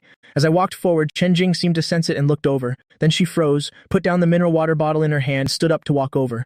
President Liu, why are you here? I glanced at the celebrity guests present, staring at Qi Zhen next to the director for 2 seconds. What's the specific situation? Chen Jing scratched her head, her tone seemingly indifferent as she said, it's no big deal. That's how the entertainment industry is, fawning over the powerful and trampling on the weak. I rejected Tianyu's contract, so it's not surprising to be suppressed. But the production team is in the wrong first, so even if I can't film, I can still get some compensation for damages, so it's not a loss. I looked at the girl who was turning back to comfort me, feeling a little unhappy inside. You wait here first. I'll be right back. Chen Jing reached out and grabbed my wrist. There's no need. I glanced down, and Chen Jing immediately let go as if she'd been electrocuted. The director saw me walking over, and a look of surprise flashed in his eyes. Which company's artist are you? Kai Min, walking beside me, was stunned and turned his head to look at his president. At first he was biased because of nepotism. Then he was surprised by my aura and status. He hadn't even noticed that his own president could also make a living with his looks. Kazhen also noticed my appearance and immediately became wary. I looked at Wang Fei with a cold expression. I'm not an artist. I'm the president of Xingche Entertainment. I'd like to ask, what mistake did my artist make that you had to temporarily cancel the contract? Hearing my artist, Chen Jing's ears turned slightly red. Although she knew I was just saying it casually, a little sweetness still welled up in her heart. After hearing me say I wasn't an artist, Kazhen was temporarily relieved. Because he looked down on Xingche Entertainment, he also looked down on my status as president. Under the director's pleading gaze, he stood forward with his arms crossed and said arrogantly to me, "Young man, you haven't been in the industry for long, have you? In the entertainment industry, some things don't need a reason. Just based on my current status, kicking out a second-rate star is just a matter of one sentence." My eyes narrowed slightly. You don't seem afraid of others recording you, do you? Daring to speak so arrogantly in public? There are only two possibilities. Either you're too stupid, or you have backing. If it's the first case, you basically would have been finished before reaching this status. Kazhen acted as if he heard a joke, and his assistant beside him also laughed without restraint. Didn't you do some research before coming here? The person backing our brother Zhen is the second young miss of the Xia family in Didu, Xia Qingting, who is also the master of Xia Men. Do you know Xia Men? You dare to provoke the boyfriend of Xia Men's master? Are you tired of living? I was a little speechless. I could guess that the other party definitely had backing, but I didn't expect it to be my own second sister. It's one thing that this guy doesn't know I'm the young master of the Xia family, but does he also not know that Xingche Entertainment is a subsidiary of the Xia family? Well, Xingche Entertainment is at the bottom of entertainment companies, so it seems very few people would connect it with the powerful Xia Group financial conglomerate. In my previous life, I only found out when Xingche went bankrupt. Kaiman was also very speechless, but since I didn't speak, he also held his tongue for the time being. Kizhen saw that I said nothing and thought I was scared. His attitude became even more arrogant. So you were recording just now? With that, he signaled for his assistant to search me for the recording device. Kai Min wasn't going to sit back and do nothing, and was about to reveal my identity when he saw Xia Qingting leading a group of people over. Keijin immediately saw the woman approaching and his eyes lit up. He paid us no mind, and immediately ran in front of Xia Qingting. Why are you here? Are you here to visit my set? Xia Qingting gave the man a half smile, her tone unreadable. Who could bully you? Keijin turned and pointed at me. It's this person. He's using a recording to threaten me. A murderous intent flashed in Xia Qingting's eyes. So what do you want to do? Keijin was completely unaware of the lurking danger, and his vicious voice rang out. I'm not an unreasonable person. I just want to punish him lightly as a warning. Help me slash his face. As soon as he finished speaking, those present at the scene immediately sucked in a cold breath. Almost everyone looked at me with pity. Chen Jing looked at Xia Qingting warily, wondering if she should mention her friendship with Xia Xiao, but felt that this relationship was worthless in front of the other person's boyfriend. Just when everyone thought that Xia Qingting would back Kazhen up, they saw her raise her hand and slap Kazhen. Did you hear that? Slash his face for me. Seeing this, everyone present was stunned. For a moment, they couldn't tell who Xia Qingting was talking to or whose face she wanted slashed. Kazhen was also full of disbelief. Qingting, what are you doing? I told you to slash that guy's face. Xia Qingting walked over to me and linked her arm with mine. I finally found my younger brother after so much difficulty, I can't even dote on him enough. And you're telling me to slash his face? As soon as Xia Qingting finished speaking, everyone present was immediately dumbfounded. As for Keijin, his face turned pale in an instant. This person in front of him was her younger brother, so what had he just done? An overwhelming panic set in. Keijin trembled and begged, I'm sorry, Qingting, I was wrong. I didn't know this was your brother. Xia Qingting sneered, throwing his own words back at him. Then let's just punish you lightly as a warning. Slash your face. Keijin was so scared his voice almost broke. I'm an artist's face is the most important thing. You can't ruin my face, I'm begging you. Xia Qingting acted as if she heard nothing and turned to look at Zhang Ying. What are you standing there for? Do it. Zhang Ying immediately nodded. Yes. The next second, a blood-curdling scream like a pig being slaughtered rang out. Everyone turned their heads in fear, not daring to look. Xia Qingting's gaze swept over everyone present, finally landing on the face of the show's director, Wang Fei. The moment her gaze landed on him, cold sweat dripped down Wang Fei's back. Second, young miss, I'm sure I haven't offended your brother, right? It's just, he trailed off. He'll immediately kick Kizhen out of the crew and add more scenes for Chen Jing. What do you think? In the end, Xia Qingting didn't make things difficult for him, nor did she pay him any mind. Instead, she turned to look at me and said, a little guiltily, Xiaoyan, second sister didn't mean to interfere in your business. It's just that you just took office. I was worried, so I followed you for a bit. Besides, this incident was also caused by me. You won't blame your second sister, will you? This sudden change immediately made the jaws of everyone present drop in shock. I coughed lightly. I won't. Xia Qingting let out a sigh of relief and turned to look at the people present again. Today's incident, if anyone dares to speak of it outside. She didn't say the rest. The threatening implication was very clear. Everyone present shrank back. No one dared to provoke Xia Qingting's anger. I gave Chen Jing a few instructions, then parted ways with Xia Qingting. Ding Yue rubbed his stiff face and pulled Chen Jing aside. Jing, are you sure you still want to pursue President Liu? Chen Jing ignored him and just blankly took out her phone to message Xia Xiao. My dear sister, my love life might be over before it even starts. Your second sister is too fierce. The other side sent a question mark. What does it have to do with my second sister? Chen Jing suddenly realized a problem. You don't know that your brother has been found, do you? Not long after she sent this message, the other side made a video call. As soon as Chen Jing answered, she saw Xia Xiao with an anxious expression, looking behind her. Where is he? Where's my brother? This was the first time Chen Jing had seen her so anxious, and she was stunned for a moment before reacting. He already left. I'm at the show's filming location now. Xia Xiao looked disappointed, but she finally calmed down a bit. How long has my brother been back? I don't know about that, Chen Jing told the truth. I only met him today because he's the one who took over Xingche. Xia Xiao sensed a clue, and her cat-like eyes narrowed. So the guy you said you fell in love with at first sight is my brother? This was the first time Chen Jing had felt such strong pressure from Xia Xiao, and she was a bit dazed for a moment. Before she could answer, Xia Xiao warned, You'd better get rid of those thoughts. Otherwise, we can't even be best friends anymore. After saying that, she hung up. After hanging up, Xia Xiao called for Xia-san. Book a plane ticket home for me. Before Xia-san could answer, the editor-in-chief next to her asked worriedly, This photo shoot isn't finished yet. Why do you suddenly want to go home? Xia Xiao explained, Well, continue shooting after I get back. My brother has been found. I want to go home. Xia-san was also very surprised. The young master is back. I'll book the plane ticket right away. The editor-in-chief looked like he was facing a great enemy. Miss Xia, we're shooting this series to aim for the Lighter Award. If we miss this opportunity, we'll have to wait another 3 years. Xia Xiao glanced at him. I know my limits. Besides, you better remember, nothing is more important than my brother. The editor-in-chief was speechless, completely at a loss. On the other hand, Xia-san next to her asked one more question. Third young miss, are you sure the young master is back? Have you asked the madam and everyone else to be sure? They're all hiding it from me. I'm not going to bother asking them. Xia Xiao narrowed her cat-like eyes, her gaze exuding a coldness that didn't match her usual image. You make a phone call to Du and do something for me. Xia-san leaned in to listen to her instructions, and his eyes immediately widened. Do we really have to do that? Xia Xiao scoffed. Are you afraid of my second sister's revenge? Xia-san nodded like a bobblehead. Yes.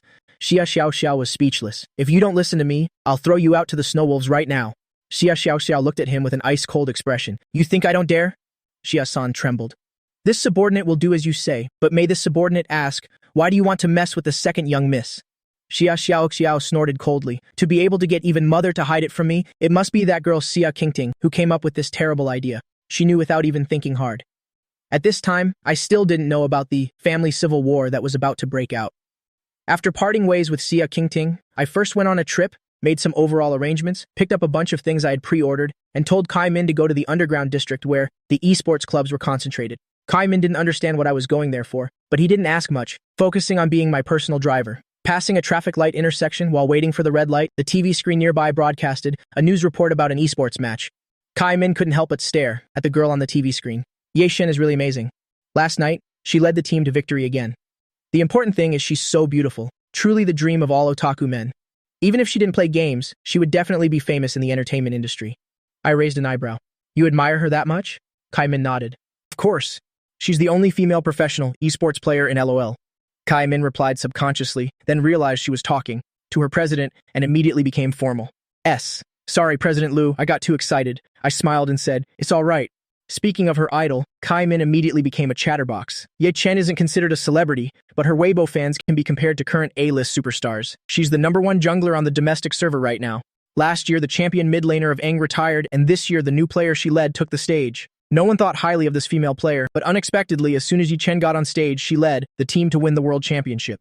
The more Kai Min spoke, the more excited she became. Ye Chen's coach is even more of a legendary figure. Seeing that she was about to talk endlessly, I pointed upwards. The light's about to turn green. Kai Min quickly sat up straight and focused on driving.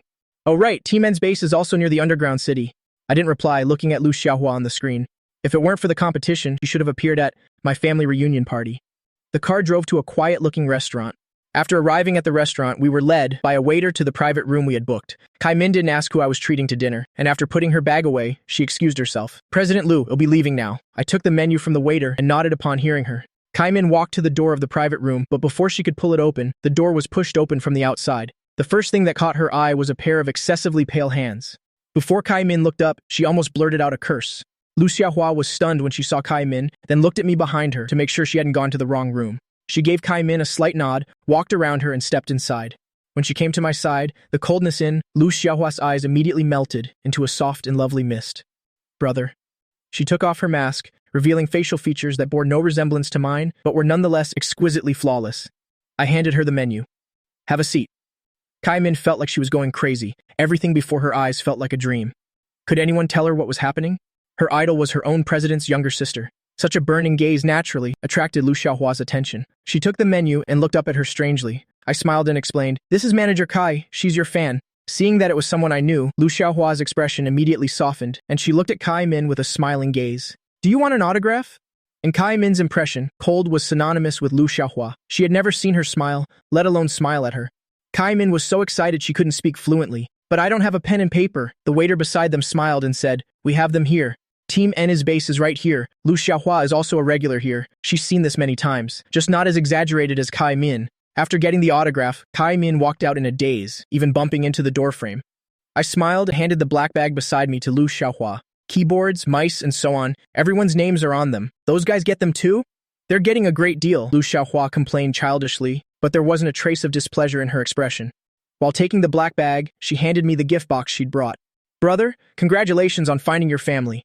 I hummed in acknowledgement, not being formal with her, took the gift box and set it aside, then pulled Lu Xiaohua's hand and placed my fingers on her wrist pulse.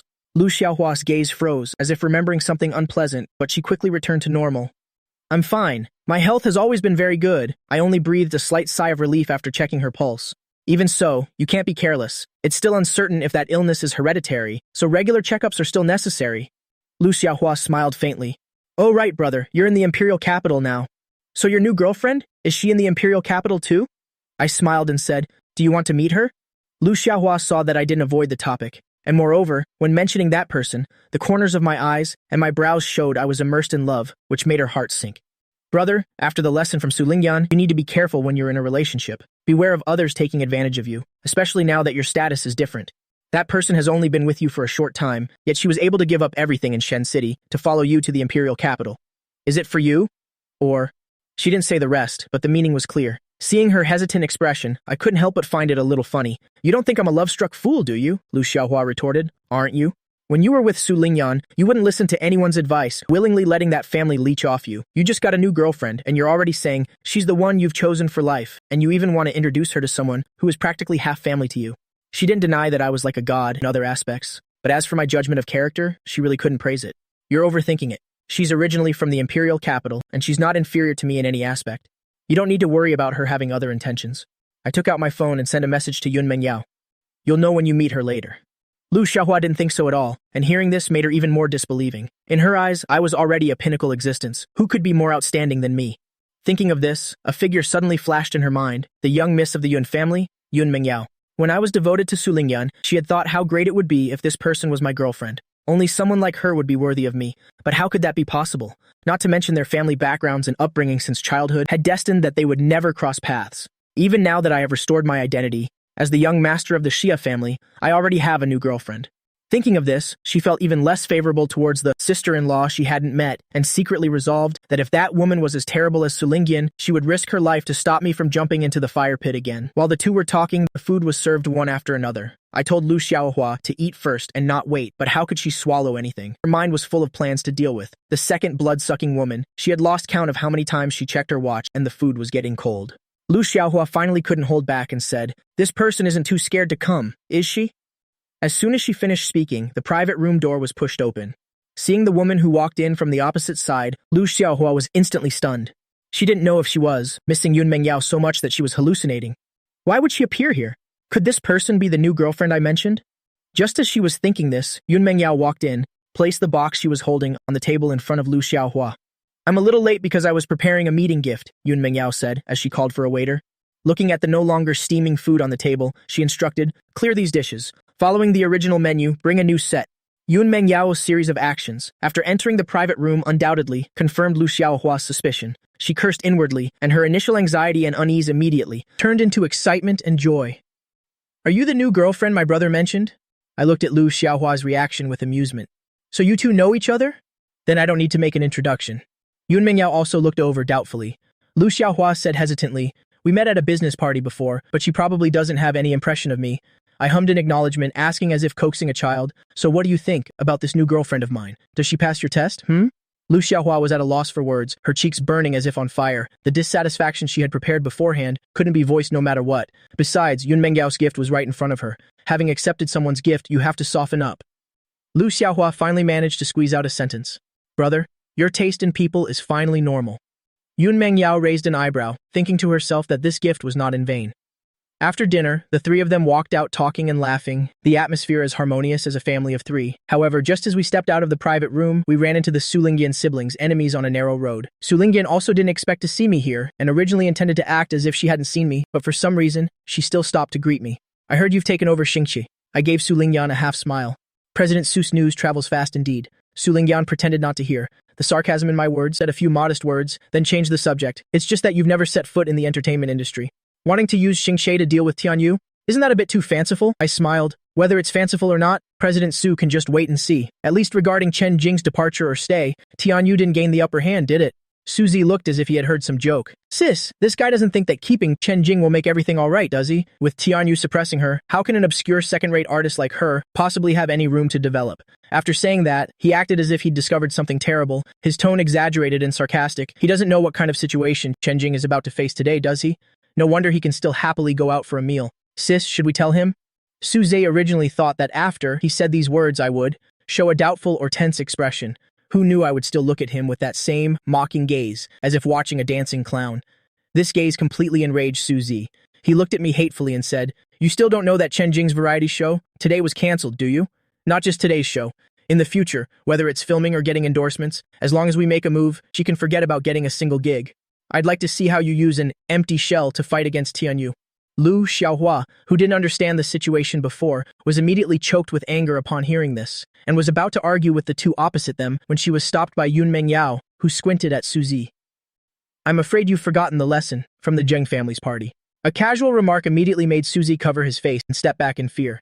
Su Lingyan pulled Suzy behind her. Although Zizi's words are harsh, I'm sure you understand the principle. Today's suppression is just the beginning. If you remain stubborn, I won't be polite to you in the future. I couldn't help but laugh out loud, and here I was just praising you for being well-informed. To deal with my second-rate artist, you lost a first-rate one. Is this the suppression you were talking about? Then I hope you'll be even less polite in the future. Su Lingyan's expression froze. What do you mean by that?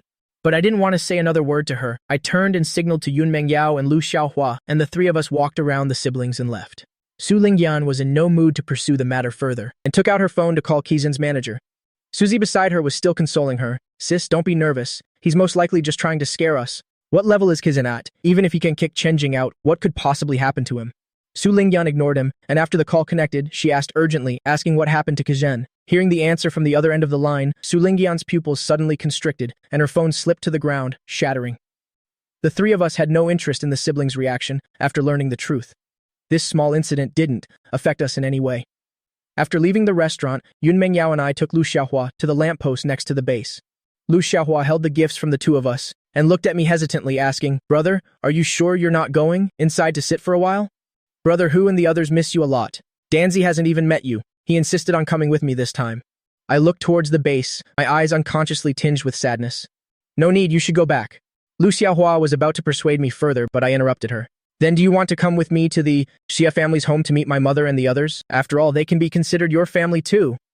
Lu Xiaohua immediately shut her mouth. Attending the family reunion party was one thing, but meeting privately was the greatest trauma for someone with social anxiety. I smiled and patted her head. Go on back. This time Lu Xiaohua didn't say anything more. As soon as I got back to the car, Yun Mengyao clung to me. I didn't embarrass you, did I? I reached out and pinched her cheek, pulling it back and forth a little. Don't you have any confidence at all? Yun Mengyao grabbed my finger and bit it. In any case, she was your only family for your reunion. I still want to be acknowledged by her, so you won't be caught in an awkward position. My heart warmed.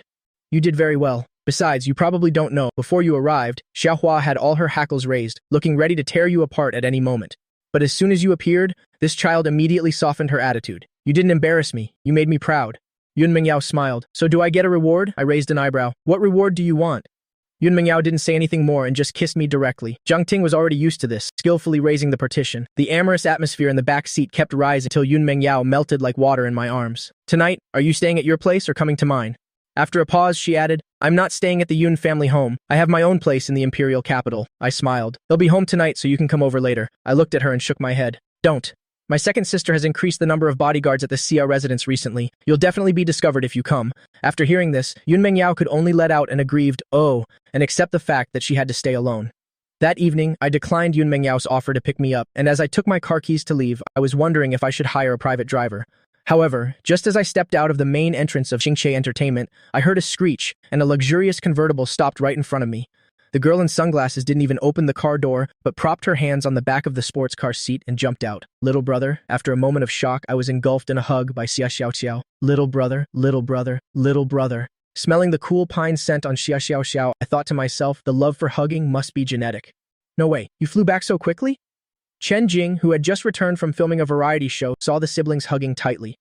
When Xia Xiao Xiao heard this voice, she immediately pulled me aside. Little brother, stay a little further away from this person in the future, okay? Chen Jing looked at us speechlessly. I asked with some curiosity, why? Aren't you two friends? Besides, I'm counting on Chen Jing to make money for me. After all, Xingche doesn't have any decent artists right now. Chen Jing is the face of the company. Xia Xiao Xiao was about to explain when she received a death glare from Chen Jing and immediately swallowed her words. Anyway, just stay away from her in the future. Let's go, we'll take you out to have fun. After saying that, without asking for my opinion, she pulled me directly into the car, started it, and with a roar, sped off and disappeared. Ding Luo watched the car's taillights shrink to a dot and nudged Chen Jing with her elbow. Do you regret it? Chen Jing shook her head. Regret what? I'm already very happy just being able to see him every day. Ding Luo looked speechless. You're hopeless. Meeting me for the first time, Xia Xiao Xiao, as if wanting to make up for everything she had missed, took me to all the famous entertainment spots in the imperial capital, only taking me home late at night. After we got home, as soon as we entered the door, we saw Yang Wanyun, Xia Wanning, and Xia Qingting sitting on the sofa, as if about to hold a three-way interrogation. Why didn't you answer our calls? Xia Wanning asked Xia Xiao Xiao with a cold face. It's one thing for this girl not to answer her phone, but she also didn't let her little brother answer his. If we didn't know little brother was with her, how could we have sat at home peacefully? Xia Xiao Xiao boldly pulled me to sit opposite the three of them. Then why didn't you all tell me about our little brother's return? If I hadn't found out myself, how long were you planning to hide it from me? Xia Wanning was at a loss for words and turned to glare at Xia Qingting. They were indeed in the wrong about this matter, but Xia Qingting showed no guilt at this moment, and there was even a raging fire of anger suppressed in her eyes. She snapped her fingers, and a subordinate immediately brought Xia-san forward. Xia-san's hands were tied behind his back, and his mouth was gagged, muffling his pleas for help to Xia Xiao Xiao. Xia Xiao Xiao was stunned. What are you trying to do? Xia Qingting let out a cold laugh. What am I trying to do? I gave you the death-sworn soldiers to protect you, and this is how you use them? Xia Xiao Xiao felt a little guilty.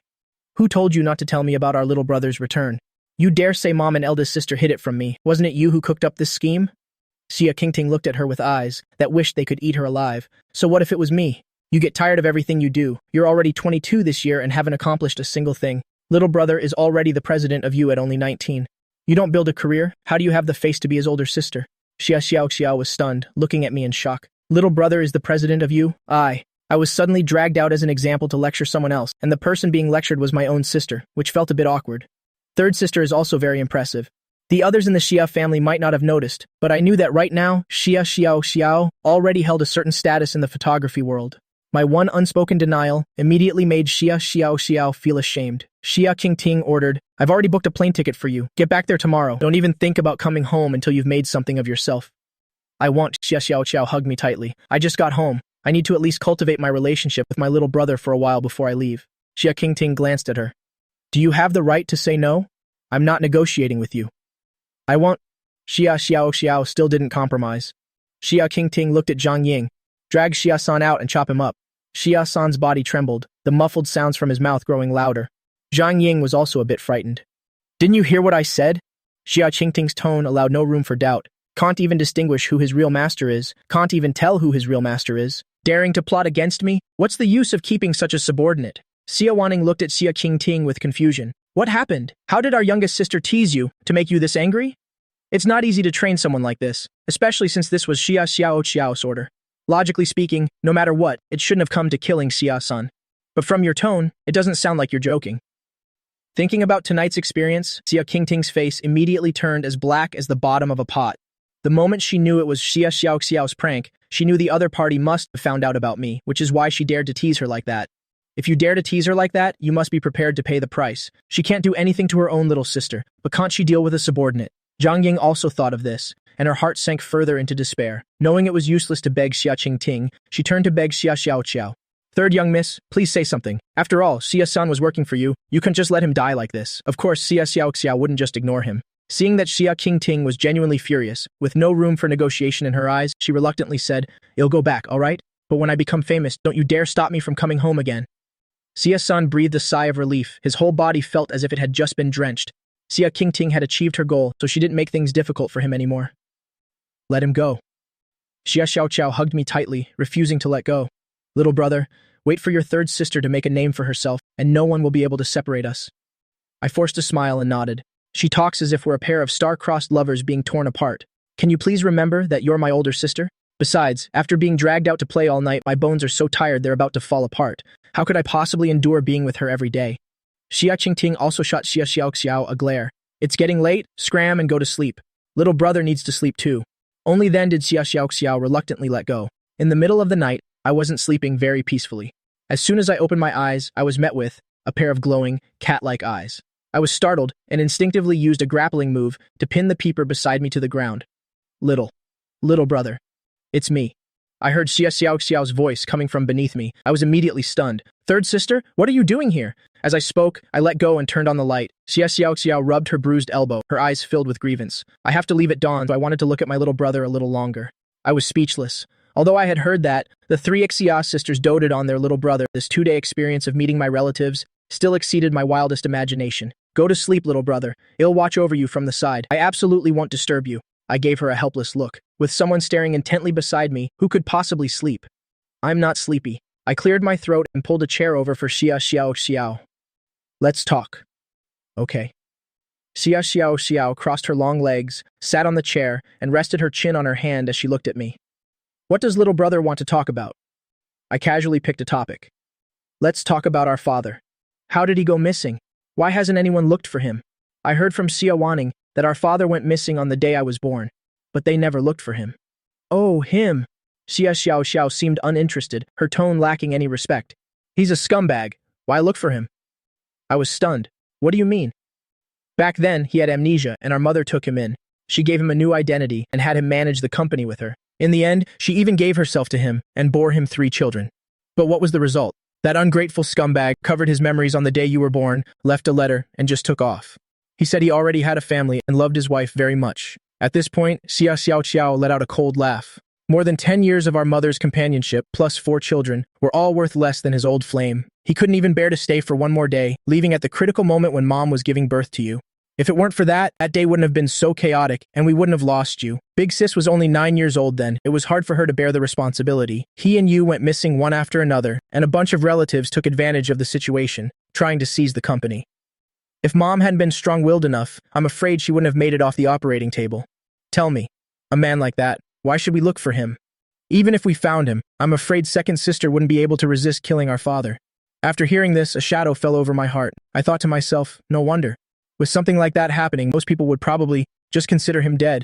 For their mother to have endured it all and carried the Xia family on her shoulders, it really wasn't easy. But for some reason, I felt that there might be more to this story. How could it be such a coincidence that I was born on that day and our father regained his memories on that very same day? Besides, people aren't heartless. Even if the father I've never met loved his former wife more, could he really be so cruel as to leave on the day my mother was giving birth? Thinking of this, I asked, have you all seen that letter? Is it in our father's handwriting? I know what you're trying to say, little brother. He wrote that letter, Xia Xiaoxiao said firmly. We Xia family members aren't to be trifled with. We checked the surveillance cameras afterward. On camera, we saw him with our own eyes writing that letter, then packing his things and leaving. My heart grew cold. I thought, if there's no hidden story, then this man is truly heartless to the core. I couldn't help but think of Su Lingyan. Although we weren't married, I also sacrificed a lot for her, and it didn't end well either. At this point, I no longer had any intention of looking for my father. After all, my urgent priority right now is still revenge. Besides, if I did find him and discovered that was the truth, it would definitely be like rubbing salt in Mom's old wounds again. But I still asked one more question. Do you have a picture of our father? What's the point of looking at him? He's all looks and no substance. Although Xia Xiao grumbled, seeing that I wanted to look, she still took out a time-worn photo from her phone. Here, that's him.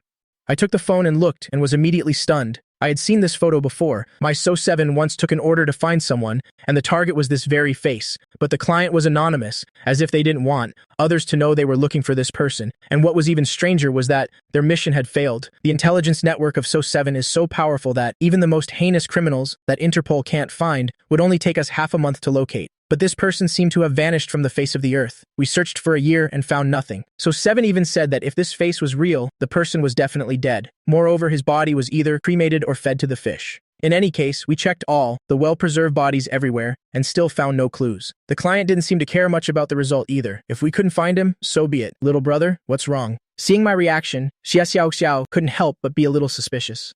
It's nothing. I handed the phone back to her. If father is dead, then there's no point in finding him anymore. Across the ocean, inside an ancient castle, a handsome middle-aged man sat up in bed and quietly made a call on the internal line beside him. Not long after, a butler in a tailcoat suit entered. My lord, what is it? The man listened to the thunderstorm outside the window and rubbed his itchy nose. Still, no news? The butler lowered his head a little more. This subordinate is incompetent. The man waved his hand wearily. You may leave. As soon as he finished speaking, he sneezed again. Who's cursing me? I practically stayed up all night talking with Xia Xiao. After arriving at the company, I yawned 6 times in less than 10 minutes and was stumbling as I walked. Just when I really couldn't take it anymore and was about to go to the lounge for a nap, there was a knock on the office door. I rubbed my forehead. Come in. Xu Feng opened the door and walked in. President Liu, there's trouble with Chen Jing again. My fingers paused. What's wrong with her? Xu Feng explained. Today is the opening ceremony for her new movie, but the director suddenly said he wants to replace the female lead. I frowned. Who's the new female lead? Wu Yanfan. After answering, Xu Feng paused for a moment and added, an artist from Tianyu, currently an A-list star. She lowered her own salary and approached the director to get this role. The last sentence explained why the director wanted to make the change. After all, compared to a second-tier actress, being able to hire an A-lister with a larger fan base for the same salary is an offer no one would refuse. As for why Wu Yanfan would do something that harms others without benefiting herself, the reason hardly required a second thought. It seems Su Lingyan still hasn't learned to behave herself. I grabbed my car keys. Give me the address of the opening ceremony. If it were any other movie, given the director's actions, it would be no great loss to just walk away. But Kang Yue is different. Based on my memories from my past life, I know this movie will become a huge hit later on. Even though no one thought much of it beforehand, and they even had to cut 10 episodes due to insufficient funding, it still became a massive success. It directly launched the struggling second-tier Chen Jing into the ranks of newly risen top-tier stars. Therefore, this movie cannot be given up, no matter what. Xu Feng hesitated for a moment. I know the place, let me drive. Although he didn't know why, he could see that I was quite tired at the moment. I didn't want to drive tired either, so I tossed him the keys. However, after taking just 2 steps, I heard the person beside me hesitantly ask, President Liu, is there some kind of grudge between you and Tianyu? Xu Feng felt that for simply Chen Jing unilaterally terminating her contract, a light penalty and a warning should have been enough. It shouldn't have escalated to the point where Tianyu would hunt her down to the ends of the earth. But from the events of the past 2 days, it wasn't hard to see that Tianyu was determined to blacklist Chen Jing. They wouldn't even hesitate to make their own artist sacrifice, just to deny her any opportunity to appear. This clearly indicated that some other personal grudge was involved. I looked at him with a half smile. So what if there is? If I say yes, what are you going to do? Report it to your superiors? Have me removed from my position at Xingxie? Xu Feng was startled. This subordinate wouldn't dare. I was just curious, so I asked casually. But I absolutely have no other intentions. President Liu, please don't be angry. Since I was able to keep Chen Jing, he no longer held any prejudice against me. I let out a cold laugh. Haven't you heard that curiosity killed the cat? Being too shrewd isn't good, but being too rigid is also annoying. On this point, you should learn from director Kai. After saying that, I didn't wait for him and walked out. Arriving at the location of the opening ceremony, I saw Chen Jing from a distance, with her hands in her pockets, leaning against a tree. She was clearly the designated female lead of this movie, but right now she looked like an outsider. I suppressed my annoyance and walked over. Chen Jing heard the movement and looked up. This time, seeing me, she didn't have a big reaction, nor did she ask how I knew. Her tone was just a bit apologetic as she said, I've caused you trouble again. You're being targeted because of me, so there's no need to feel burdened. My words carried a comforting power. Besides, you don't need to worry about your future development. Since I chose to keep you, I won't betray your trust. After speaking, I looked around. Where's the director? How are you going to handle this? Chen Jing didn't answer but asked back. From Xia Qingting's words yesterday, she realized I didn't want to rely on my family. This time, no one else from the Xia family came, so how was I going to confront the director? You don't need to worry about that. I didn't look worried at all. Just then, I suddenly spotted Ding Luo in a coffee shop across the street. The film's director, Chen Xinghang, was standing next to him on the phone, but he was frowning the whole time and didn't even glance at him. This time, I didn't need Chen Jing to lead the way. I just walked over. When Ding Luo saw me, he inexplicably breathed a sigh of relief. "President Liu, you're here." I grunted in acknowledgement. "Go comfort Chen Jing. Leave this to me." Ding Luo glanced at the still on the phone Chen Xinghang, nodded at me, and left. Taking Ding Luo's original spot, I heard Chen Xinghang's fawning voice, begging the person on the other end of the line. "President Ko, our script is excellent. Besides, we've now switched to an A-list artist for the female lead. Are you sure you won't reconsider? But we've already signed the contract and all the props and other things have been rented. If you pull your investment now, aren't you trying to kill me? Today is the opening ceremony for Kong Yue. I'm too busy to get away. If you really want to withdraw your funds, could you wait a couple more days? But I still hope you can reconsider. Can we meet and discuss this again?" Hearing Chen Xinghang's desperate pleas, a slow smile spread across my lips. This movie, Kang Yue, was truly not well regarded at the beginning. Otherwise, they wouldn't have had to cut the script, because they couldn't raise enough investment. Coupled with unremarkable male and female leads and an unknown production team, the pre-broadcast expectations were at an all-time low.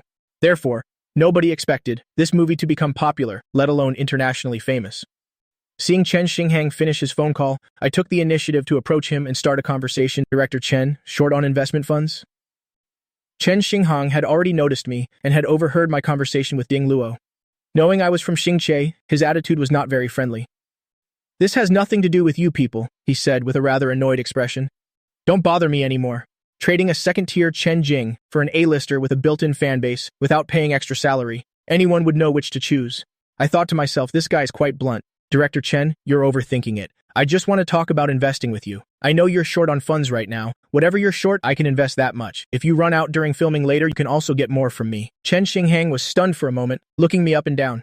"You're a leader at Xingche?" I nodded. "That's right." Chen Xinghang immediately looked disappointed. "The money Xingche makes from Chen Jing is barely enough to keep the company running.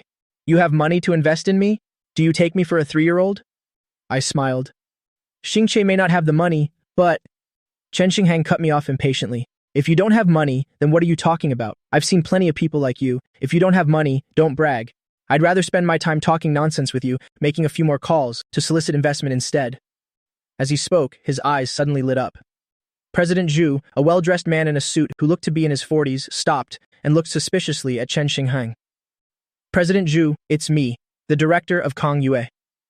Chen Xinghang walked over with a fawning expression.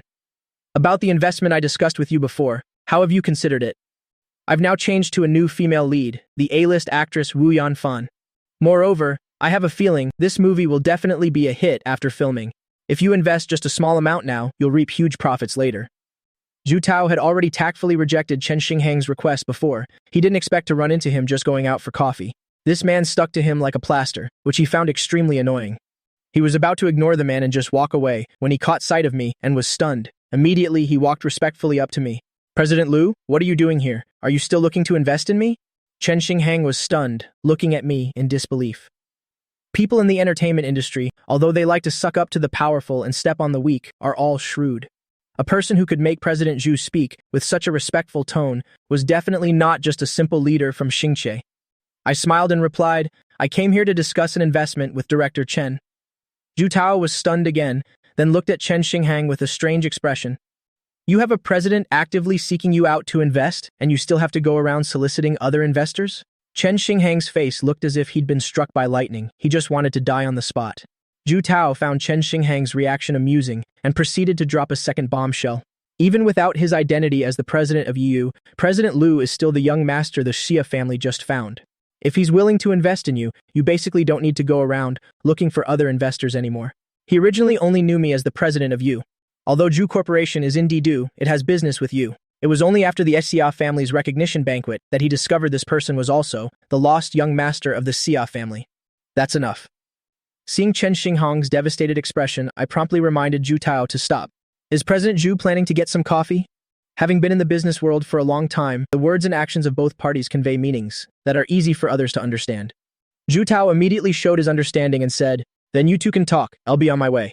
I'll find an opportunity to catch up with President Liu later." After speaking, he turned and walked into the coffee shop. Chen Xinghang looked at me with an embarrassed expression. "President Liu, do you still want to invest in me?" I looked at Chen Xinghang with a smile and said, "Then what about the female lead, Chen Jing?" The female lead is still Chen Jing's. Chen Xinghang immediately guaranteed, as soon as we sign the contract, he'll send Wu Yanfan away immediately. I cursed inwardly, old fox. But my face showed nothing. Then Director Chen should hurry and prepare the contract. At the opening ceremony, Wu Yanfan arrived late with her assistant wearing sunglasses. Seeing Chen Jing's inscrutably gloomy expression, Wu Yanfan stopped, took off her sunglasses, said with a smile as she wiped them, "Why are you still here? Hasn't the director informed you about the change in the female lead?" On the surface, these words sounded fine, like a normal question, but the mockery in her eyes was not hidden at all. Chen Jing ignored her. Ding Luo shielded the person behind him. "We're not in your way standing here. Besides, we haven't cancelled the contract yet. The female lead role isn't necessarily yours yet." Wu Yanfan scoffed. "Do you think I care about the female lead of this garbage film? If it weren't for CEO Su compensating me fully and promising me future resources, I wouldn't have turned down a new film with an excellent production team to take on this crappy movie that I can tell will be a total flop just by looking at it." After saying that, she ignored the two of them and walked towards the crowd. "Wait!" An actress in costume raised her hand to stop her. "The director isn't here yet." Just then, a crew member came over, handing her a female lead's costume. "Miss Wu, please change first." Wu Yanfan glanced at the outfit in her hands. "I don't wear clothes that others have worn. And I won't wear this kind of shabby stuff," the crew member hurriedly explained. "But the budget is insufficient. If you can't get investment, how are you supposed to film?" Wu Yanfan's assistant couldn't help but interject. "Our Miss Wu has humbled herself to come to your film crew and even took a pay cut. Is this how you carelessly treat her?" Wu Yanfan glanced at her assistant with an appreciative look. Then she crossed her arms and said, "The costume change is non-negotiable. Go find the director. If he doesn't make a new outfit according to my requirements, I'm not filming." As soon as she finished speaking, an angry male voice rang out. "If you won't film, then get lost. Who are you trying to scare?" Chen Xinghang walked over with a dark expression. He really didn't expect Wu Yanfan to be so troublesome. If they really changed the female lead, wouldn't it be like bringing home a diva? Wu Yanfan was stunned for a long time, as if she couldn't believe what she had just heard. The director actually told her to get lost. "Do you know what you're saying?" After regaining her composure, Wu Yanfan's eyes narrowed. After becoming famous, wherever she went, people would praise her. No one had ever dared to embarrass her like this, let alone just a third-rate director. "Don't think that just because I proactively asked to be in this film, you can push me around." Now that he had secured investment, Chen Xinghang's attitude was completely different. "Do I look like I'm joking with you? I am now formally informing you, this film no longer needs you. You can go home now."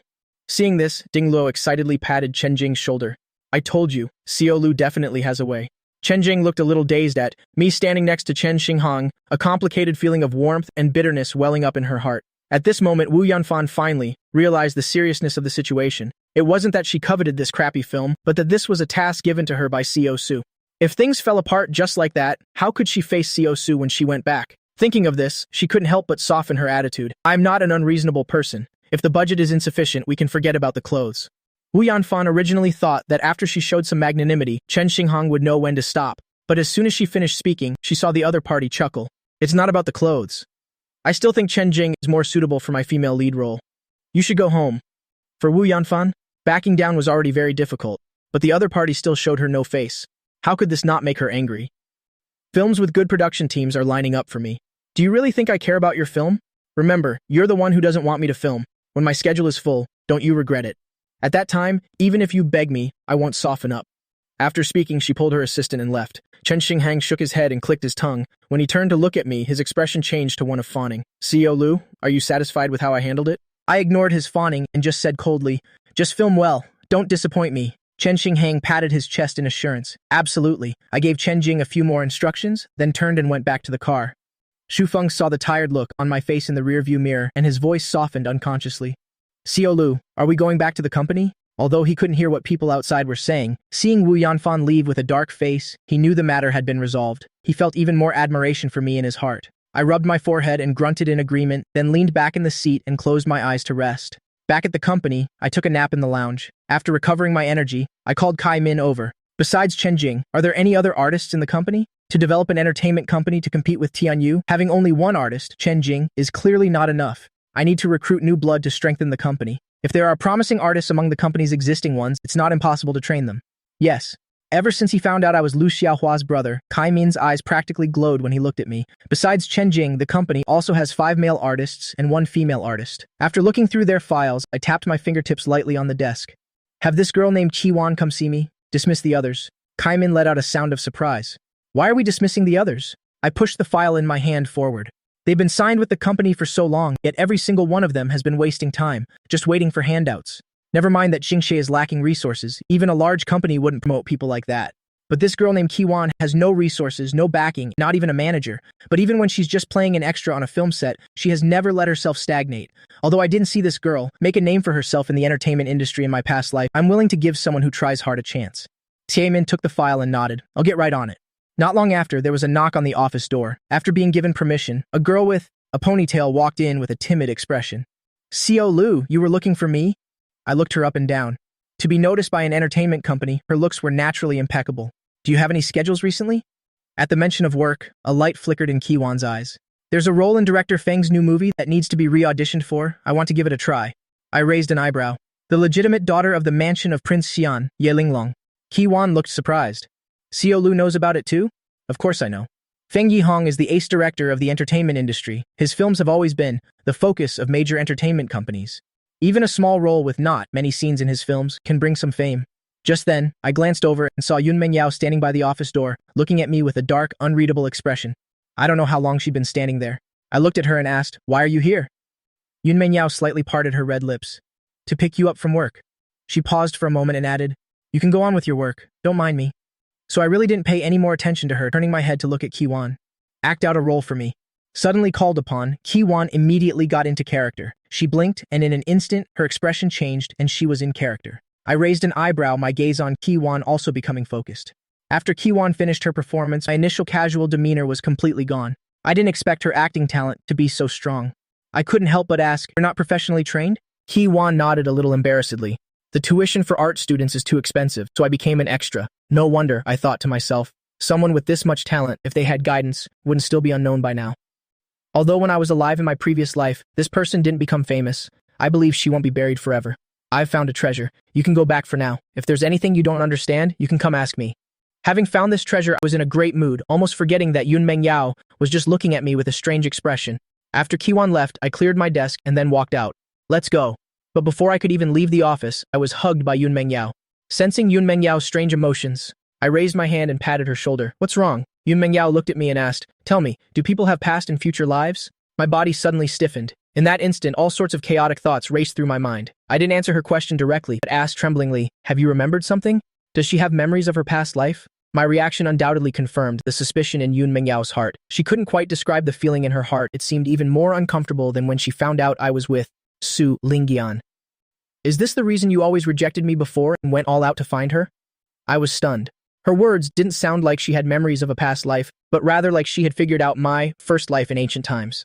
That's not right either. Even if she guessed I came from ancient times, there's no way she could connect it to Su Lingyan. Could it be that you've seen that film, Xia Dynasty? At first, when I couldn't find Su Lingyan, I wrote the story of our first life into a screenplay and then found someone to film it. If Su Lingyan had memories of her first life, watching this film would let her know I was looking for her. I did indeed find Su Lingyan through this film. Only it wasn't because she had memories and actively sought me out, but because Suzy had a role in the film and I spotted her when she came to visit the set. If Yun Mengyao had seen this film, then everything would be explained. "How could I not watch a film you wrote?" Yun Mengyao held a strand of my hair in her mouth, her eyes as if covered by a black mist, unfathomably deep. "So in your past life, you two were together, and in the end, you even died for love together." I immediately explained, "Mengyao, don't be like this. Besides, that wasn't my last life, and it can't really be considered dying for love." Yun Mengyao continued to ask, "Then why do you hate her so much now and are with me instead?" Yun Mengyao didn't know what I was thinking. As if possessed, the rims of her eyes turned slightly red. I couldn't see her expression, but I could feel the agitation in her emotions. I made up my mind and was about to tell her about my second life. But as soon as I opened my mouth, a finger was placed on my lips. Yun Mengyao's thumb gently caressed my lips. "Don't say it, I don't want to know anymore." She was afraid the truth would be something she couldn't bear. There was a time when she felt that just having me was enough, but the human heart is always greedy. Knowing about the deep bond between me and Su Lingyan, she was so jealous she wanted to kill someone. She took my hand and said, "Don't go home tonight. Come to my place." After saying that, Yun Mengyao linked her arm with mine and walked out. When we reached the company's main gate, we ran into Chen Jing coming back from filming. Seeing me with a woman's arm linked intimately with mine, Chen Jing's eyes widened in disbelief. "You two are. I introduced her straightforwardly. "This is my girlfriend." Chen Jing's heart skipped a beat. So CEO Lu already has a girlfriend. Seeing the disappointment in Chen Jing's eyes and the fleeting pain, another flame ignited in Yun Mengyao's heart. She didn't even know that in my company, there was also someone coveting me. So you should get rid of any inappropriate thoughts and be mindful of keeping a distance from your superior in the future. After Yun Mengyao's warning, she linked her arm with mine and continued walking forward.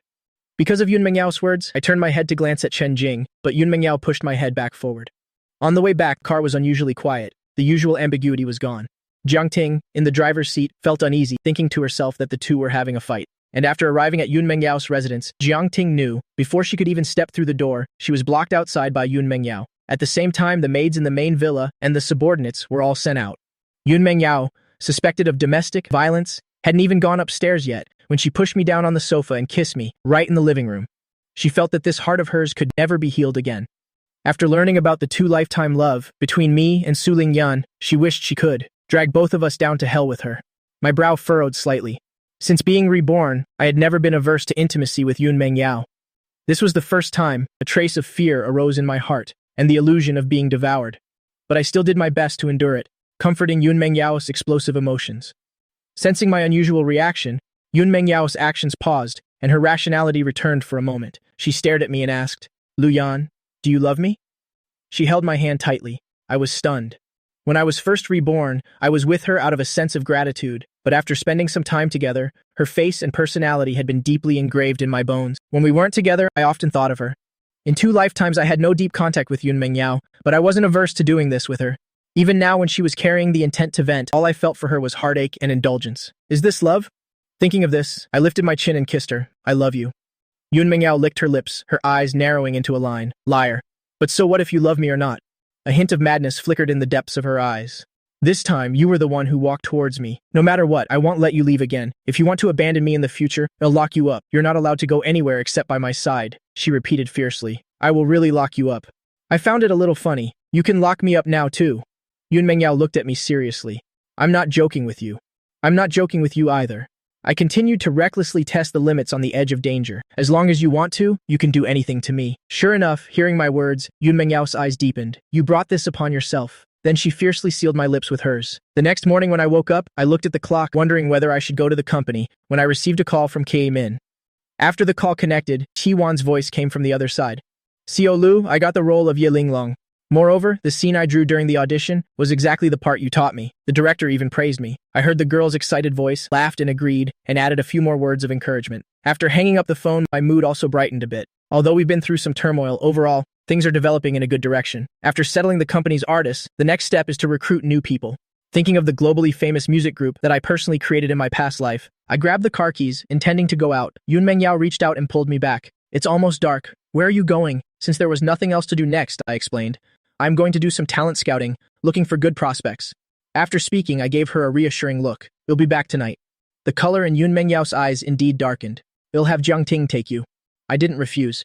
After getting in the car, I dialed a number from memory. Not long after, the call connected.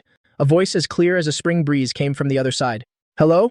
I watched the manor scenery recede outside the car window. Is this Mu Yanfeng? There was a slight pause on the other end. May I ask who this is? I heard a commotion coming through the phone, and instead of answering, I asked back, Where are you? Mu Yanfeng was silent for another moment, her voice laced with a bit more caution. Who are you? What do you want from me? I didn't explain much. Let's meet and talk. Then I hung up. After confirming this was the person I was looking for, I pinpointed the phone's location. I still remembered from my previous life, when I first formed this girl group, it was raining cats and dogs. I was driving past a square. Everyone was rushing to find shelter from the rain. Only 5 girls were in the rain, dancing their hearts out. I stopped the car and watched for a long time, and after they finished, I signed all 5 of them. After sending them to a rookie training camp for a period of training, they debuted under the group name Jard, which meant that a girl's dream cannot be extinguished by heavy rain. The reason I contacted Mu Yanfeng was because she was the leader and also the calmest among them, capable of making decisions.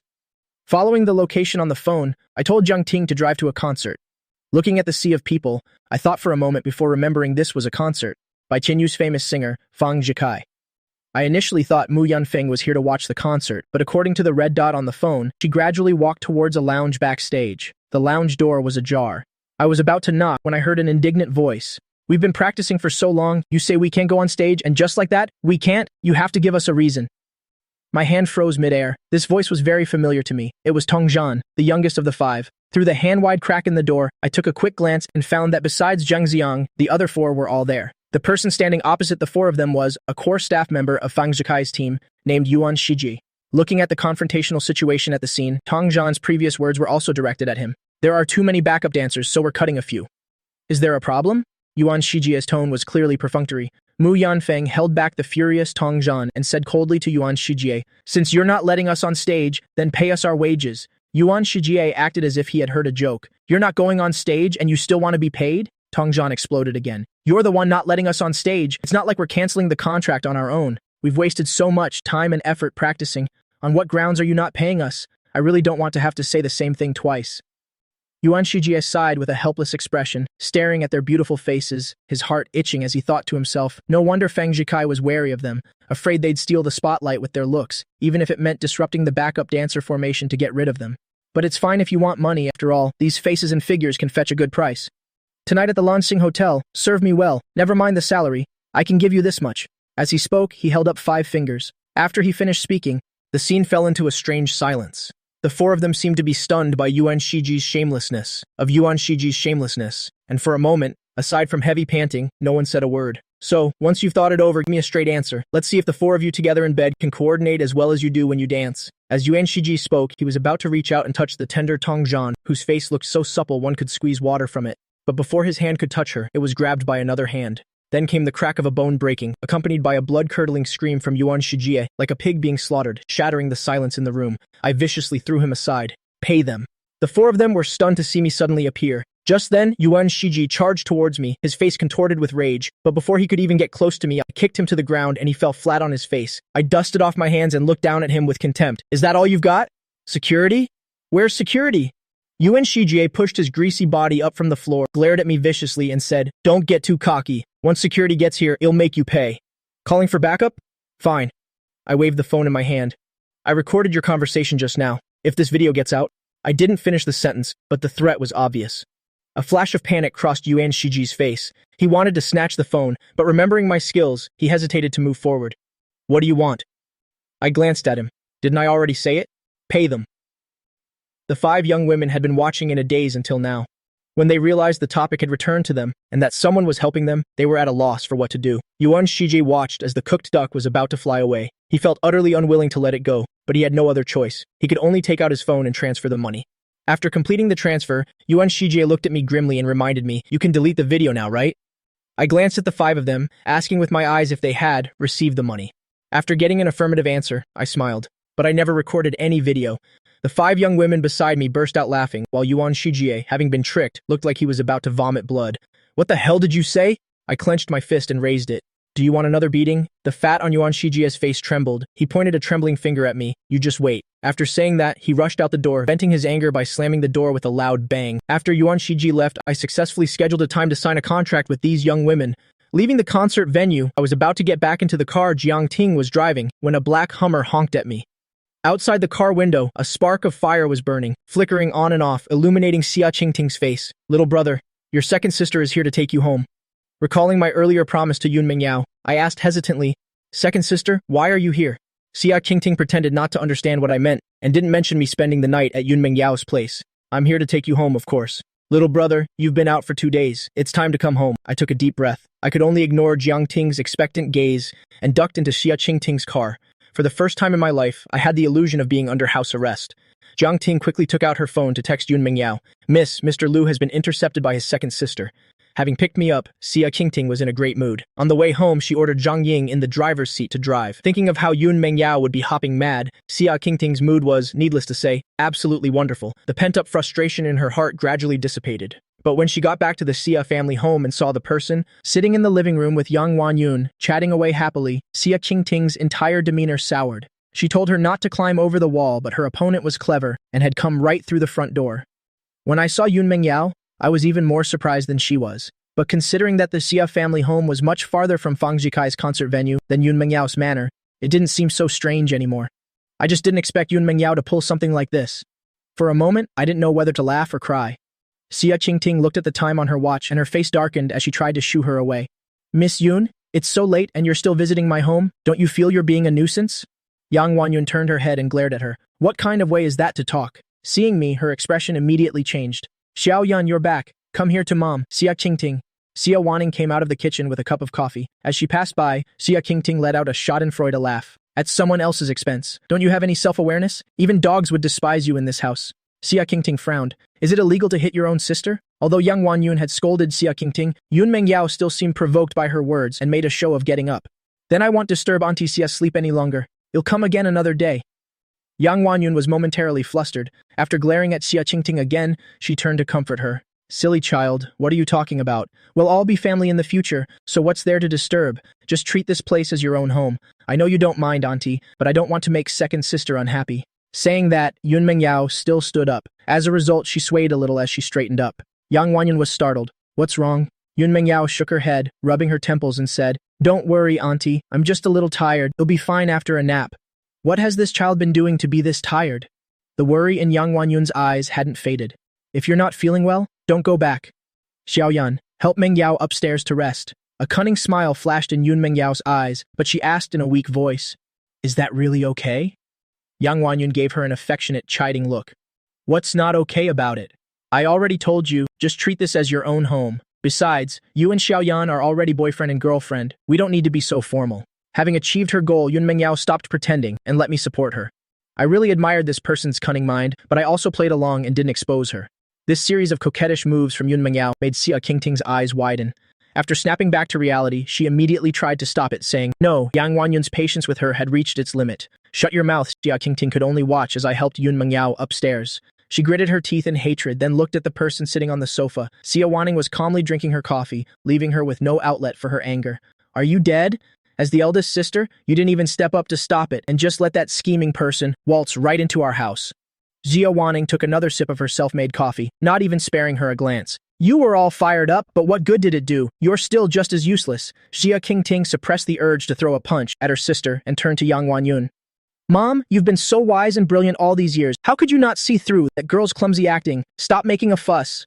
Yang Wanyun rubbed her temples, a headache coming on, sighed. Xiaoyan's heart isn't at home. Instead of having him run out every day, it's better to let that girl come here. We've already missed out on 19 years with Xiaoyan. Compared to controlling their private lives, I'd rather be able to see Xiaoyan every day. Did you hear that? Xia Wanning smiled faintly. Do you think you're the only sober person in the world? Besides, you should take a look at your own conduct. Little brother and her are at least a legitimate boyfriend and girlfriend. Xia Qingting was aggrieved. Don't stop me. I'm running away from home. Upstairs, I helped Yun Mengyao to my bedroom and let go of her. Stop pretending. Yun Mengyao wrapped her arms around my waist. Was my acting that bad? I hummed in response. You don't really think my mom and everyone else couldn't see through it, do you? Yun Mengyao was silent for a moment. I know Mom is a good person. My eyes widened. You're already calling her Mom? Weren't you just calling her Auntie?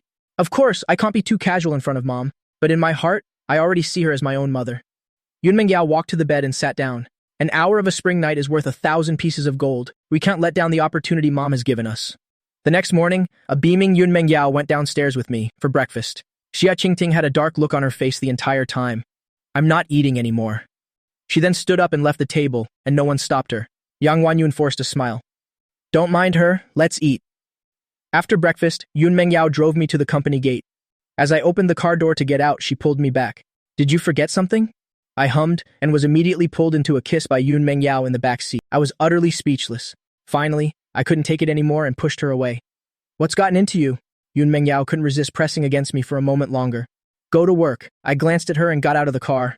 But I hadn't taken 2 steps when I saw Chen Jing standing at the company gate, staring blankly in my direction. I couldn't help but touch my almost numb lips. For a moment, I suspected Yun Mengyao did it on purpose, but before I could turn back to confront her, her car had already sped off and disappeared. Now facing Chen Jing, anything I said would be awkward. I thought it would be better to pretend I hadn't seen her, but she spoke up first.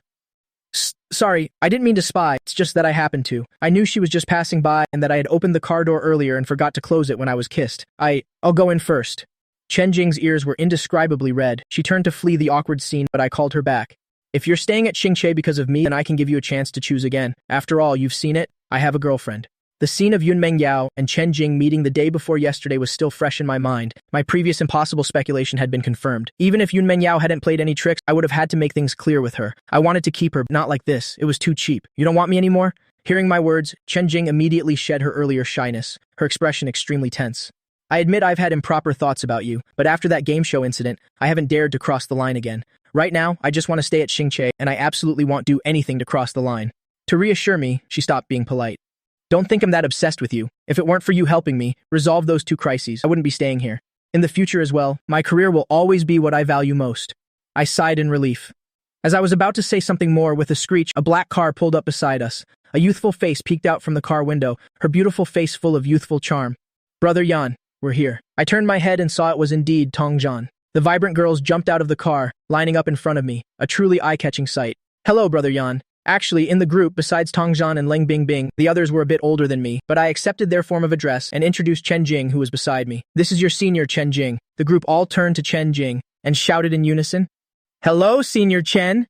Chen Jing snapped out of her daze and nodded shyly at them. Hello, everyone. Just then, Kaimin arrived at the company, and after seeing them, he couldn't help but look puzzled. Boss, who are these beautiful girls? You're just in time, I ordered. These are some promising new talents I've just discovered. Take them to the lounge to wait. Kaimin nodded, yes. After they were led away, Chen Jing looked at me and asked, I made myself very clear just now. You're not going to fire me now, are you? I have no intention of firing you. I rubbed my forehead and chuckled. I'm desperate to keep you, I just don't want to do it that way. You should understand what I mean. Chen Jing snorted lightly, her tone arrogant. If you want to keep me, you have to treat me well from now on. No matter how many new people you hire, you can't push me to the back of your mind. She knew I wanted to grow the company, so she couldn't be the only artist. But seeing a group of new people appear, calling me Brother Yan so familiarly, she still felt a bit uncomfortable. She knew she shouldn't have this kind of possessiveness, especially since I had a girlfriend, but she just couldn't help but want to capture a little more of my attention. I didn't know what she was thinking. After hearing her childish words, I smiled and nodded. You're a founding member of the company and my sister's friend. Whether for personal or professional reasons, I won't neglect you. A smile lit up in Chen Jing's eyes. That's more like it. After reassuring Chen Jing, I went to draft the contracts, then went to the lounge where Mu Yanfeng's group was. They were sitting on the sofa, talking and laughing happily. When they saw me, they started to stand up and greet me. Unlike last night, I was now their boss. I gestured for them to sit down. No need for such formalities, I said as I sat down on the single sofa opposite them, placing the contracts on the coffee table in front of me. Here are the contracts. Take a look. If there are no problems, you can sign. While they were looking over the contracts, my gaze swept over each of their faces one by one as I spoke about the arrangements for them in my past life. After signing the contract, I will send you to Xinxing, a training camp, to be trainees for a while. The company will cover the fees. Your dancing is fine. You could graduate directly. But in terms of singing, as well as singing and dancing at the same time, your breath control still needs practice. Also, your ability to adapt to a real stage and so on. There will be specialists there to teach you these things. After a while, training camp will have a ranking test. You can try participating. The ranking doesn't matter. Consider it a performance review. Although I said that, I knew their results were excellent. They were all in the top 10, even better than many trainees who had trained for years. Thinking of this, my fingers tapped lightly on the sofa armrest. During this time, the company will fully prepare for your group's debut, including but not limited to composing, songs and choreographing for your debut song, hiring stylists, preparing for the next album, etc. After you finish the test, I will bring you back. We will officially debut when the time is right. After hearing my words and reading the contents of the contract, their expressions unknowingly turned serious. Before they came, they only thought of Xingche as a small company with few people. Although they were promised a group debut, they probably didn't have a clear idea of how to plan a girl group's development. But whether it was the content of the contract or the words I just spoke, it all exuded the working style of a large, proper company. Furthermore, if everything I said could be done, then there was no doubt they were being taken very seriously, with the goal of making them famous. I raised my hand to check the time on my watch and glanced again at the 5 silent people. Any problems? This time they didn't even exchange glances and all shook their heads in unison. I slowly curled my lips. Then sign the contract. I'll take you to the Xinxing training camp later. After they signed the contracts, I kept my promise and took them there. On the way back, while passing the Tianyu building, I happened to glance over and saw a skinny man being thrown out. The file box in the man's hands fell to the ground and papers scattered all over the ground. I recognized the person who saw him out. It was the director of Tianyu's Human Resources Department. He was looking down from above at the man squatting, the man picking up papers from the ground, and sneered arrogantly. The company has supported you for so long for nothing, and you still dare to ask for copyright. A useless person whose talent has run dry. Aren't you ashamed to keep living in the past? Do you really think the company can support you for a lifetime? After saying that, the man stepped on the documents on the ground and returned to the company. The man stared at the footprint on the document stunned and sat down on the ground in despair. Coincidentally, I also knew this man. He was the once god-tier choreographer, Wei Jiaming. The reason I say once is because he hasn't produced any good work in 3 years. Everyone at Tianyu said his talent had run dry, but only I knew that Wei Jiaming had hit a bottleneck. In my previous life, when I was at Tianyu, I could still offer some help and guidance, helping him break through his creative block. Unexpectedly, without my intervention, Tianyu had kicked him out so quickly. I've long known that Su Lingyan is a person who only cares about benefits, right? Thinking of this, I opened the car door and got out. Wei Jiaming looked at me, suddenly appearing in front of him, his dazed eyes gradually focusing. You are? I picked up the remaining papers from the ground one by one, helped him put them in the file box, and said in a calm tone, Haven't you heard this saying? If this place doesn't want you, another place will. There's no need to fall apart over a short-sighted, ungrateful company. Wei Jiaming stared blankly at my actions. After hearing my words clearly, his eyes grew even more dejected. But now I can't create any good works anymore. No company will take me. No company wants to take on a useless freeloader. By the end, Wei Jiaming's expression was almost one of anguish. It wasn't that he hadn't looked for other companies, but now he was even worse off than a nameless choreographer, and he faced obstacles everywhere he looked for a job. As famous as he once was, that's how cruel those who kick him when he's down are now. He couldn't see any hope anymore. I pressed my lips together lightly. Whether your talent has run dry is not for others to say. If you're willing, you can try coming to Xingche. Wei Jiaming was stunned. Xingche. Xingche isn't doing too well right now, but you don't need to worry about the treatment. It won't be worse than when you were at Tianyu. Wei Jiaming gave a bitter laugh. Right now, if a company is willing to take me, I would already feel extremely honored. How could I possibly be picky? It's just that now I can't choreograph good dances anymore. Are you sure Xingche will take me? Who says you can't choreograph good dances? I retorted. Didn't I say it already? Don't listen to other people's nonsense. You're just in a slump. Trust me, in my hands, you'll be even more famous than before. I wasn't doing charity. If Wei Jiaming were truly a hopeless ado, I wouldn't waste my time on him either. The reason I said he was in a slump is because the choreography for all of Jerd's songs was mostly choreographed by him, and I only gave him a few new ideas, and he was able to open up a whole new world. A god will always be a god. Even if he gets lost for a moment, he can still return to the top. Actually, with my past life's memories, I don't need him. I could also replicate all of that choreography. This is his glory. I don't want to and absolutely will not steal it. So even if Wei Jiaming had been fired from the company, I would have gone to Tianyu to poach him anyway. Now it just saves me some trouble. Wei Jiaming stared at me blankly. Everyone said his time was over, even he himself was about to be hypnotized by these words and give up. Yet I said he was just in a plateau phase, like a lonely traveler walking a long way through the desert. When his body and mind were about to be exhausted, he suddenly saw an oasis. Although regarding what I said, that he would become even more famous than before, he still felt it was a slim hope. But Wei Jiaming also seemed to have been given a shot of adrenaline. His entire demeanor changed. It's just, who are you? How can you be so sure Xingche will need me? I extended my hand towards him. I forgot to introduce myself. Im Lu Yan, the CEO of Xingche Entertainment. Wei Jiaming was stunned again. He thought I was just some HR director. He never expected the other person to be the CEO. No wonder he was so confident when he said he wanted him.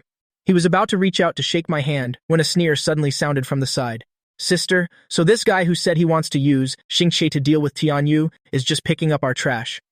We turned our heads at the sound and saw Su Zi walking over with his arm linked with Su Lingyan's. When Wei Jiaming heard himself being compared to trash, he felt a surge of anger. But he wasn't stupid. He could tell that the target of this sentence was not him, but me beside him. Do they have some kind of grudge? I turned and stood up, looking at the two siblings with a smile. A pearl covered in dust, after a little cleaning, can still shine brilliantly in a different environment. But as for those blinded by profit, in the end, they probably won't even know what they've lost. Su Zi's smile froze on his face. Why is he always so calm? Clearly they're the ones with the upper hand, aren't they? Keep running your mouth. A guy who hasn't choreographed anything good in 3 years, only you would treat him like a treasure. But that makes sense. Your company doesn't have any decent artists to begin with. Every pot has its lid, a perfect match indeed. This time I didn't even bother with him, just turned my head to look at Wei Jiaming. Have you decided? Wei Jiaming had also stood up by now, and nodded at me dazedly. Su Lingyan stood beside them, looking at me with a complicated expression. Recently, she had been dreaming every night. Dreaming of things that had never happened directly with me, and also dreaming of the ancient story I had told her, fragmented, always feeling like she was about to grasp something, but could never quite catch it. Just as she was about to step forward to talk to me clearly, I directly led Wei Jiaming away. After returning to the company, I first had Wei Jiaming sign an employment contract, then had him sign a non-disclosure agreement, and then had someone make coffee, looking like I was about to have a heart-to-heart talk. Wei Jiaming sat opposite me a bit formally, his hands placed a little stiffly on his knees. I still don't have any new inspiration right now. I cut him off. You've studied martial arts before, right? Wei Jiaming was stunned. How did you know? I lifted my coffee cup and took a sip. Well, have you ever thought about incorporating the martial arts you've learned into your choreography? Wei Jiaming was dazed again. Martial arts combined with choreography? I nodded. The explosive power of dance is very important, and martial arts is a symbol of strength. Appropriately incorporating a bit of martial arts into the choreography might bring a surprise. Wei Jiaming pursed his lips in thought, and I continued to repeat, the guidance from my past life. Also, Tianyu has many A-list stars, but their idol group division is weak. In the past, you've always choreographed for individuals. Maybe you can try expanding your scope, choreograph for a multi-member girl group? Wei Jiaming's palm clenched slightly as if a flash of white light shot through his mind. A girl group? I nodded. I'm planning to form a 5-member girl group, and we're missing a choreographer. With that, I placed a file in front of Wei Jiaming.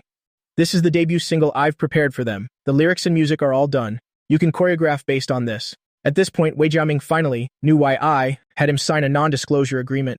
He looked over the lyrics and music in his hand, humming the main melody in his head, combining it with my earlier suggestion. The white flash of light in his mind seemed to suddenly become clearer. "Co. Lu, I think I'm getting some inspiration. I'm going to try out the moves I just thought of." I smiled and nodded. "No rush, you have plenty of time to prepare." After Wei Jiming left, I was about to make a phone call, and I suddenly received a message from Chu Qi. "Someone is looking for the divine doctor again. Will you take it?" "Who?" She said her name is Sheng Qingqing. Her mother is in critical condition. I've already checked. She's a famous female artist from Tianyu in Huaguo. The moment I saw this name, another memory flooded back. I replied decisively, "Take it." Chu Qi asked with some doubt, "Why? Is her face pretty?" I didn't answer him. I thought to myself, Sheng Qingqing doesn't just have a pretty face, she's also a top-tier celestial beauty in the entertainment industry and has a legendary, heaven-sent physique that attracts fame. As for being an artist from Tianyu, I sneered. Not for long, she's about to become one of mine. That's right, I have to poach her. At the same time, in a private villa, in an upscale residential area in Didu, Yun Qingyue was facing a beautiful, yet indignant face and screaming. "What did you say?" Chu Qi accepted the request. Sheng Qingqing nodded. Yun Qingyue was so excited she completely forgot that. The other person's mother was hanging on by a thread. If I knew you'd succeed, I wouldn't have bothered my cousin. But Chu Qi even rejected my cousin's request. Why did he accept yours? Sheng Qingqing pressed her thin lips together and asked instead of answering, "Can he cure my mother's illness?" Only then did Yun Qingyue realize her gaffe and quickly composed herself, rubbing her chin with her finger. "I'm not too sure about that. Logically speaking, your mother is probably beyond saving, but if it's the divine doctor, who can say for sure? After all, Danon's disease back then was also called an incurable disease, but he turned the impossible into possible." Sheng Qingqing's eyes narrowed. "You can leave now." Yun Qingyue was horrified. "How can I possibly leave? I finally have a chance to meet the divine doctor. I must stay here to admire his face. Besides, I have a few questions to ask the divine doctor." Sheng Qingqing looked completely unwilling. "What if you scare him away later?" Yun Qingyue said flexibly. "I can hide in the closet." The manager beside them couldn't help but click her tongue. Is this really the young miss of the Yun family? A shadow passed over Yun Qingyue's eyes, but it vanished in a flash. Compared to being the young miss of the Yun family, I am more of a doctor, okay? Your entertainment industry has the concept of idols. Our medical field is naturally no exception. To meet the divine doctor once, what's hiding in a closet? I'd even gladly hide under the bed." Sheng Qingqing and her manager were completely speechless. After confirming I'd take the case, I drove to Sheng Qingqing's residence. When I arrived, I carried my backpack to the outside of Sheng Qingqing's villa and reached out to ring the doorbell. Not long after, a woman in a light blue shirt with a shrewd face opened the door. I recognized this person as Sheng Qingqing's manager, Qingqing. After seeing me, Qingqing didn't immediately recognize who I was. She just thought this young man was truly handsome. "Excuse me, you are?" I cleared my throat lightly. "I just received the case dispatched by Chu Qi, here to treat Sheng Qingqing's mother." Qingqing was stunned at first, then looked me up and down in disbelief. I wasn't overly modest, just nodded slightly. Qingqing looked at me a few more times, then led me into the living room with a strange expression. Sheng Qingqing's first glance at me held the same doubt as Qingqing's. "You are the divine doctor?" I smiled. "If you say I am, then I am. As long as I can cure your mother's illness, that's all that matters." The suspicion in Sheng Qingqing's eyes grew stronger. "You haven't even seen my mother's condition? How can you be sure you can cure her?" I thought, of course I'm sure. I was the one who cured her mother in the previous life. It's just that in the last life, I did it to help Tianyu keep Sheng Qingqing. This time, it's to poach from Tianyu to steal her for Xingche. But of course, I wouldn't say these words out loud. I can. Besides, right now your mother can only rely on me to be saved, can't she? If other doctors had a way, you wouldn't have placed a request with Chu Qi. When Sheng Qingqing heard me mention Chu Qi, she calmed down a little. Besides, although she didn't want to admit it, right now she could only grasp at straws. Thinking this, she stood up and said, "Follow me." I waved my hand. "Wait a moment." Knowing her mother would be fine for now, I planned to discuss the conditions with her first. "Let's talk about the payment first." As soon as I said this, Qingqing couldn't help but frown, thinking to herself, is the divine doctor so worldly? Sheng Qingqing, however, remained expressionless. "As long as you can cure my mother, you can name your price for the treatment fee." I raised my index finger and wagged it. "I won't take a single cent for the treatment fee, but I want you to agree to one condition." Sheng Qingqing nodded. "What condition?" I didn't answer and asked back, "Your contract with Tianyu is about to expire, isn't it?" This time before Sheng Qingqing could speak, Qingqing narrowed her eyes and asked, "Why are you asking this?" So it's true. I paid no mind to the thorns bristling all over Qingqing and continued on my own. Besides knowing medicine, I have another identity, CEO of Xingche Entertainment. Xingche Entertainment? A bad feeling rose in Qingqing's heart. That entertainment company under the Xia Corporation? It seems she knows about Xingche Entertainment. Compared to Zhang Xiang, her words were relatively tactful. I nodded, not looking embarrassed at all, then looked back at Sheng Qingqing, getting straight to the point and stating my purpose. My condition is that after your contract expires, you leave Tianyu and move to Qingche. Sheng Qingqing hadn't even reacted yet when Qingqing heard this and exploded. Aren't you just daydreaming? What is Qingqing's status now after her contract expires? Even if she doesn't stay at Tianyu, she would start her own studio. Why would she go to your small company? Seeing my outrageous demand, Qingqing's words became less polite. No wonder you said you don't need a treatment fee. If Qing goes to Xingche, the future profits she brings to the company can be compared to just a treatment fee. You've calculated it well. I wasn't surprised by Qingqing's anger at all, calmly resting my elbow on the back of the sofa. You're not wrong. After all, a merchant who isn't cunning is no merchant, but do you have a choice? My words have been spoken. If you want me to treat your mother, then you must move to my company after your contract expires. You have 1 week to think about it. After this week, even I won't be able to save her. Sheng Qingqing looked at me with deep eyes. Can you really cure my mother's illness? Qingqing said hastily, Qingqing, this person may not be reliable. Besides, we still have a week. Maybe we can find another doctor who can cure your mother's illness. I helplessly tapped my forehead. I don't think any doctor would promise for sure to cure a patient, but I said I can. If I can't cure her, you can do whatever you want with me. Sheng Qingqing nodded. I agree. Follow me. Qingqing immediately became anxious. Sheng Qingqing gave her a cold glance. Can a career be as important as my mother's life? Qingqing immediately fell silent. I glanced at Qingqing with a half-smile, then followed Sheng Qingqing upstairs. Yunqing Yue was currently hiding in Sheng Qingqing's mother's wardrobe. Hearing the door open, she stealthily pushed the wardrobe door open a crack. The next second, a familiar face, so familiar it couldn't be more so, came into view. She had vaguely heard that the divine doctor was a man, but knowing the divine doctor was a practitioner of traditional medicine, she thought he must be at least in his 50s. After all, traditional medicine is incredibly profound, and even after studying it until now, she felt she had only learned the superficial aspects. So who could tell her that the divine doctor was a young man, not even 20 years old, and also her cousin's boyfriend? No, it's not necessarily him. Maybe he's just Sheng Qingqing's friend, here to visit the sick. Just as Yunqing Yue was about to console herself with this thought, she saw Sheng Qingqing say to me, This is my mother. How do you plan to treat her? I was about to answer when I heard a thud as someone rolled out of the nearby wardrobe. Yunqing Yue scrambled for a moment before struggling to her feet by holding onto the bedpost, then waved at me with an embarrassed expression. Yunqing Yue straightened her messy hair. So you are the divine doctor. Haha, no way, this kid is too much of a freak. Is there anything you don't know? Although she didn't attend the Xia family's reunion party, she later heard about my glorious deeds at the party.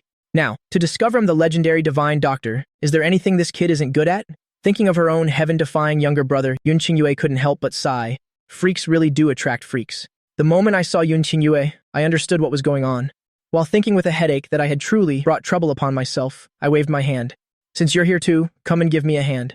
With that, I unzipped my backpack and took out silver acupuncture needles and other traditional medicine tools. Sheng Qingqing looked at the tools I laid out. You're a traditional medicine doctor? I turned and glanced at her. Is there a problem? Qingqing voiced the doubt in Sheng Qingqing's heart. How can someone proficient in traditional medicine be so young? I turned away again. The world of a genius you wouldn't understand. If you want me to treat her, then don't talk. Yunqing Yue walked up to me with a smile and said to Sheng Qingqing and Qingqing, I forgot to tell you both, the divine doctor is indeed a practitioner of traditional medicine. Please leave. Sheng Qingqing knew these words were directed at her and Qingqing, and although she was still worried, she still pulled Qingqing out. After leaving the room, Qingqing put her hands on her hips and said to Sheng Qingqing, You don't actually believe that a kid who's good at traditional medicine can cure your mother's illness, do you? But he is the divine doctor recognized by Chuqi. Sheng Qingqing looked at her expressionlessly. Besides, just as he said, I really don't have any other choice, do I? Qingqing, but if he can cure your mother's illness, are you really going to a third-rate company like Xingqi? A person cannot go back on their word. Sheng Qingqing looked nonchalantly towards the wall at the end of the hallway. Besides, you know, I was never interested in the entertainment industry to begin with. It's the same wherever I go. But you were born for this line of work. Qingqing also looked in that direction. I just like car racing, but I can't become a professional racer, can I? A person has to live. Sheng Qingqing said nothing more, just withdrew her gaze and looked towards the bedroom door, as if looking at an operating room with its red light on. About 2 hours later, with a click, the door was opened from the inside. Wiping the sweat from my forehead, I said, Your mother is awake. Qingqing's mouth dropped open in shock. Sheng Qingqing's clear, glass-like pupils also widened slightly for a moment. Her mother had been in a coma for half a month. She originally thought that even if I managed to save her, it would take a slow recovery, but he said she was already awake. Before she could react, Hong Jinghe's slightly weak voice came from the room. Qingqing? Is Qingqing out there? Sheng Qingqing walked into the bedroom. Mom.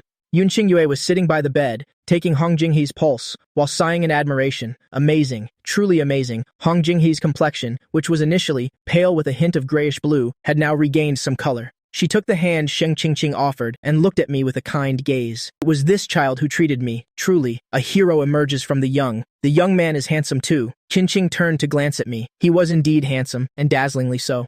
At first, when she didn't know my identity, she had thought, if she didn't already have Sheng Qingqing under her, she would definitely have recruited me into the industry.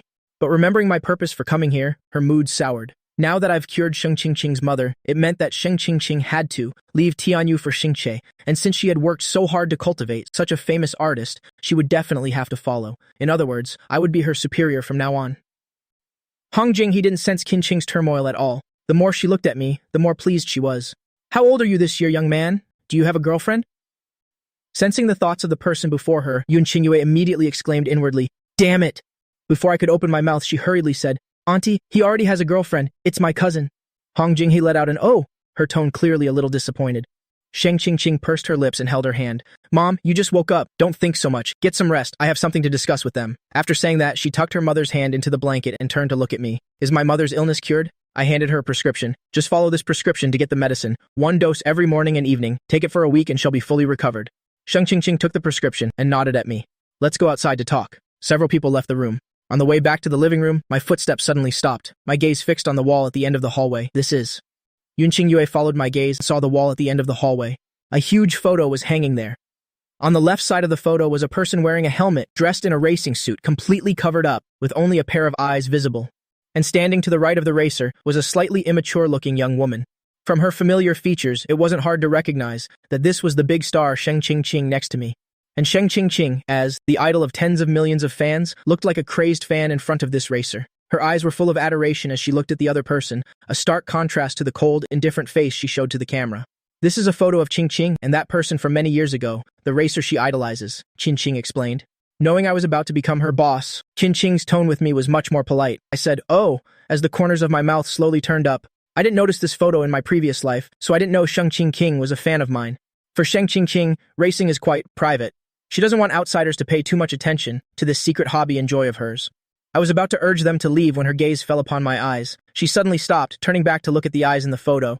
Seeing this, Qingqing couldn't help but ask, "What's wrong?" Sheng Qingqing turned back to look at me and asked hesitantly, "Do you have any sisters or younger brothers?" Before I could answer, Yun Qingyue answered for me. "Lu Yan is the young master the Xia family just found. He has 3 older sisters." Remembering what Sheng Qingqing's mother said, she added what sounded like a casual warning. "Lu Yan and my cousin are freely in love, and the Xia and Yun families are longtime family friends of equal social standing. If nothing unexpected happens, Lu Yan will marry my cousin in the future." Sheng Qingqing didn't have any reaction to my identity. After all, the person next to her was the young miss of the Yun family, and she had even less interest in what Yun Qingyue said afterward. To be precise, besides racing, she wasn't interested in anything else, including the entertainment industry she was in. She mentally reviewed the 3 young misses of the Xia family, found that they were all very different from the person she was thinking of, and immediately reverted to her initial cold demeanor. "Let's go downstairs." In the living room, Sheng Qingqing looked at me expressionlessly and said matter-of-factly, "I promised you and I won't go back on my word. After my contract expires, I will automatically come to you. Do you need me to sign a guarantee?" When Qingqing heard this, she knew the matter was settled and didn't interfere anymore. I smiled and shook my head. "I trust you. I still have faith in Sheng Qingqing's character." Sheng Qingqing grunted in acknowledgement. "Then you can go. Since this is a transaction, I want to say thank you. Before my contract expires, I am still an artist of Tianyu. I hope you can understand this point." From the moment she started shooing him away, Qingqing had been frantically signaling, and after she finished speaking, she just felt a mouthful of old blood stuck in her chest. She had already decided to switch companies. The person in front of her was her future boss. Who treats their boss like this, not only failing to suck up to him but also rushing to offend him? Sheng Qingqing didn't seem to sense her manager's worried heart. Although she didn't say much, it wasn't like she didn't have reservations in her heart. She had no interest in the entertainment industry. She felt it was the same no matter where she went, but she hated being threatened. I used her mother's treatment to threaten her, forcing her to switch companies, which made her very uncomfortable. She would fulfill her promise, but she couldn't bring herself to be pleasant to me. The moment I saw the look in Sheng Qingqing's eyes, I knew what she was thinking. But so what? I liked that she found me an eyesore, yet couldn't do anything about it. I just don't know if this person, if she finds out I'm her idol, will still have this attitude. "You can rest assured about this before your contract expires. I won't bother you," I said and stood up. "I'm off. Goodbye, little fan." "Wait." Yun Qingyue heard the hidden meaning in the two's conversation, felt like she couldn't interject, but seeing I was about to leave, she couldn't sit still either. "Let's go together." After finding out I was the miracle doctor, she had too many things she wanted to ask. Leaving Sheng Qingqing's villa, Yun Qingyue was quick on her feet and jumped into my passenger seat. Luyan, how did you learn your medical skills? They're so amazing. I pondered for a moment. My medical skills were learned from my master in my ancient life. If we're talking about a miracle doctor, I think my master was the real one. Even in ancient times with backward medical conditions, my master could still create one medical miracle after another. Besides the voodoo arts of the southern border, my master knew almost everything, and he poured his heart into teaching me. Of course, these things I would absolutely not tell Yun Qingyue. Get out of the car. Don't be so heartless, I'm your cousin after all. Not only did Yun Qingyue knock it out, she even buckled her seatbelt. If you don't want to talk about this, I'll change the question. How did you perform the surgery for Danon syndrome? I've simulated it thousands of times and failed every time. Of course she would fail, I thought, because I didn't just use a combination of Eastern and Western medicine, but I also used internal energy, which is an absurd concept in modern society, so I couldn't tell her about it either. Get out. Yun Qingyue gripped her seatbelt tightly. I'm not getting out.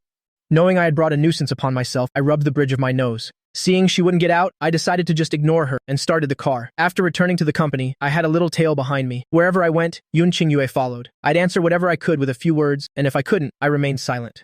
Even so, Yun Qingyue still followed me tirelessly, seemingly with an endless number of questions.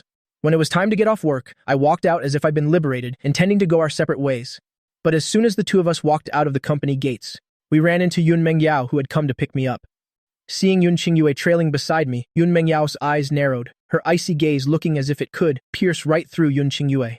Why are you with him? Yun Qingyue's heart trembled under her cousin's stare.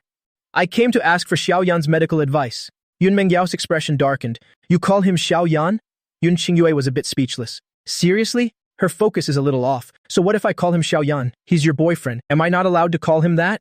What's with that look? Are you suspecting me of trying to steal your man? I already told you I'm not interested in stealing my little sister's man. Yun Qingyue was choked with anger. It was a waste of her effort to speak up for me in front of Sheng Qingqing's mother. Seeing her reaction, Yun Mengyao immediately sighed in relief, belatedly realizing and asking, You were asking for his medical advice? You don't know yet? Yun Qingyue said with schadenfreude. Luyan is. I opened my mouth and cut Yun Qingyue off. You know I know a little bit of Chinese medicine. Her knowledge of Chinese medicine isn't very good, so she came to ask me some questions. As I said this, I shot a subtle glare at Yun Qingyue. I discovered this person is a real gossip. Shamelessly revealing my identity as the young master of the Xia family in front of Sheng Qingqing was one thing, but now she wanted to reveal my identity as the miracle doctor. Before, I wouldn't have thought there was anything I couldn't tell Yun Mengyao. But I just rejected her request, and if she found out I was the very miracle doctor she had requested, and that I had rejected her request only to accept someone else's with her jealous nature, I shivered at the thought. I took Yun Mengyao's hand. Let's go. Yun Mengyao looked at my slightly guilty expression. A dark glint flashed in her eyes, but she didn't ask further and got in the car. Yun Mengyao kissed me as if to quench her thirst, then pressed against my lips and asked, Are we going home today or to your place? I steadied my breathing a bit, and just as I was about to speak, the phone rang. I swiped to answer, and the next second I heard Su Lingdian's voice coming from the receiver. Luyan, are you off work yet? Let's go out for dinner tonight and talk about our past life.